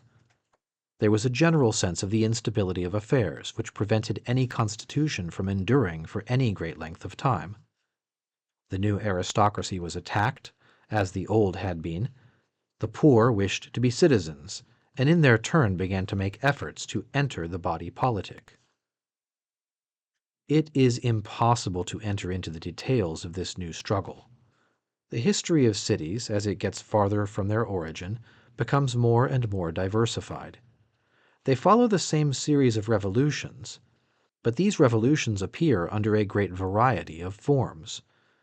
We can, at any rate, make this remark, that in the cities where the principal element of wealth was the possession of the soil, the rich class was longer respected and held its dominion longer, and that, on the contrary, in cities like Athens, where there were few landed estates, and where men became rich especially by industry, manufactures, and commerce, the instability of fortunes sooner awakened the cupidity or hopes of the lower orders, and the aristocracy was sooner attacked. The rich class of Rome offered a much stronger resistance than that of Greece. This was due to causes which we shall state presently. But when we read Grecian history, we are somewhat surprised that the new nobles defended themselves so feebly. True, they could not, like the eupatrids, oppose to their adversaries the great and powerful argument of tradition and piety. They could not call to their aid their ancestors and the gods. They had no point of support in their own religious notions, nor had they any faith in the justice of their privileges. They had indeed superiority in arms, but this superiority finally failed them. The constitutions which the states adopted would have lasted longer, no doubt, if each state could have remained isolated, or at least if it could have lived in peace. But war deranges the machinery of constitutions and hastens changes. Now between these cities of Greece and Italy, war was almost perpetual. Military service weighed most heavily upon the rich class, as this class occupied the front rank in battle. Often, at the close of a campaign, they returned to the city decimated and weakened, and consequently not prepared to make head against the popular party. At Tarentum, for example, the higher class having lost the greater part of its members in a war against the Iapygians, a democratic government was at once established in the city. The course of events was the same at Argos some 30 years before. At the close of an unsuccessful war against the Spartans, the number of real citizens had become so small that it was found necessary to grant the rights of citizens to a multitude of perici. It was to avoid falling into this extremity that Sparta was so sparing of the blood of the real Spartans. As to Rome, its revolutions are explained in a great measure by its continual wars. First, war destroyed its patricians. Of the 300 families which this caste comprised under the kings, there remained hardly a third part after the conquest of Samnium. War afterwards harvested the primitive Plebians, those rich and courageous plebeians who filled the 5 classes and formed the legions.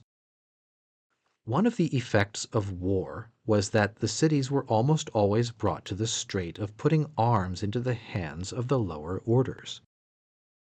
It was in this way that at Athens and in all the maritime cities, the need of a navy and the battles upon the water gave the poor class that importance which the constitution refused them. The Thetes, raised to the rank of rowers, of sailors, and even of soldiers, and holding in their hands the safety of their country, felt their importance and took courage. Such was the origin of the Athenian democracy. Sparta was afraid of war. We can see in Thucydides how slow she was and how unwilling to commence a campaign. She allowed herself to be dragged in spite of herself into the Peloponnesian War, but how many efforts she made to withdraw! This is because she was forced to arm her Epomiones, her Neodamodes, her Mothakes, her Laconians, and even her Helots. She well knew that every war, by giving arms to the classes that she was oppressing, threatened her with revolution, and that she would be compelled, on disbanding the army, either to submit to the law of her Helots, or to find means to have them massacred without disturbance. The plebeians calumniated the Roman Senate when they reproached it with always seeking new wars. The Senate was too wise for that. It knew how many concessions and checks in the forum its wars cost, but it could not avoid them. It is therefore beyond a doubt that war slowly lessened the distance which the aristocracy of wealth had placed between itself and the lower orders. Thus it soon happened that constitutions were found to be at disaccord with the social state, and required modification. Besides, it must have been seen that all privileges were necessarily in contradiction to the principle which then governed men. The public interest was not a principle that could long authorize an inequality among them. It inevitably conducted societies to a democracy. So true is this that a little sooner or a little later it was necessary to give all free men political rights. As soon as the Roman plebeians wished to hold comitia of their own, they were constrained to admit the lowest class, and could not hold to the division into classes. Most of the cities thus saw real popular assemblies formed and universal suffrage established. Now, the right of suffrage had at that time a value incomparably greater than it can have in modern states. By means of it, the last of the citizens had a hand in all affairs, elected magistrates, made laws, decided cases, declared war or peace, and prepared treaties of alliance. This extension of the right of suffrage, therefore, made the government really democratic. We must make a last remark. The ruling class would perhaps have avoided the advent of democracy if they had been able to found what Thucydides calls oligarchia isonos, that is to say, the government for a few and liberty for all. But the Greeks had not a clear idea of liberty. Individual liberty never had any guarantee among them. We learn from Thucydides, who certainly is not suspected of too much zeal for democratic government, that under the rule of the oligarchy the people were subjected to many vexatious, arbitrary condemnations and violent executions. We read in this historian that democratic check was needed to give the poor a refuge and the rich a check. The Greeks never knew how to reconcile civil with political equality. that the poor might be protected in their personal interests, it seemed necessary to them that they should have the right of suffrage, that they should be judges in the tribunal, and that they might be elected as magistrates. If we also call to mind that among the Greeks the state was an absolute power, and that no individual right was of any value against it, we can understand what an immense interest every man had, even the most humble, in possessing political rights, that is to say, in making a part of the government, the collective sovereign being so omnipotent that a man could be nothing unless he was part of this sovereign. His security and his dignity depended upon this. He wished to possess political rights, not in order to enjoy true liberty, but to have at least what might take its place.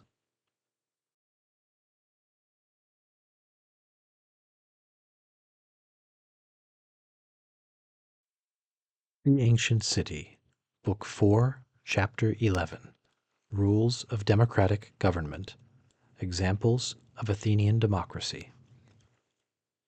As the revolutions followed their course, and men departed from the ancient system, to govern them became more difficult. More minute rules, more machinery, and that more delicate, became necessary. This we can see from the example of the Athenian government. Athens had a great number of magistrates. In the first place, she had preserved all those of the preceding epoch: the archon, who gave his name to the year and watched over the perpetuation of the domestic worship; the king, who performed the sacrifices; the polemarch, who figured as chief of the army and decided the causes of foreigners; the 6 thesmothetae, who appeared to pass judgment, but who, in reality, merely presided over juries. There were also 10 Eropi, who consulted the oracles and offered certain sacrifices; the Parasiti, who accompanied the archon and the king in the ceremonies; the 10 Athlothetae, who remained 4 years in office to prepare the festival of Bacchus; and finally the Prytanes, who, to the number of 50, were continually occupied to attend to keeping up the public fire and the sacred repasts. We see from this that Athens remained faithful to the traditions of ancient times. So many revolutions had not yet completely destroyed this superstitious respect. No one dared to break with the old forms of the national religion. The democracy continued the worship instituted by the Eupatrids. Afterwards came the magistrates specially created for the democracy, who were not priests, and who watched over the material interests of the city. First were the strategi, who attended to the affairs of war and politics. Then followed the 10 astynomi, who had charge of the police; the 10 agoranomi, who watched over the markets of the city and of the Piraeus; the 15 sitophylakes, who superintended the sales of grain; the 15 metronomi, who controlled weights and measures; 10 guards of the treasury; the 10 receivers of the accounts; the 11 who were charged with the execution of sentences. In addition to this, the greater part of these magistracies were repeated in each tribe and in each deme. The smallest group of people in Attica had its archon, its priest, its secretary, its receiver, its military chief.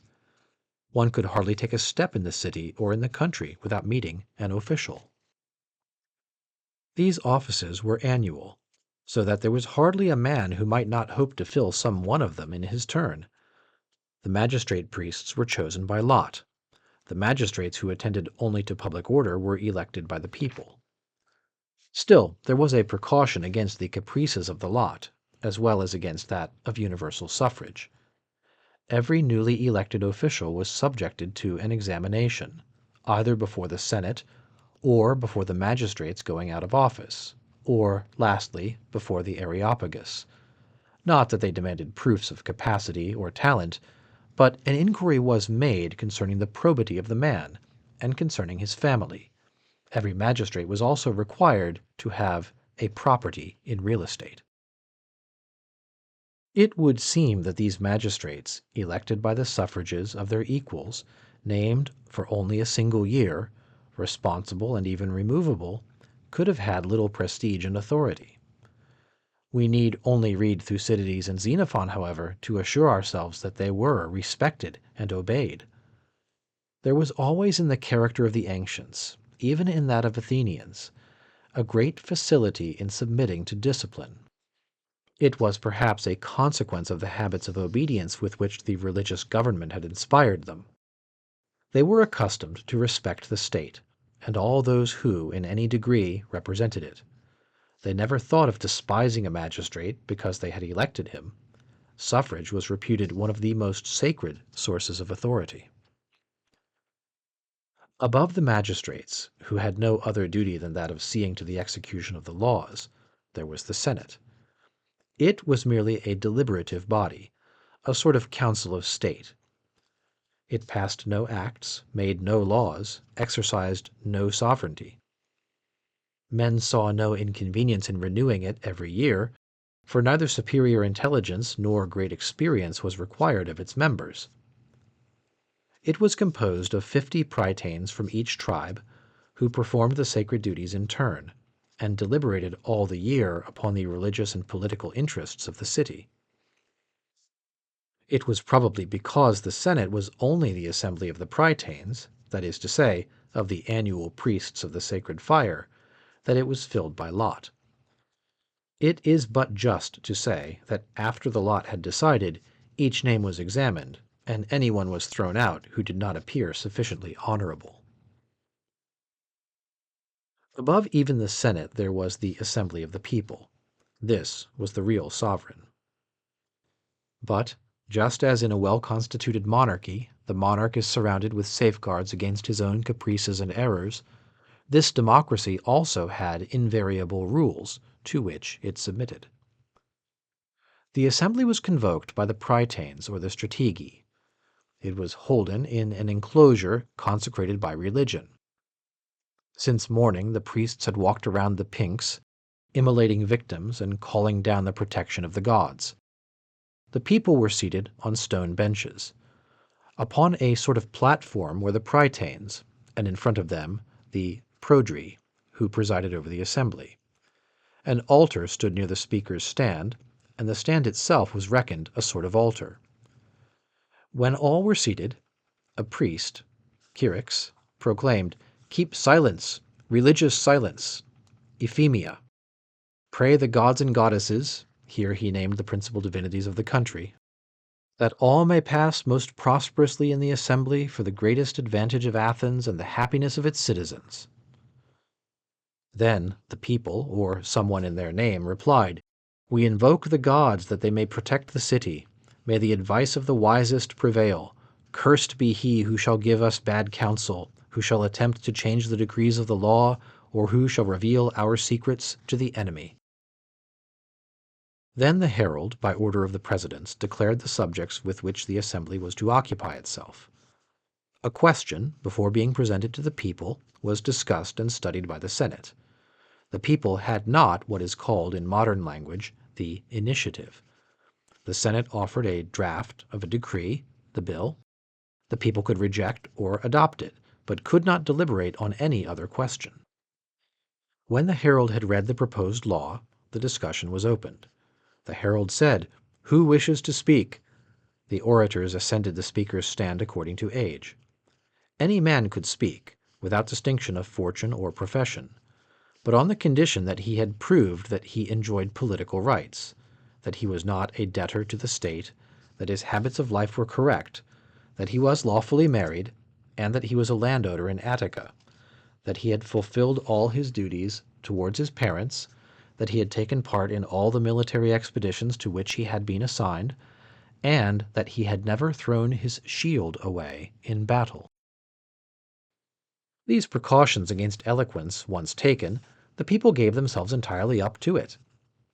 The Athenians, as Thucydides says, did not believe that words could damage actions. On the contrary, they felt the need of being enlightened. Politics were no longer, as under the preceding government, an affair of tradition and faith. Men reflected and weighed reasons. Discussion was necessary, for every question was more or less obscure, and discussion alone could bring the truth to light. The Athenian people desired to have every question presented in all its different phases, and to have both sides clearly shown. They made great account of their orators, and it is said paid them in money for every discourse delivered to the people. They did even better. They listened to them. For we are not to picture to ourselves a noisy and turbulent multitude. The attitude of the people was quite the contrary. The comic poet represents them motionless upon their stone seats, listening open-mouthed. Historians and orators frequently describe these popular assemblies. We rarely see an orator interrupted, whether it was Pericles or Cleon, Aeschines or Demosthenes. The people were attentive. Whether the orators flattered them or upbraided them, they listened. They allowed the most opposite opinions to be expressed, with a patience that was sometimes admirable. There were never cries or shouts. The orator, whatever he might say, could always reach the end of his discourse. At Sparta, eloquence was little known. The principles of government were not the same. The aristocracy still governed and had fixed traditions, which saved the trouble of a long discussion upon every question. At Athens, the people desired to be informed. They could decide only after a contradictory debate. They acted only after they had been convinced, or thought they had been. To put universal suffrage in operation, discussion is necessary. Eloquence is the spring of democratic government. The orators, therefore, soon received the title of demagogues, that is to say, of conductors of the city. And indeed they did direct its action, and determined all its resolutions. The case where an orator should make a proposition contrary to existing laws had been anticipated. Athens had special magistrates called guardians of the laws. 7 in number, they watched over the assembly, occupying high seats, and seemed to represent the law, which was above even the people. If they saw that the law was attacked, they stopped the orator in the midst of his discourse and ordered the immediate dissolution of the assembly. The people separated without having the right to reach a vote. There was a law, little applicable indeed, that punished every orator convicted of having given the people bad advice. There was another that forbade access to the speaker's stand to any orator who had 3 times advised resolutions contrary to the existing laws. Athens knew very well that democracy could be sustained only by respect for the laws. The care of preparing the changes that it might be useful to propose belonged especially to the Themosthetae. Their propositions were presented to the Senate, which had the right to reject, but not to convert them into laws. In case of approval, the Senate convoked the assembly and presented the bill of these Themosthetae. But the people could decide nothing at once. They put off the discussion to another day. Meanwhile, they designated 5 orators whose special mission should be to defend the existing laws and to point out the inconveniences of the innovation proposed. On the day fixed, the people again assembled and heard first the orators charged with the defense of the old laws, and afterwards those who supported the new. When speeches had been heard, the people did not decide yet. They contented themselves with naming a commission, very numerous, but composed exclusively of men who had held the office of judge. This commission returned to the examination of the affair, heard the orators anew, discussed, and deliberated. If the commissioners rejected the proposed law, their decision was without appeal. If they approved it, the people were again assembled, and this 3rd time they voted, and by their votes the bill became a law. Notwithstanding so much prudence, an unjust or unwise proposition might still be adopted, but the new law forever carried the name of its author, who might afterwards be prosecuted and punished. The people, as the real sovereign, were reputed infallible, but every orator always remained answerable for the advice he had given. Such were the rules which the democracy obeyed. But we are not to conclude from this that they never made mistakes. Whatever the form of government, monarchy, aristocracy, or democracy, there are days when reason governs, and others when passion rules. No constitution ever suppressed the weaknesses and vices of human nature. The more minute the rules, the more difficult and full of peril they show the direction of society to be. Democracy could last only by force of prudence. We are astonished, too, at the amount of labor which this democracy required of men. It was a very laborious government.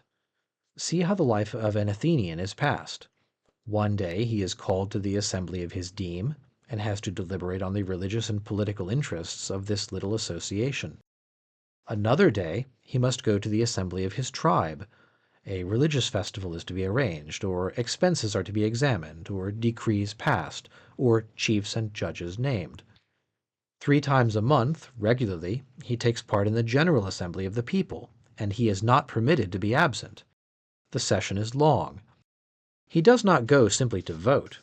Having arrived in the morning, he must remain till a late hour, and listen to the orators. He cannot vote unless he has been present from the opening of the session and has heard all the speeches. For him this vote is one of the most serious affairs.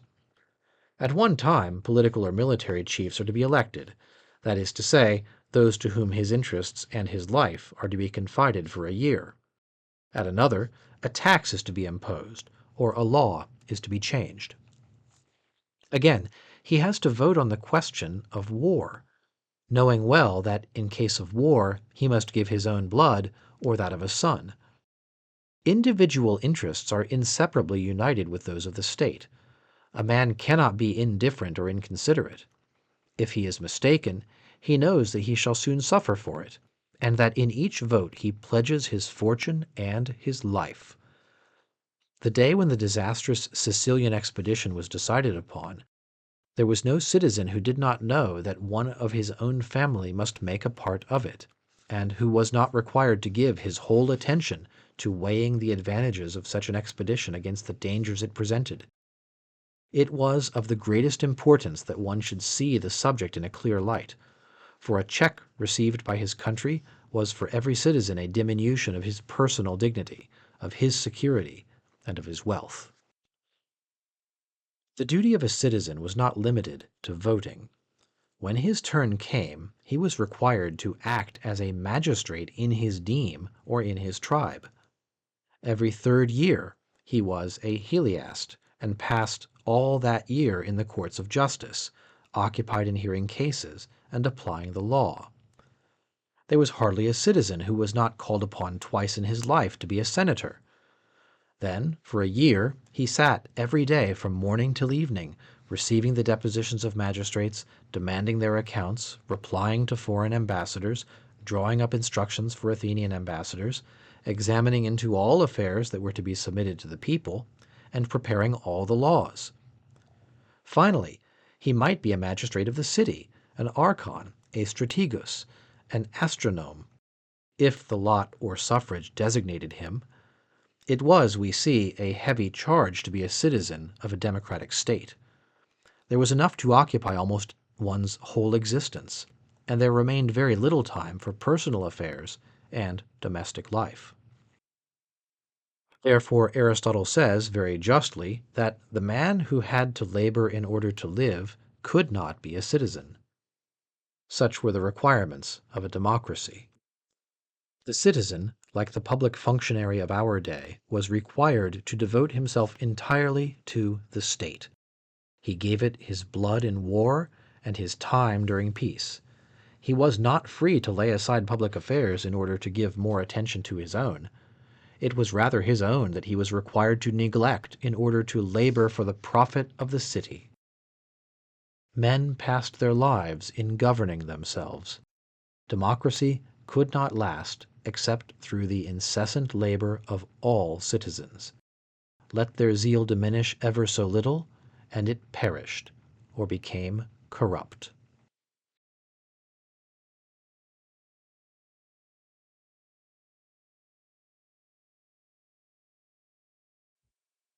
The Ancient City, Book 4, Chapter 12.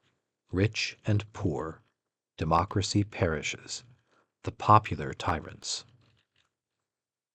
When a series of revolutions had produced an equality among men, and there was no longer occasion to fight for principles and rights, men began to make war for interests. This new period in the history of cities did not commence for all at the same time. In some, it closely followed the establishment of democracy. In others, it appeared only after generations that had known how to govern themselves with moderation. But all the cities, sooner or later, passed through these deplorable struggles. As men departed from the ancient system, a poor class began to grow up. Before, when every man belonged to a gens and had his master, extreme poverty was almost unknown. A man was supported by his chief. The one to whom he owed obedience was bound in turn to provide for his wants. But the revolutions which had dissolved the genos had also changed the conditions of human life. The day when man was freed from the bonds of clientship, he saw the necessities and the difficulties of existence stand out before him. Life had become more independent, but it was also more laborious and subject to more accidents. Thenceforth, each one had the care of his own well-being, his enjoyments, and his task. One became rich by his activity or his good fortune, while another remained poor. Inequality of wealth is inevitable in every society which does not wish to remain in the patriarchal state or in that of the tribe. The democracy did not suppress poverty, but on the contrary, rendered it more perceptible. Equality of political rights made the inequality of conditions appear still more plainly. As there was no authority that was above rich and poor at the same time, and could constrain them to keep the peace, it could have been wished that economic principles and the conditions of labor had been such as to compel the two classes to live on good terms. If, for example, the one had stood in need of the other, if the wealthy could not have enriched themselves except by calling upon the poor for their labor, and the poor could have found the means of living by selling their labor to the rich, then the inequality of fortunes would have stimulated the activity and the intelligence of men, and would not have begotten corruption and civil war. But many cities were absolutely without manufactures and commerce. They had therefore no means of augmenting the amount of public wealth in order to give a part of it to the poor without despoiling anyone. Where there was commerce, nearly all its benefits were for the rich, in consequence of the high rate of interest. If there were manufactures, the workmen were slaves. We know that the rich men of Athens and of Rome had in their houses weavers, carvers, and armorers, all slaves. Even the liberal professions were almost closed to the citizen. The physician was often a slave who cured diseases for the benefit of his master. Bank clerks, many architects, shipbuilders, and the lower state officials were slaves. Slavery was a scourge from which free society itself suffered. The citizen found few employments, little to do. The want of occupation soon rendered him indolent. As he saw only slaves at work, he despised labor. Thus, economic habits, moral dispositions, prejudices, all combined to prevent the poor man escaping from his misery and living honestly. Wealth and poverty were not constituted in a way to live together in peace. The poor man had equality of rights, but assuredly his daily sufferings led him to think equality of fortunes far preferable. Nor was he long in perceiving that the equality which he had might serve him to acquire that which he had not, and that, master of the votes, he might become master of the wealth of his city. He began by undertaking to live upon his right of voting. He asked to be paid for attending the assembly, or for deciding causes in the courts. If the city was not rich enough to afford such an expense, the poor man had other resources. He sold his vote, and, as the occasions for voting were frequent, he could live. At Rome, this traffic was regular, and was carried out in broad day. At Athens, it was better concealed. At Rome, where the poor man did not act as a judge, he sold himself as a witness. At Athens, as a judge. All this did not relieve the poor man from his misery, and reduced him to a state of degradation. These expedients did not suffice, and the poor man used more energetic means. He organized regular warfare against wealth. At first this war was disguised under legal forms. The rich were charged with all the public expenses, loaded with taxes, made to build triremes, and to entertain the people with shows. Then fines were multiplied, and property confiscated for the slightest fault. No one can tell how many men were condemned to exile for the simple reason that they were rich. The fortune of the exile went into the public treasury, whence it afterwards flowed, under the form of triobolon, to be distributed among the poor. But even all this did not suffice, for the number of poor continued to increase. The poor then began to use their right of suffrage either to decree an abolition of debts, or a grand confiscation, and a general subversion. In earlier times they had respected the right of property, because it was founded in a religious belief.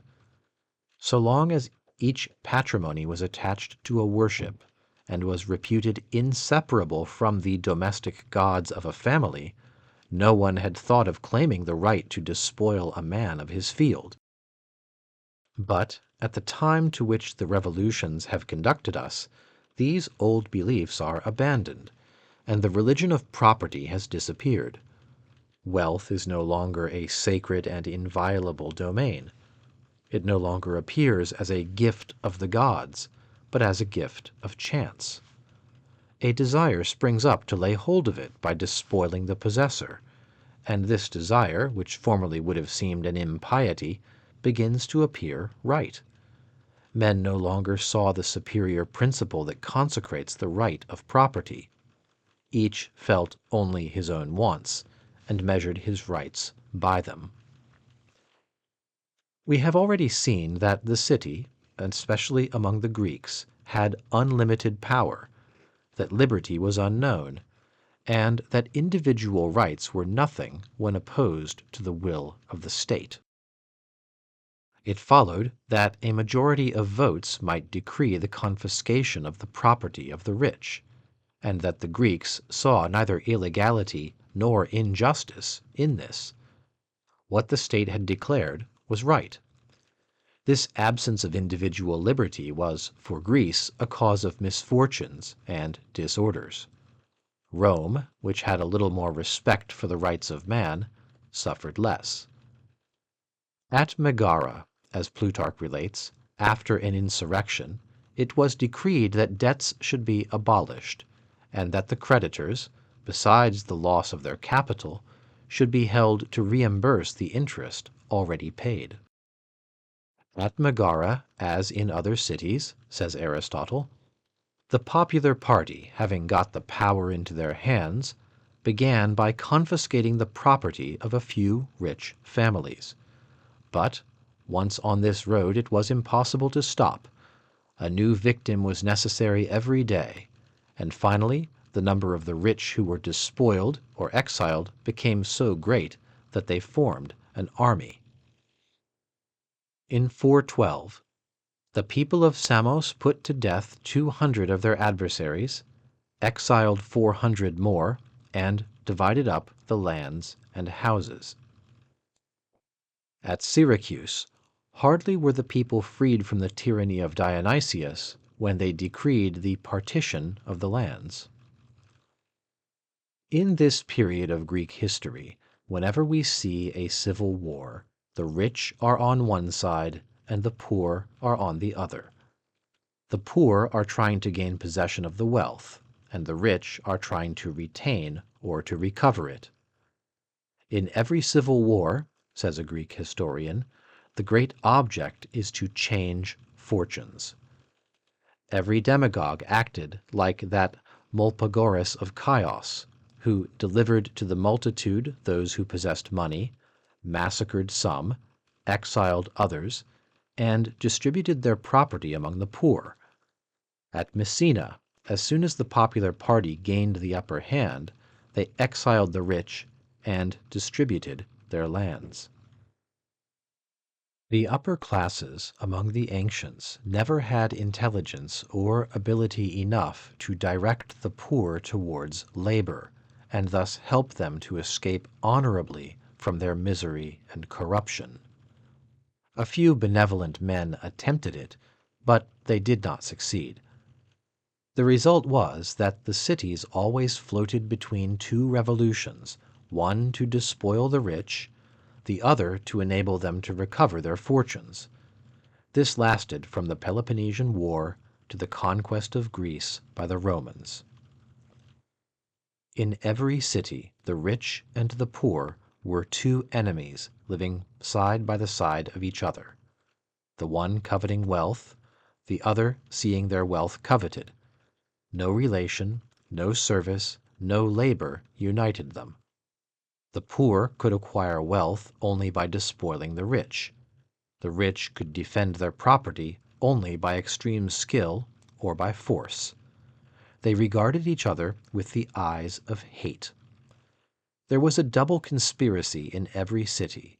The poor conspired from cupidity, the rich from fear. Aristotle says the rich took the following oath among themselves: I swear always to remain the enemy of the people, and to do them all the injury in my power. It is impossible to say which of the two parties committed the most cruelties and crimes. Hatred effaced in their hearts every sentiment of humanity. There was at Miletus a war between the rich and the poor. At first the latter were successful and drove the rich from the city. But afterwards, regretting that they had not been able to slaughter them, they took their children, collected them into some threshing floors, and had them trodden to death under the feet of oxen.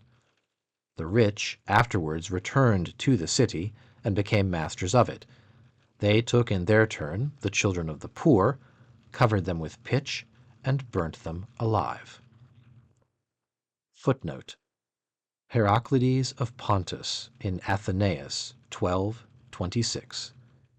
It is quite the fashion to accuse the Athenian democracy of having set Greece the example in these excesses and disorders. Athens was, on the contrary, the only Greek city known to us that did not see this atrocious war between rich and poor within its walls.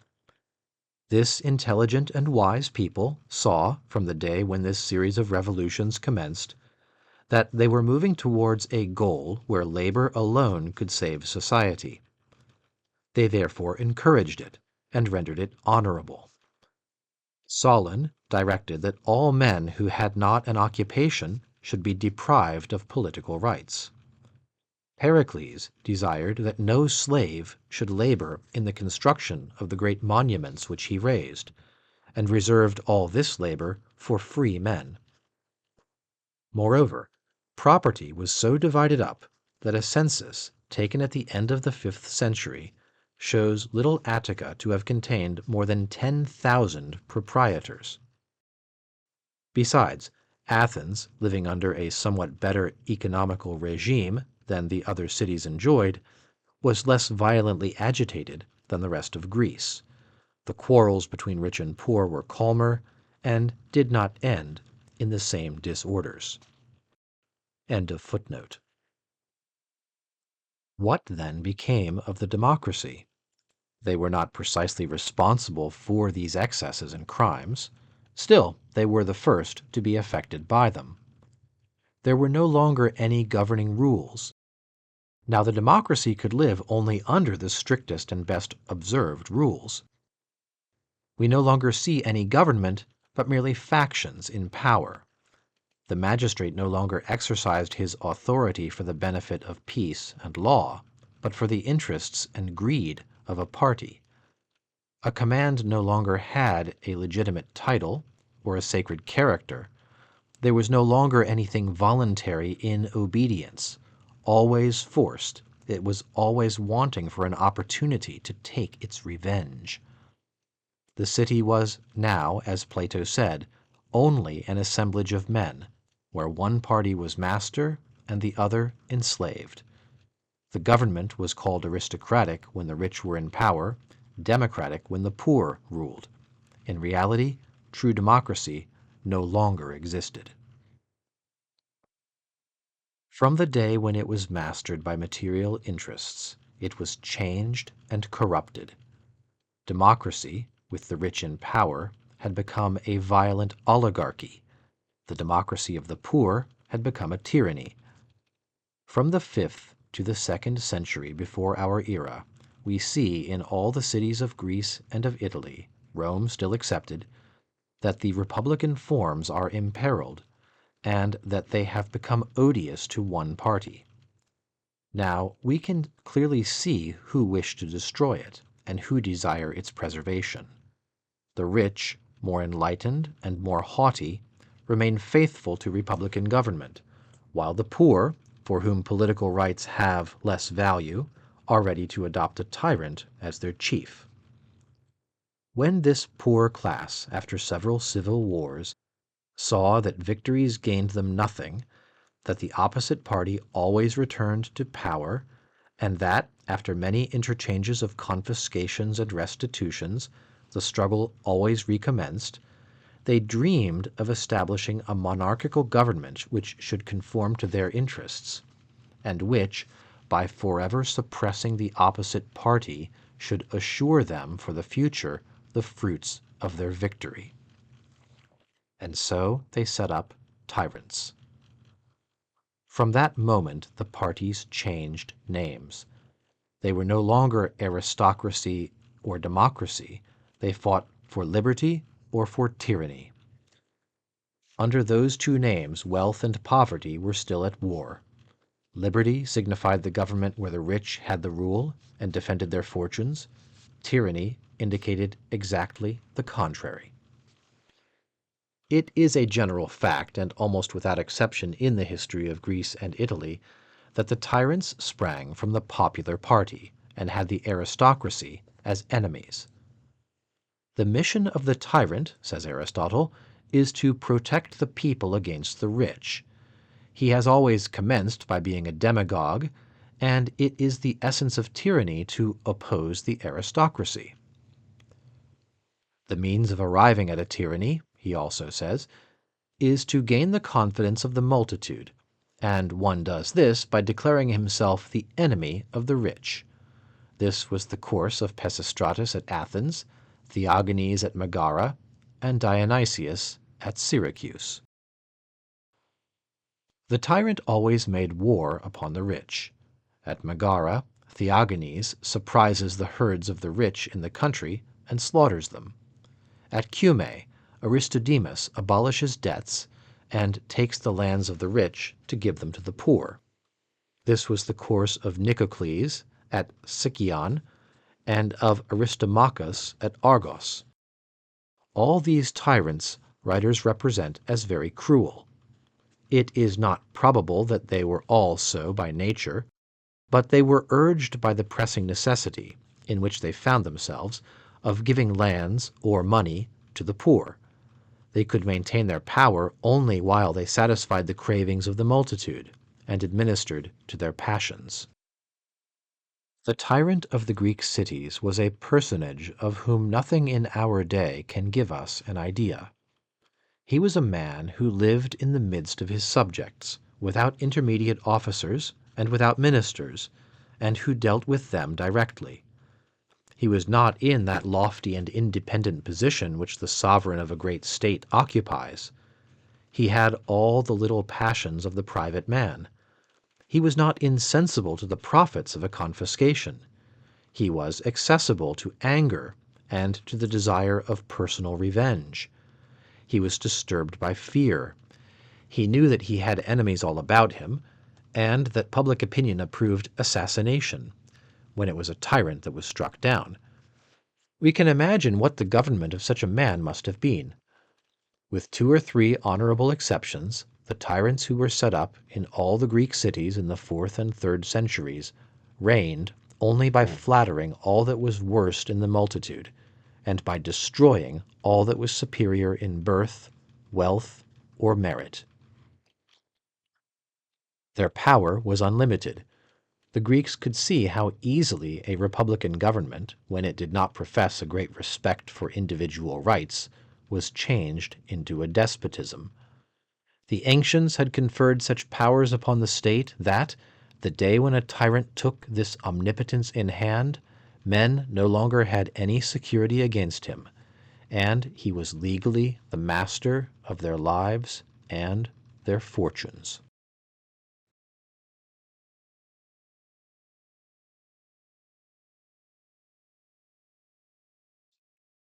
The Ancient City, Book 4, Chapter 13, Revolutions of Sparta.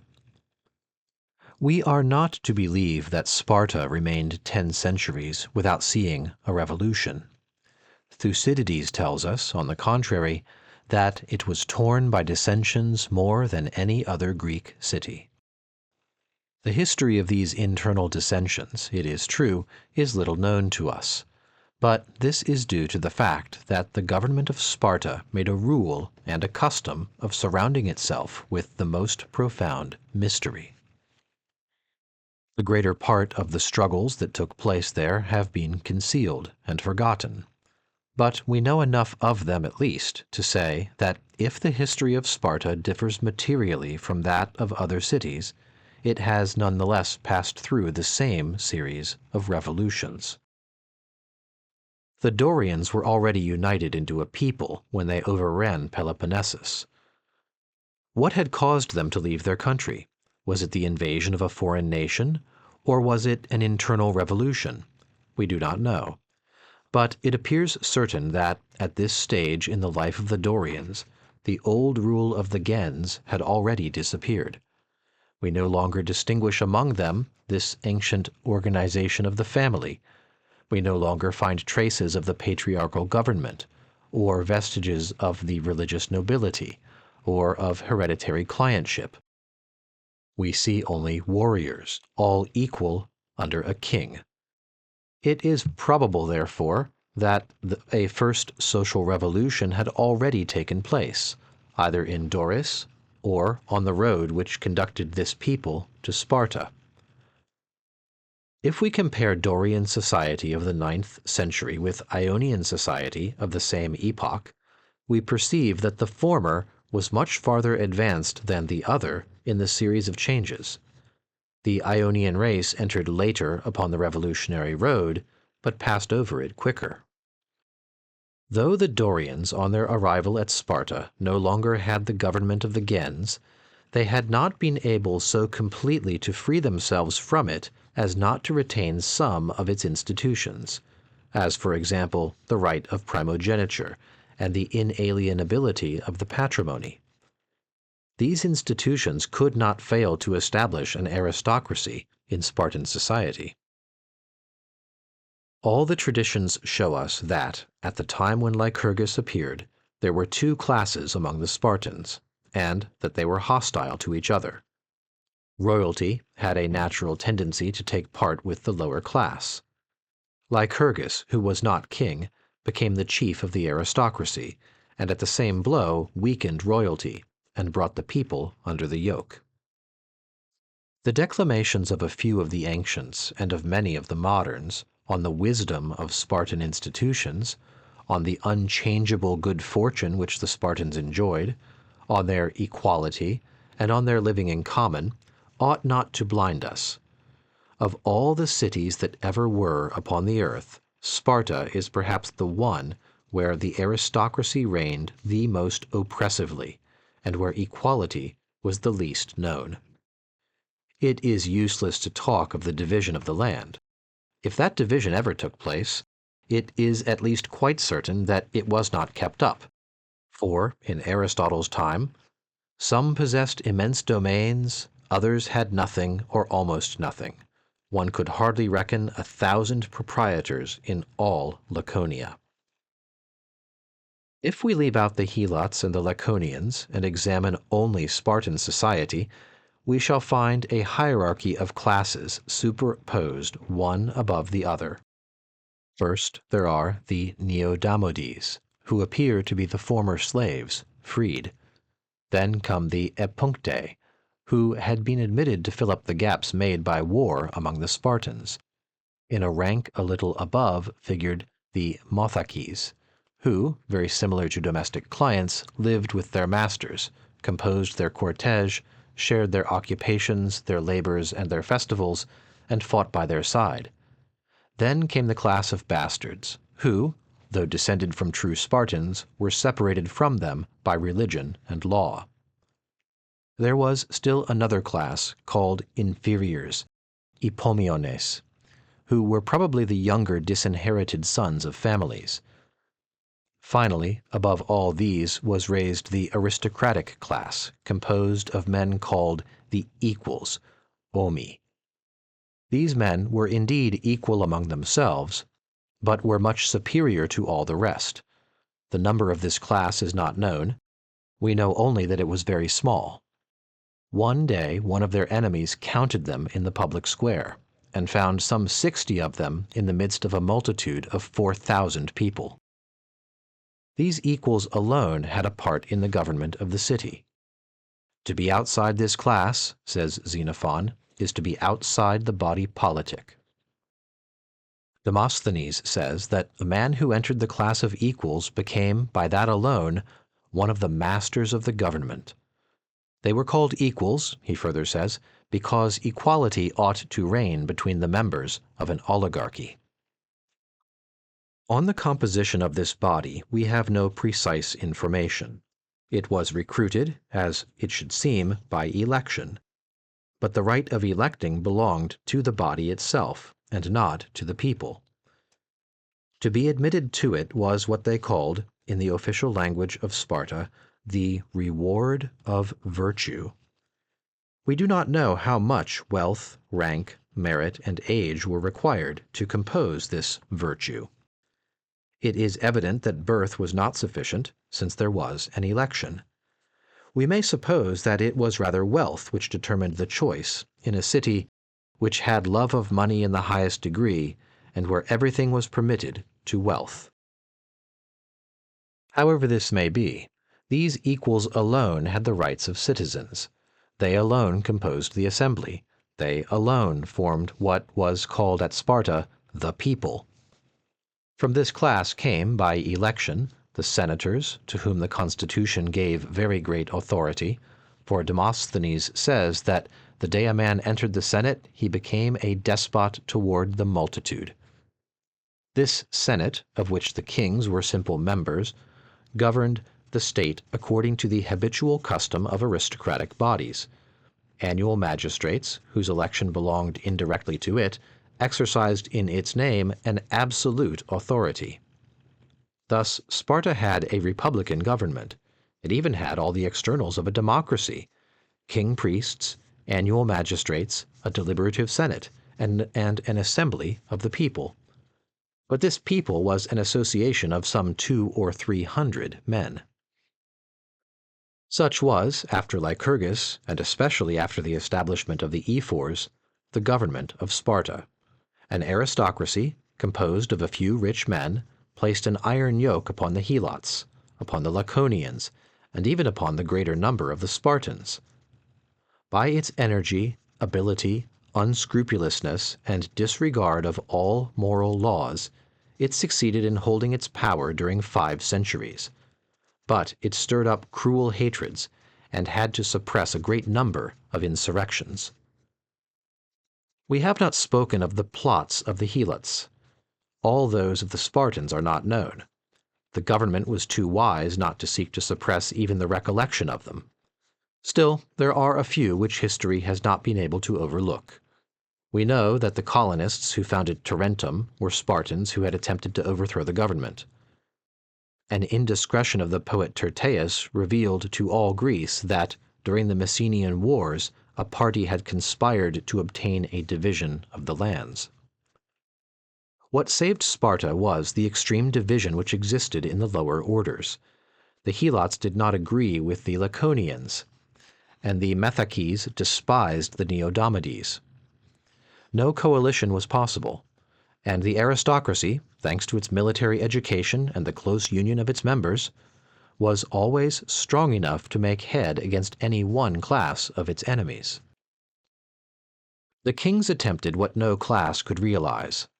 All those among them who aspired to escape from the state of inferiority in which the aristocracy held them sought support among the lower classes.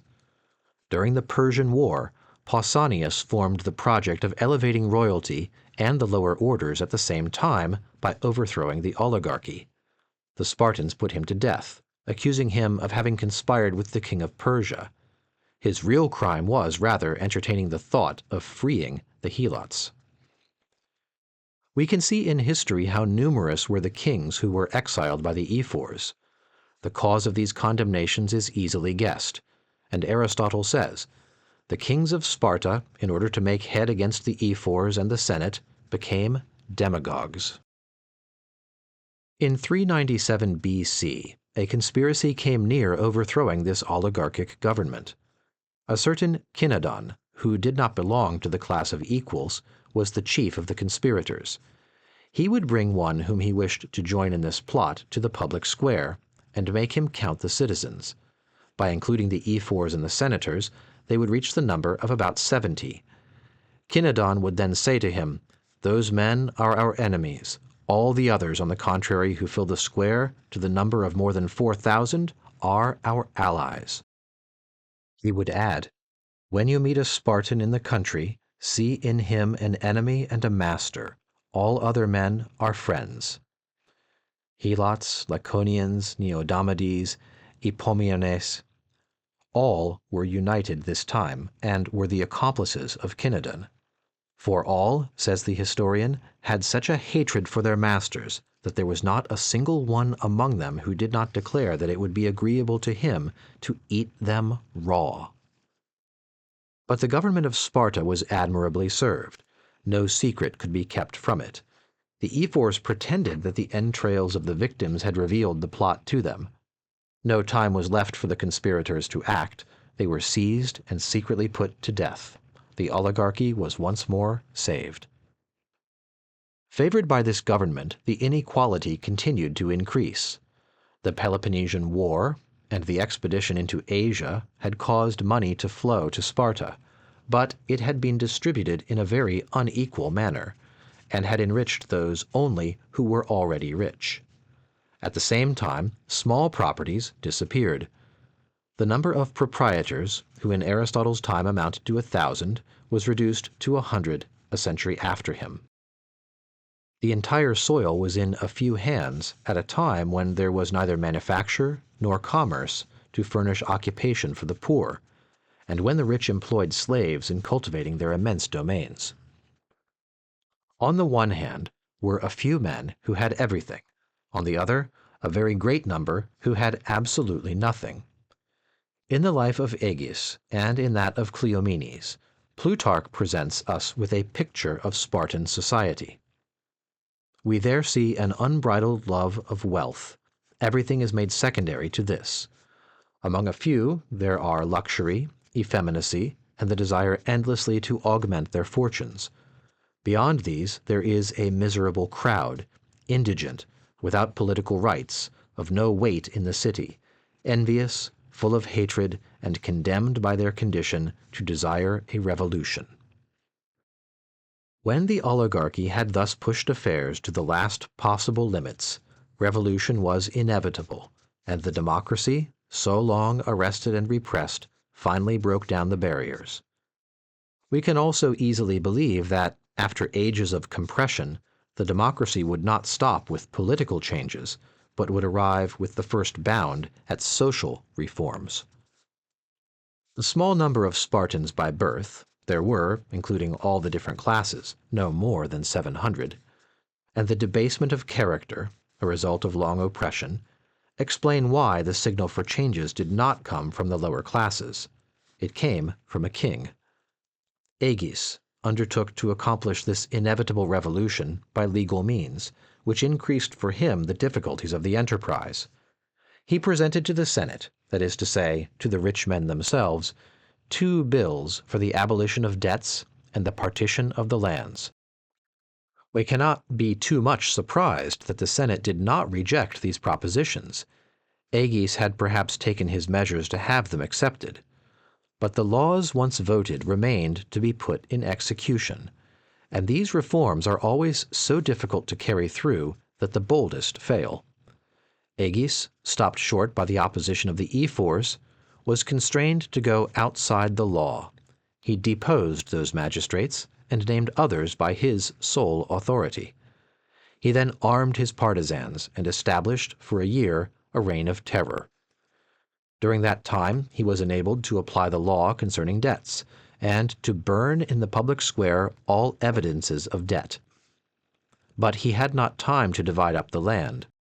We do not know whether Agis hesitated at this point, frightened at his own work, or whether the oligarchy circulated well-devised accusations against him. At any rate, the people left him and allowed him to fall. The ephors put him to death, and the aristocratic government was re-established. Cleomenes took up the projects of Agis, but with more skill and fewer scruples. He began by massacring the ephors. He boldly suppressed this magistracy, which was odious to the kings and to the popular party, and proscribed the rich. After these measures, he carried through the revolution. He distributed the lands and gave the rights of citizens to 4,000 Laconians. It is worthy of remark that neither Agis nor Cleomenes avowed that he was carrying through a revolution, and that both, claiming to act in the name of the old legislator Lycurgus, pretended that they were bringing Sparta back to her ancient usages. Assuredly, the constitution of Cleomenes was very far from them. The king was really an absolute master. There was no other authority as a counterpoise. He reigned after the manner of the tyrants who then held sway in most of the Greek cities, and the Spartan people, satisfied to have obtained lands, appeared to care very little for political liberty. This situation did not continue long. Cleomenes wished to extend the democratic rule to all Peloponnesus, where Aratus, at the very same time, was laboring to establish liberty and a well-regulated aristocracy. In all the cities, the popular party agitated in the name of Cleomenes, hoping, like Sparta, to obtain an abolition of debts and a distribution of lands. It was this unexpected insurrection of the lower classes that obliged Aratus to change all his plans. He thought he could count upon Macedonia, whose king, Antigonus Doson, was then acting on the plan of attacking the tyrants and the popular party everywhere, and therefore introducing him into Peloponnesus. Antigonus and the Achaeans conquered Cleomenes at Salasia. The Spartan democracy were again overthrown, and the Macedonians re-established the ancient government, BC 222. But the oligarchy could no longer support itself. Disturbances continued a long time. One year, 3 ephors who were favorable to the popular party massacred their 2 colleagues. The following year, the 5 ephors belonged to the oligarchs. The people took arms and killed them all. The oligarchy wanted no kings. The people were in favor of kings. One was nominated and elected outside the royal family, a thing that had never been known before at Sparta. This king, named Lycurgus, was twice dethroned, once by the people because he refused to divide the lands, and a second time by the aristocracy because they suspected him of wishing to make the partition. It is not known how he closed his reign, but after him there was a tyrant, Machanidas at Sparta, a certain proof that the popular party had gained the ascendancy. Philopomen, who, at the head of the Achaean League, made war everywhere upon democratic tyrants, conquered and killed Machanidas. The Spartan democracy immediately set up another tyrant, Nabis. This man gave the rights of citizens to all freemen, raising the Laconians themselves to the rank of Spartans. He even freed the Helots. Following the custom of the tyrants of the Greek cities, he became the leader of the poor against the rich, and proscribed or put to death those whose riches raised them above others. This new democratic Sparta was not wanting in grandeur. Nabis established such order in Laconia as had not been known there for a long time. He brought Messenia, Alesis, and a part of Arcadia under Spartan rule, and seized Argos. He formed a navy, which was very far from the ancient traditions of the Spartan aristocracy. With his fleet he commanded all the islands that surround Peloponnesus, and extended his influence even over Crete. He everywhere raised the democracy. Master of Argos, his first care was to confiscate the property of the rich, abolish debts, and distribute the lands. We can see in Polybius what a hatred the Achaean League had for this democratic tyrant. The League determined Flaminius to make war upon him in the name of Rome. 10,000 Laconians, without counting mercenaries, took arms to defend Nabis. After a check, he desired to make peace, but the people refused. So much was the tyrant's cause that of the democracy. Flaminius, as victor, took away a part of his forces, but allowed him to reign in Laconia, either because the impossibility of re-establishing the old government was too evident, or because it was for the interest of Rome that there should be a few tyrants, as a counterpoise to the Achaean League. Nabis was afterwards assassinated by an Aeolian, but his death did not restore the oligarchy. The changes which he had made in the social state were maintained after him, and Rome herself refused to restore Sparta to her ancient condition.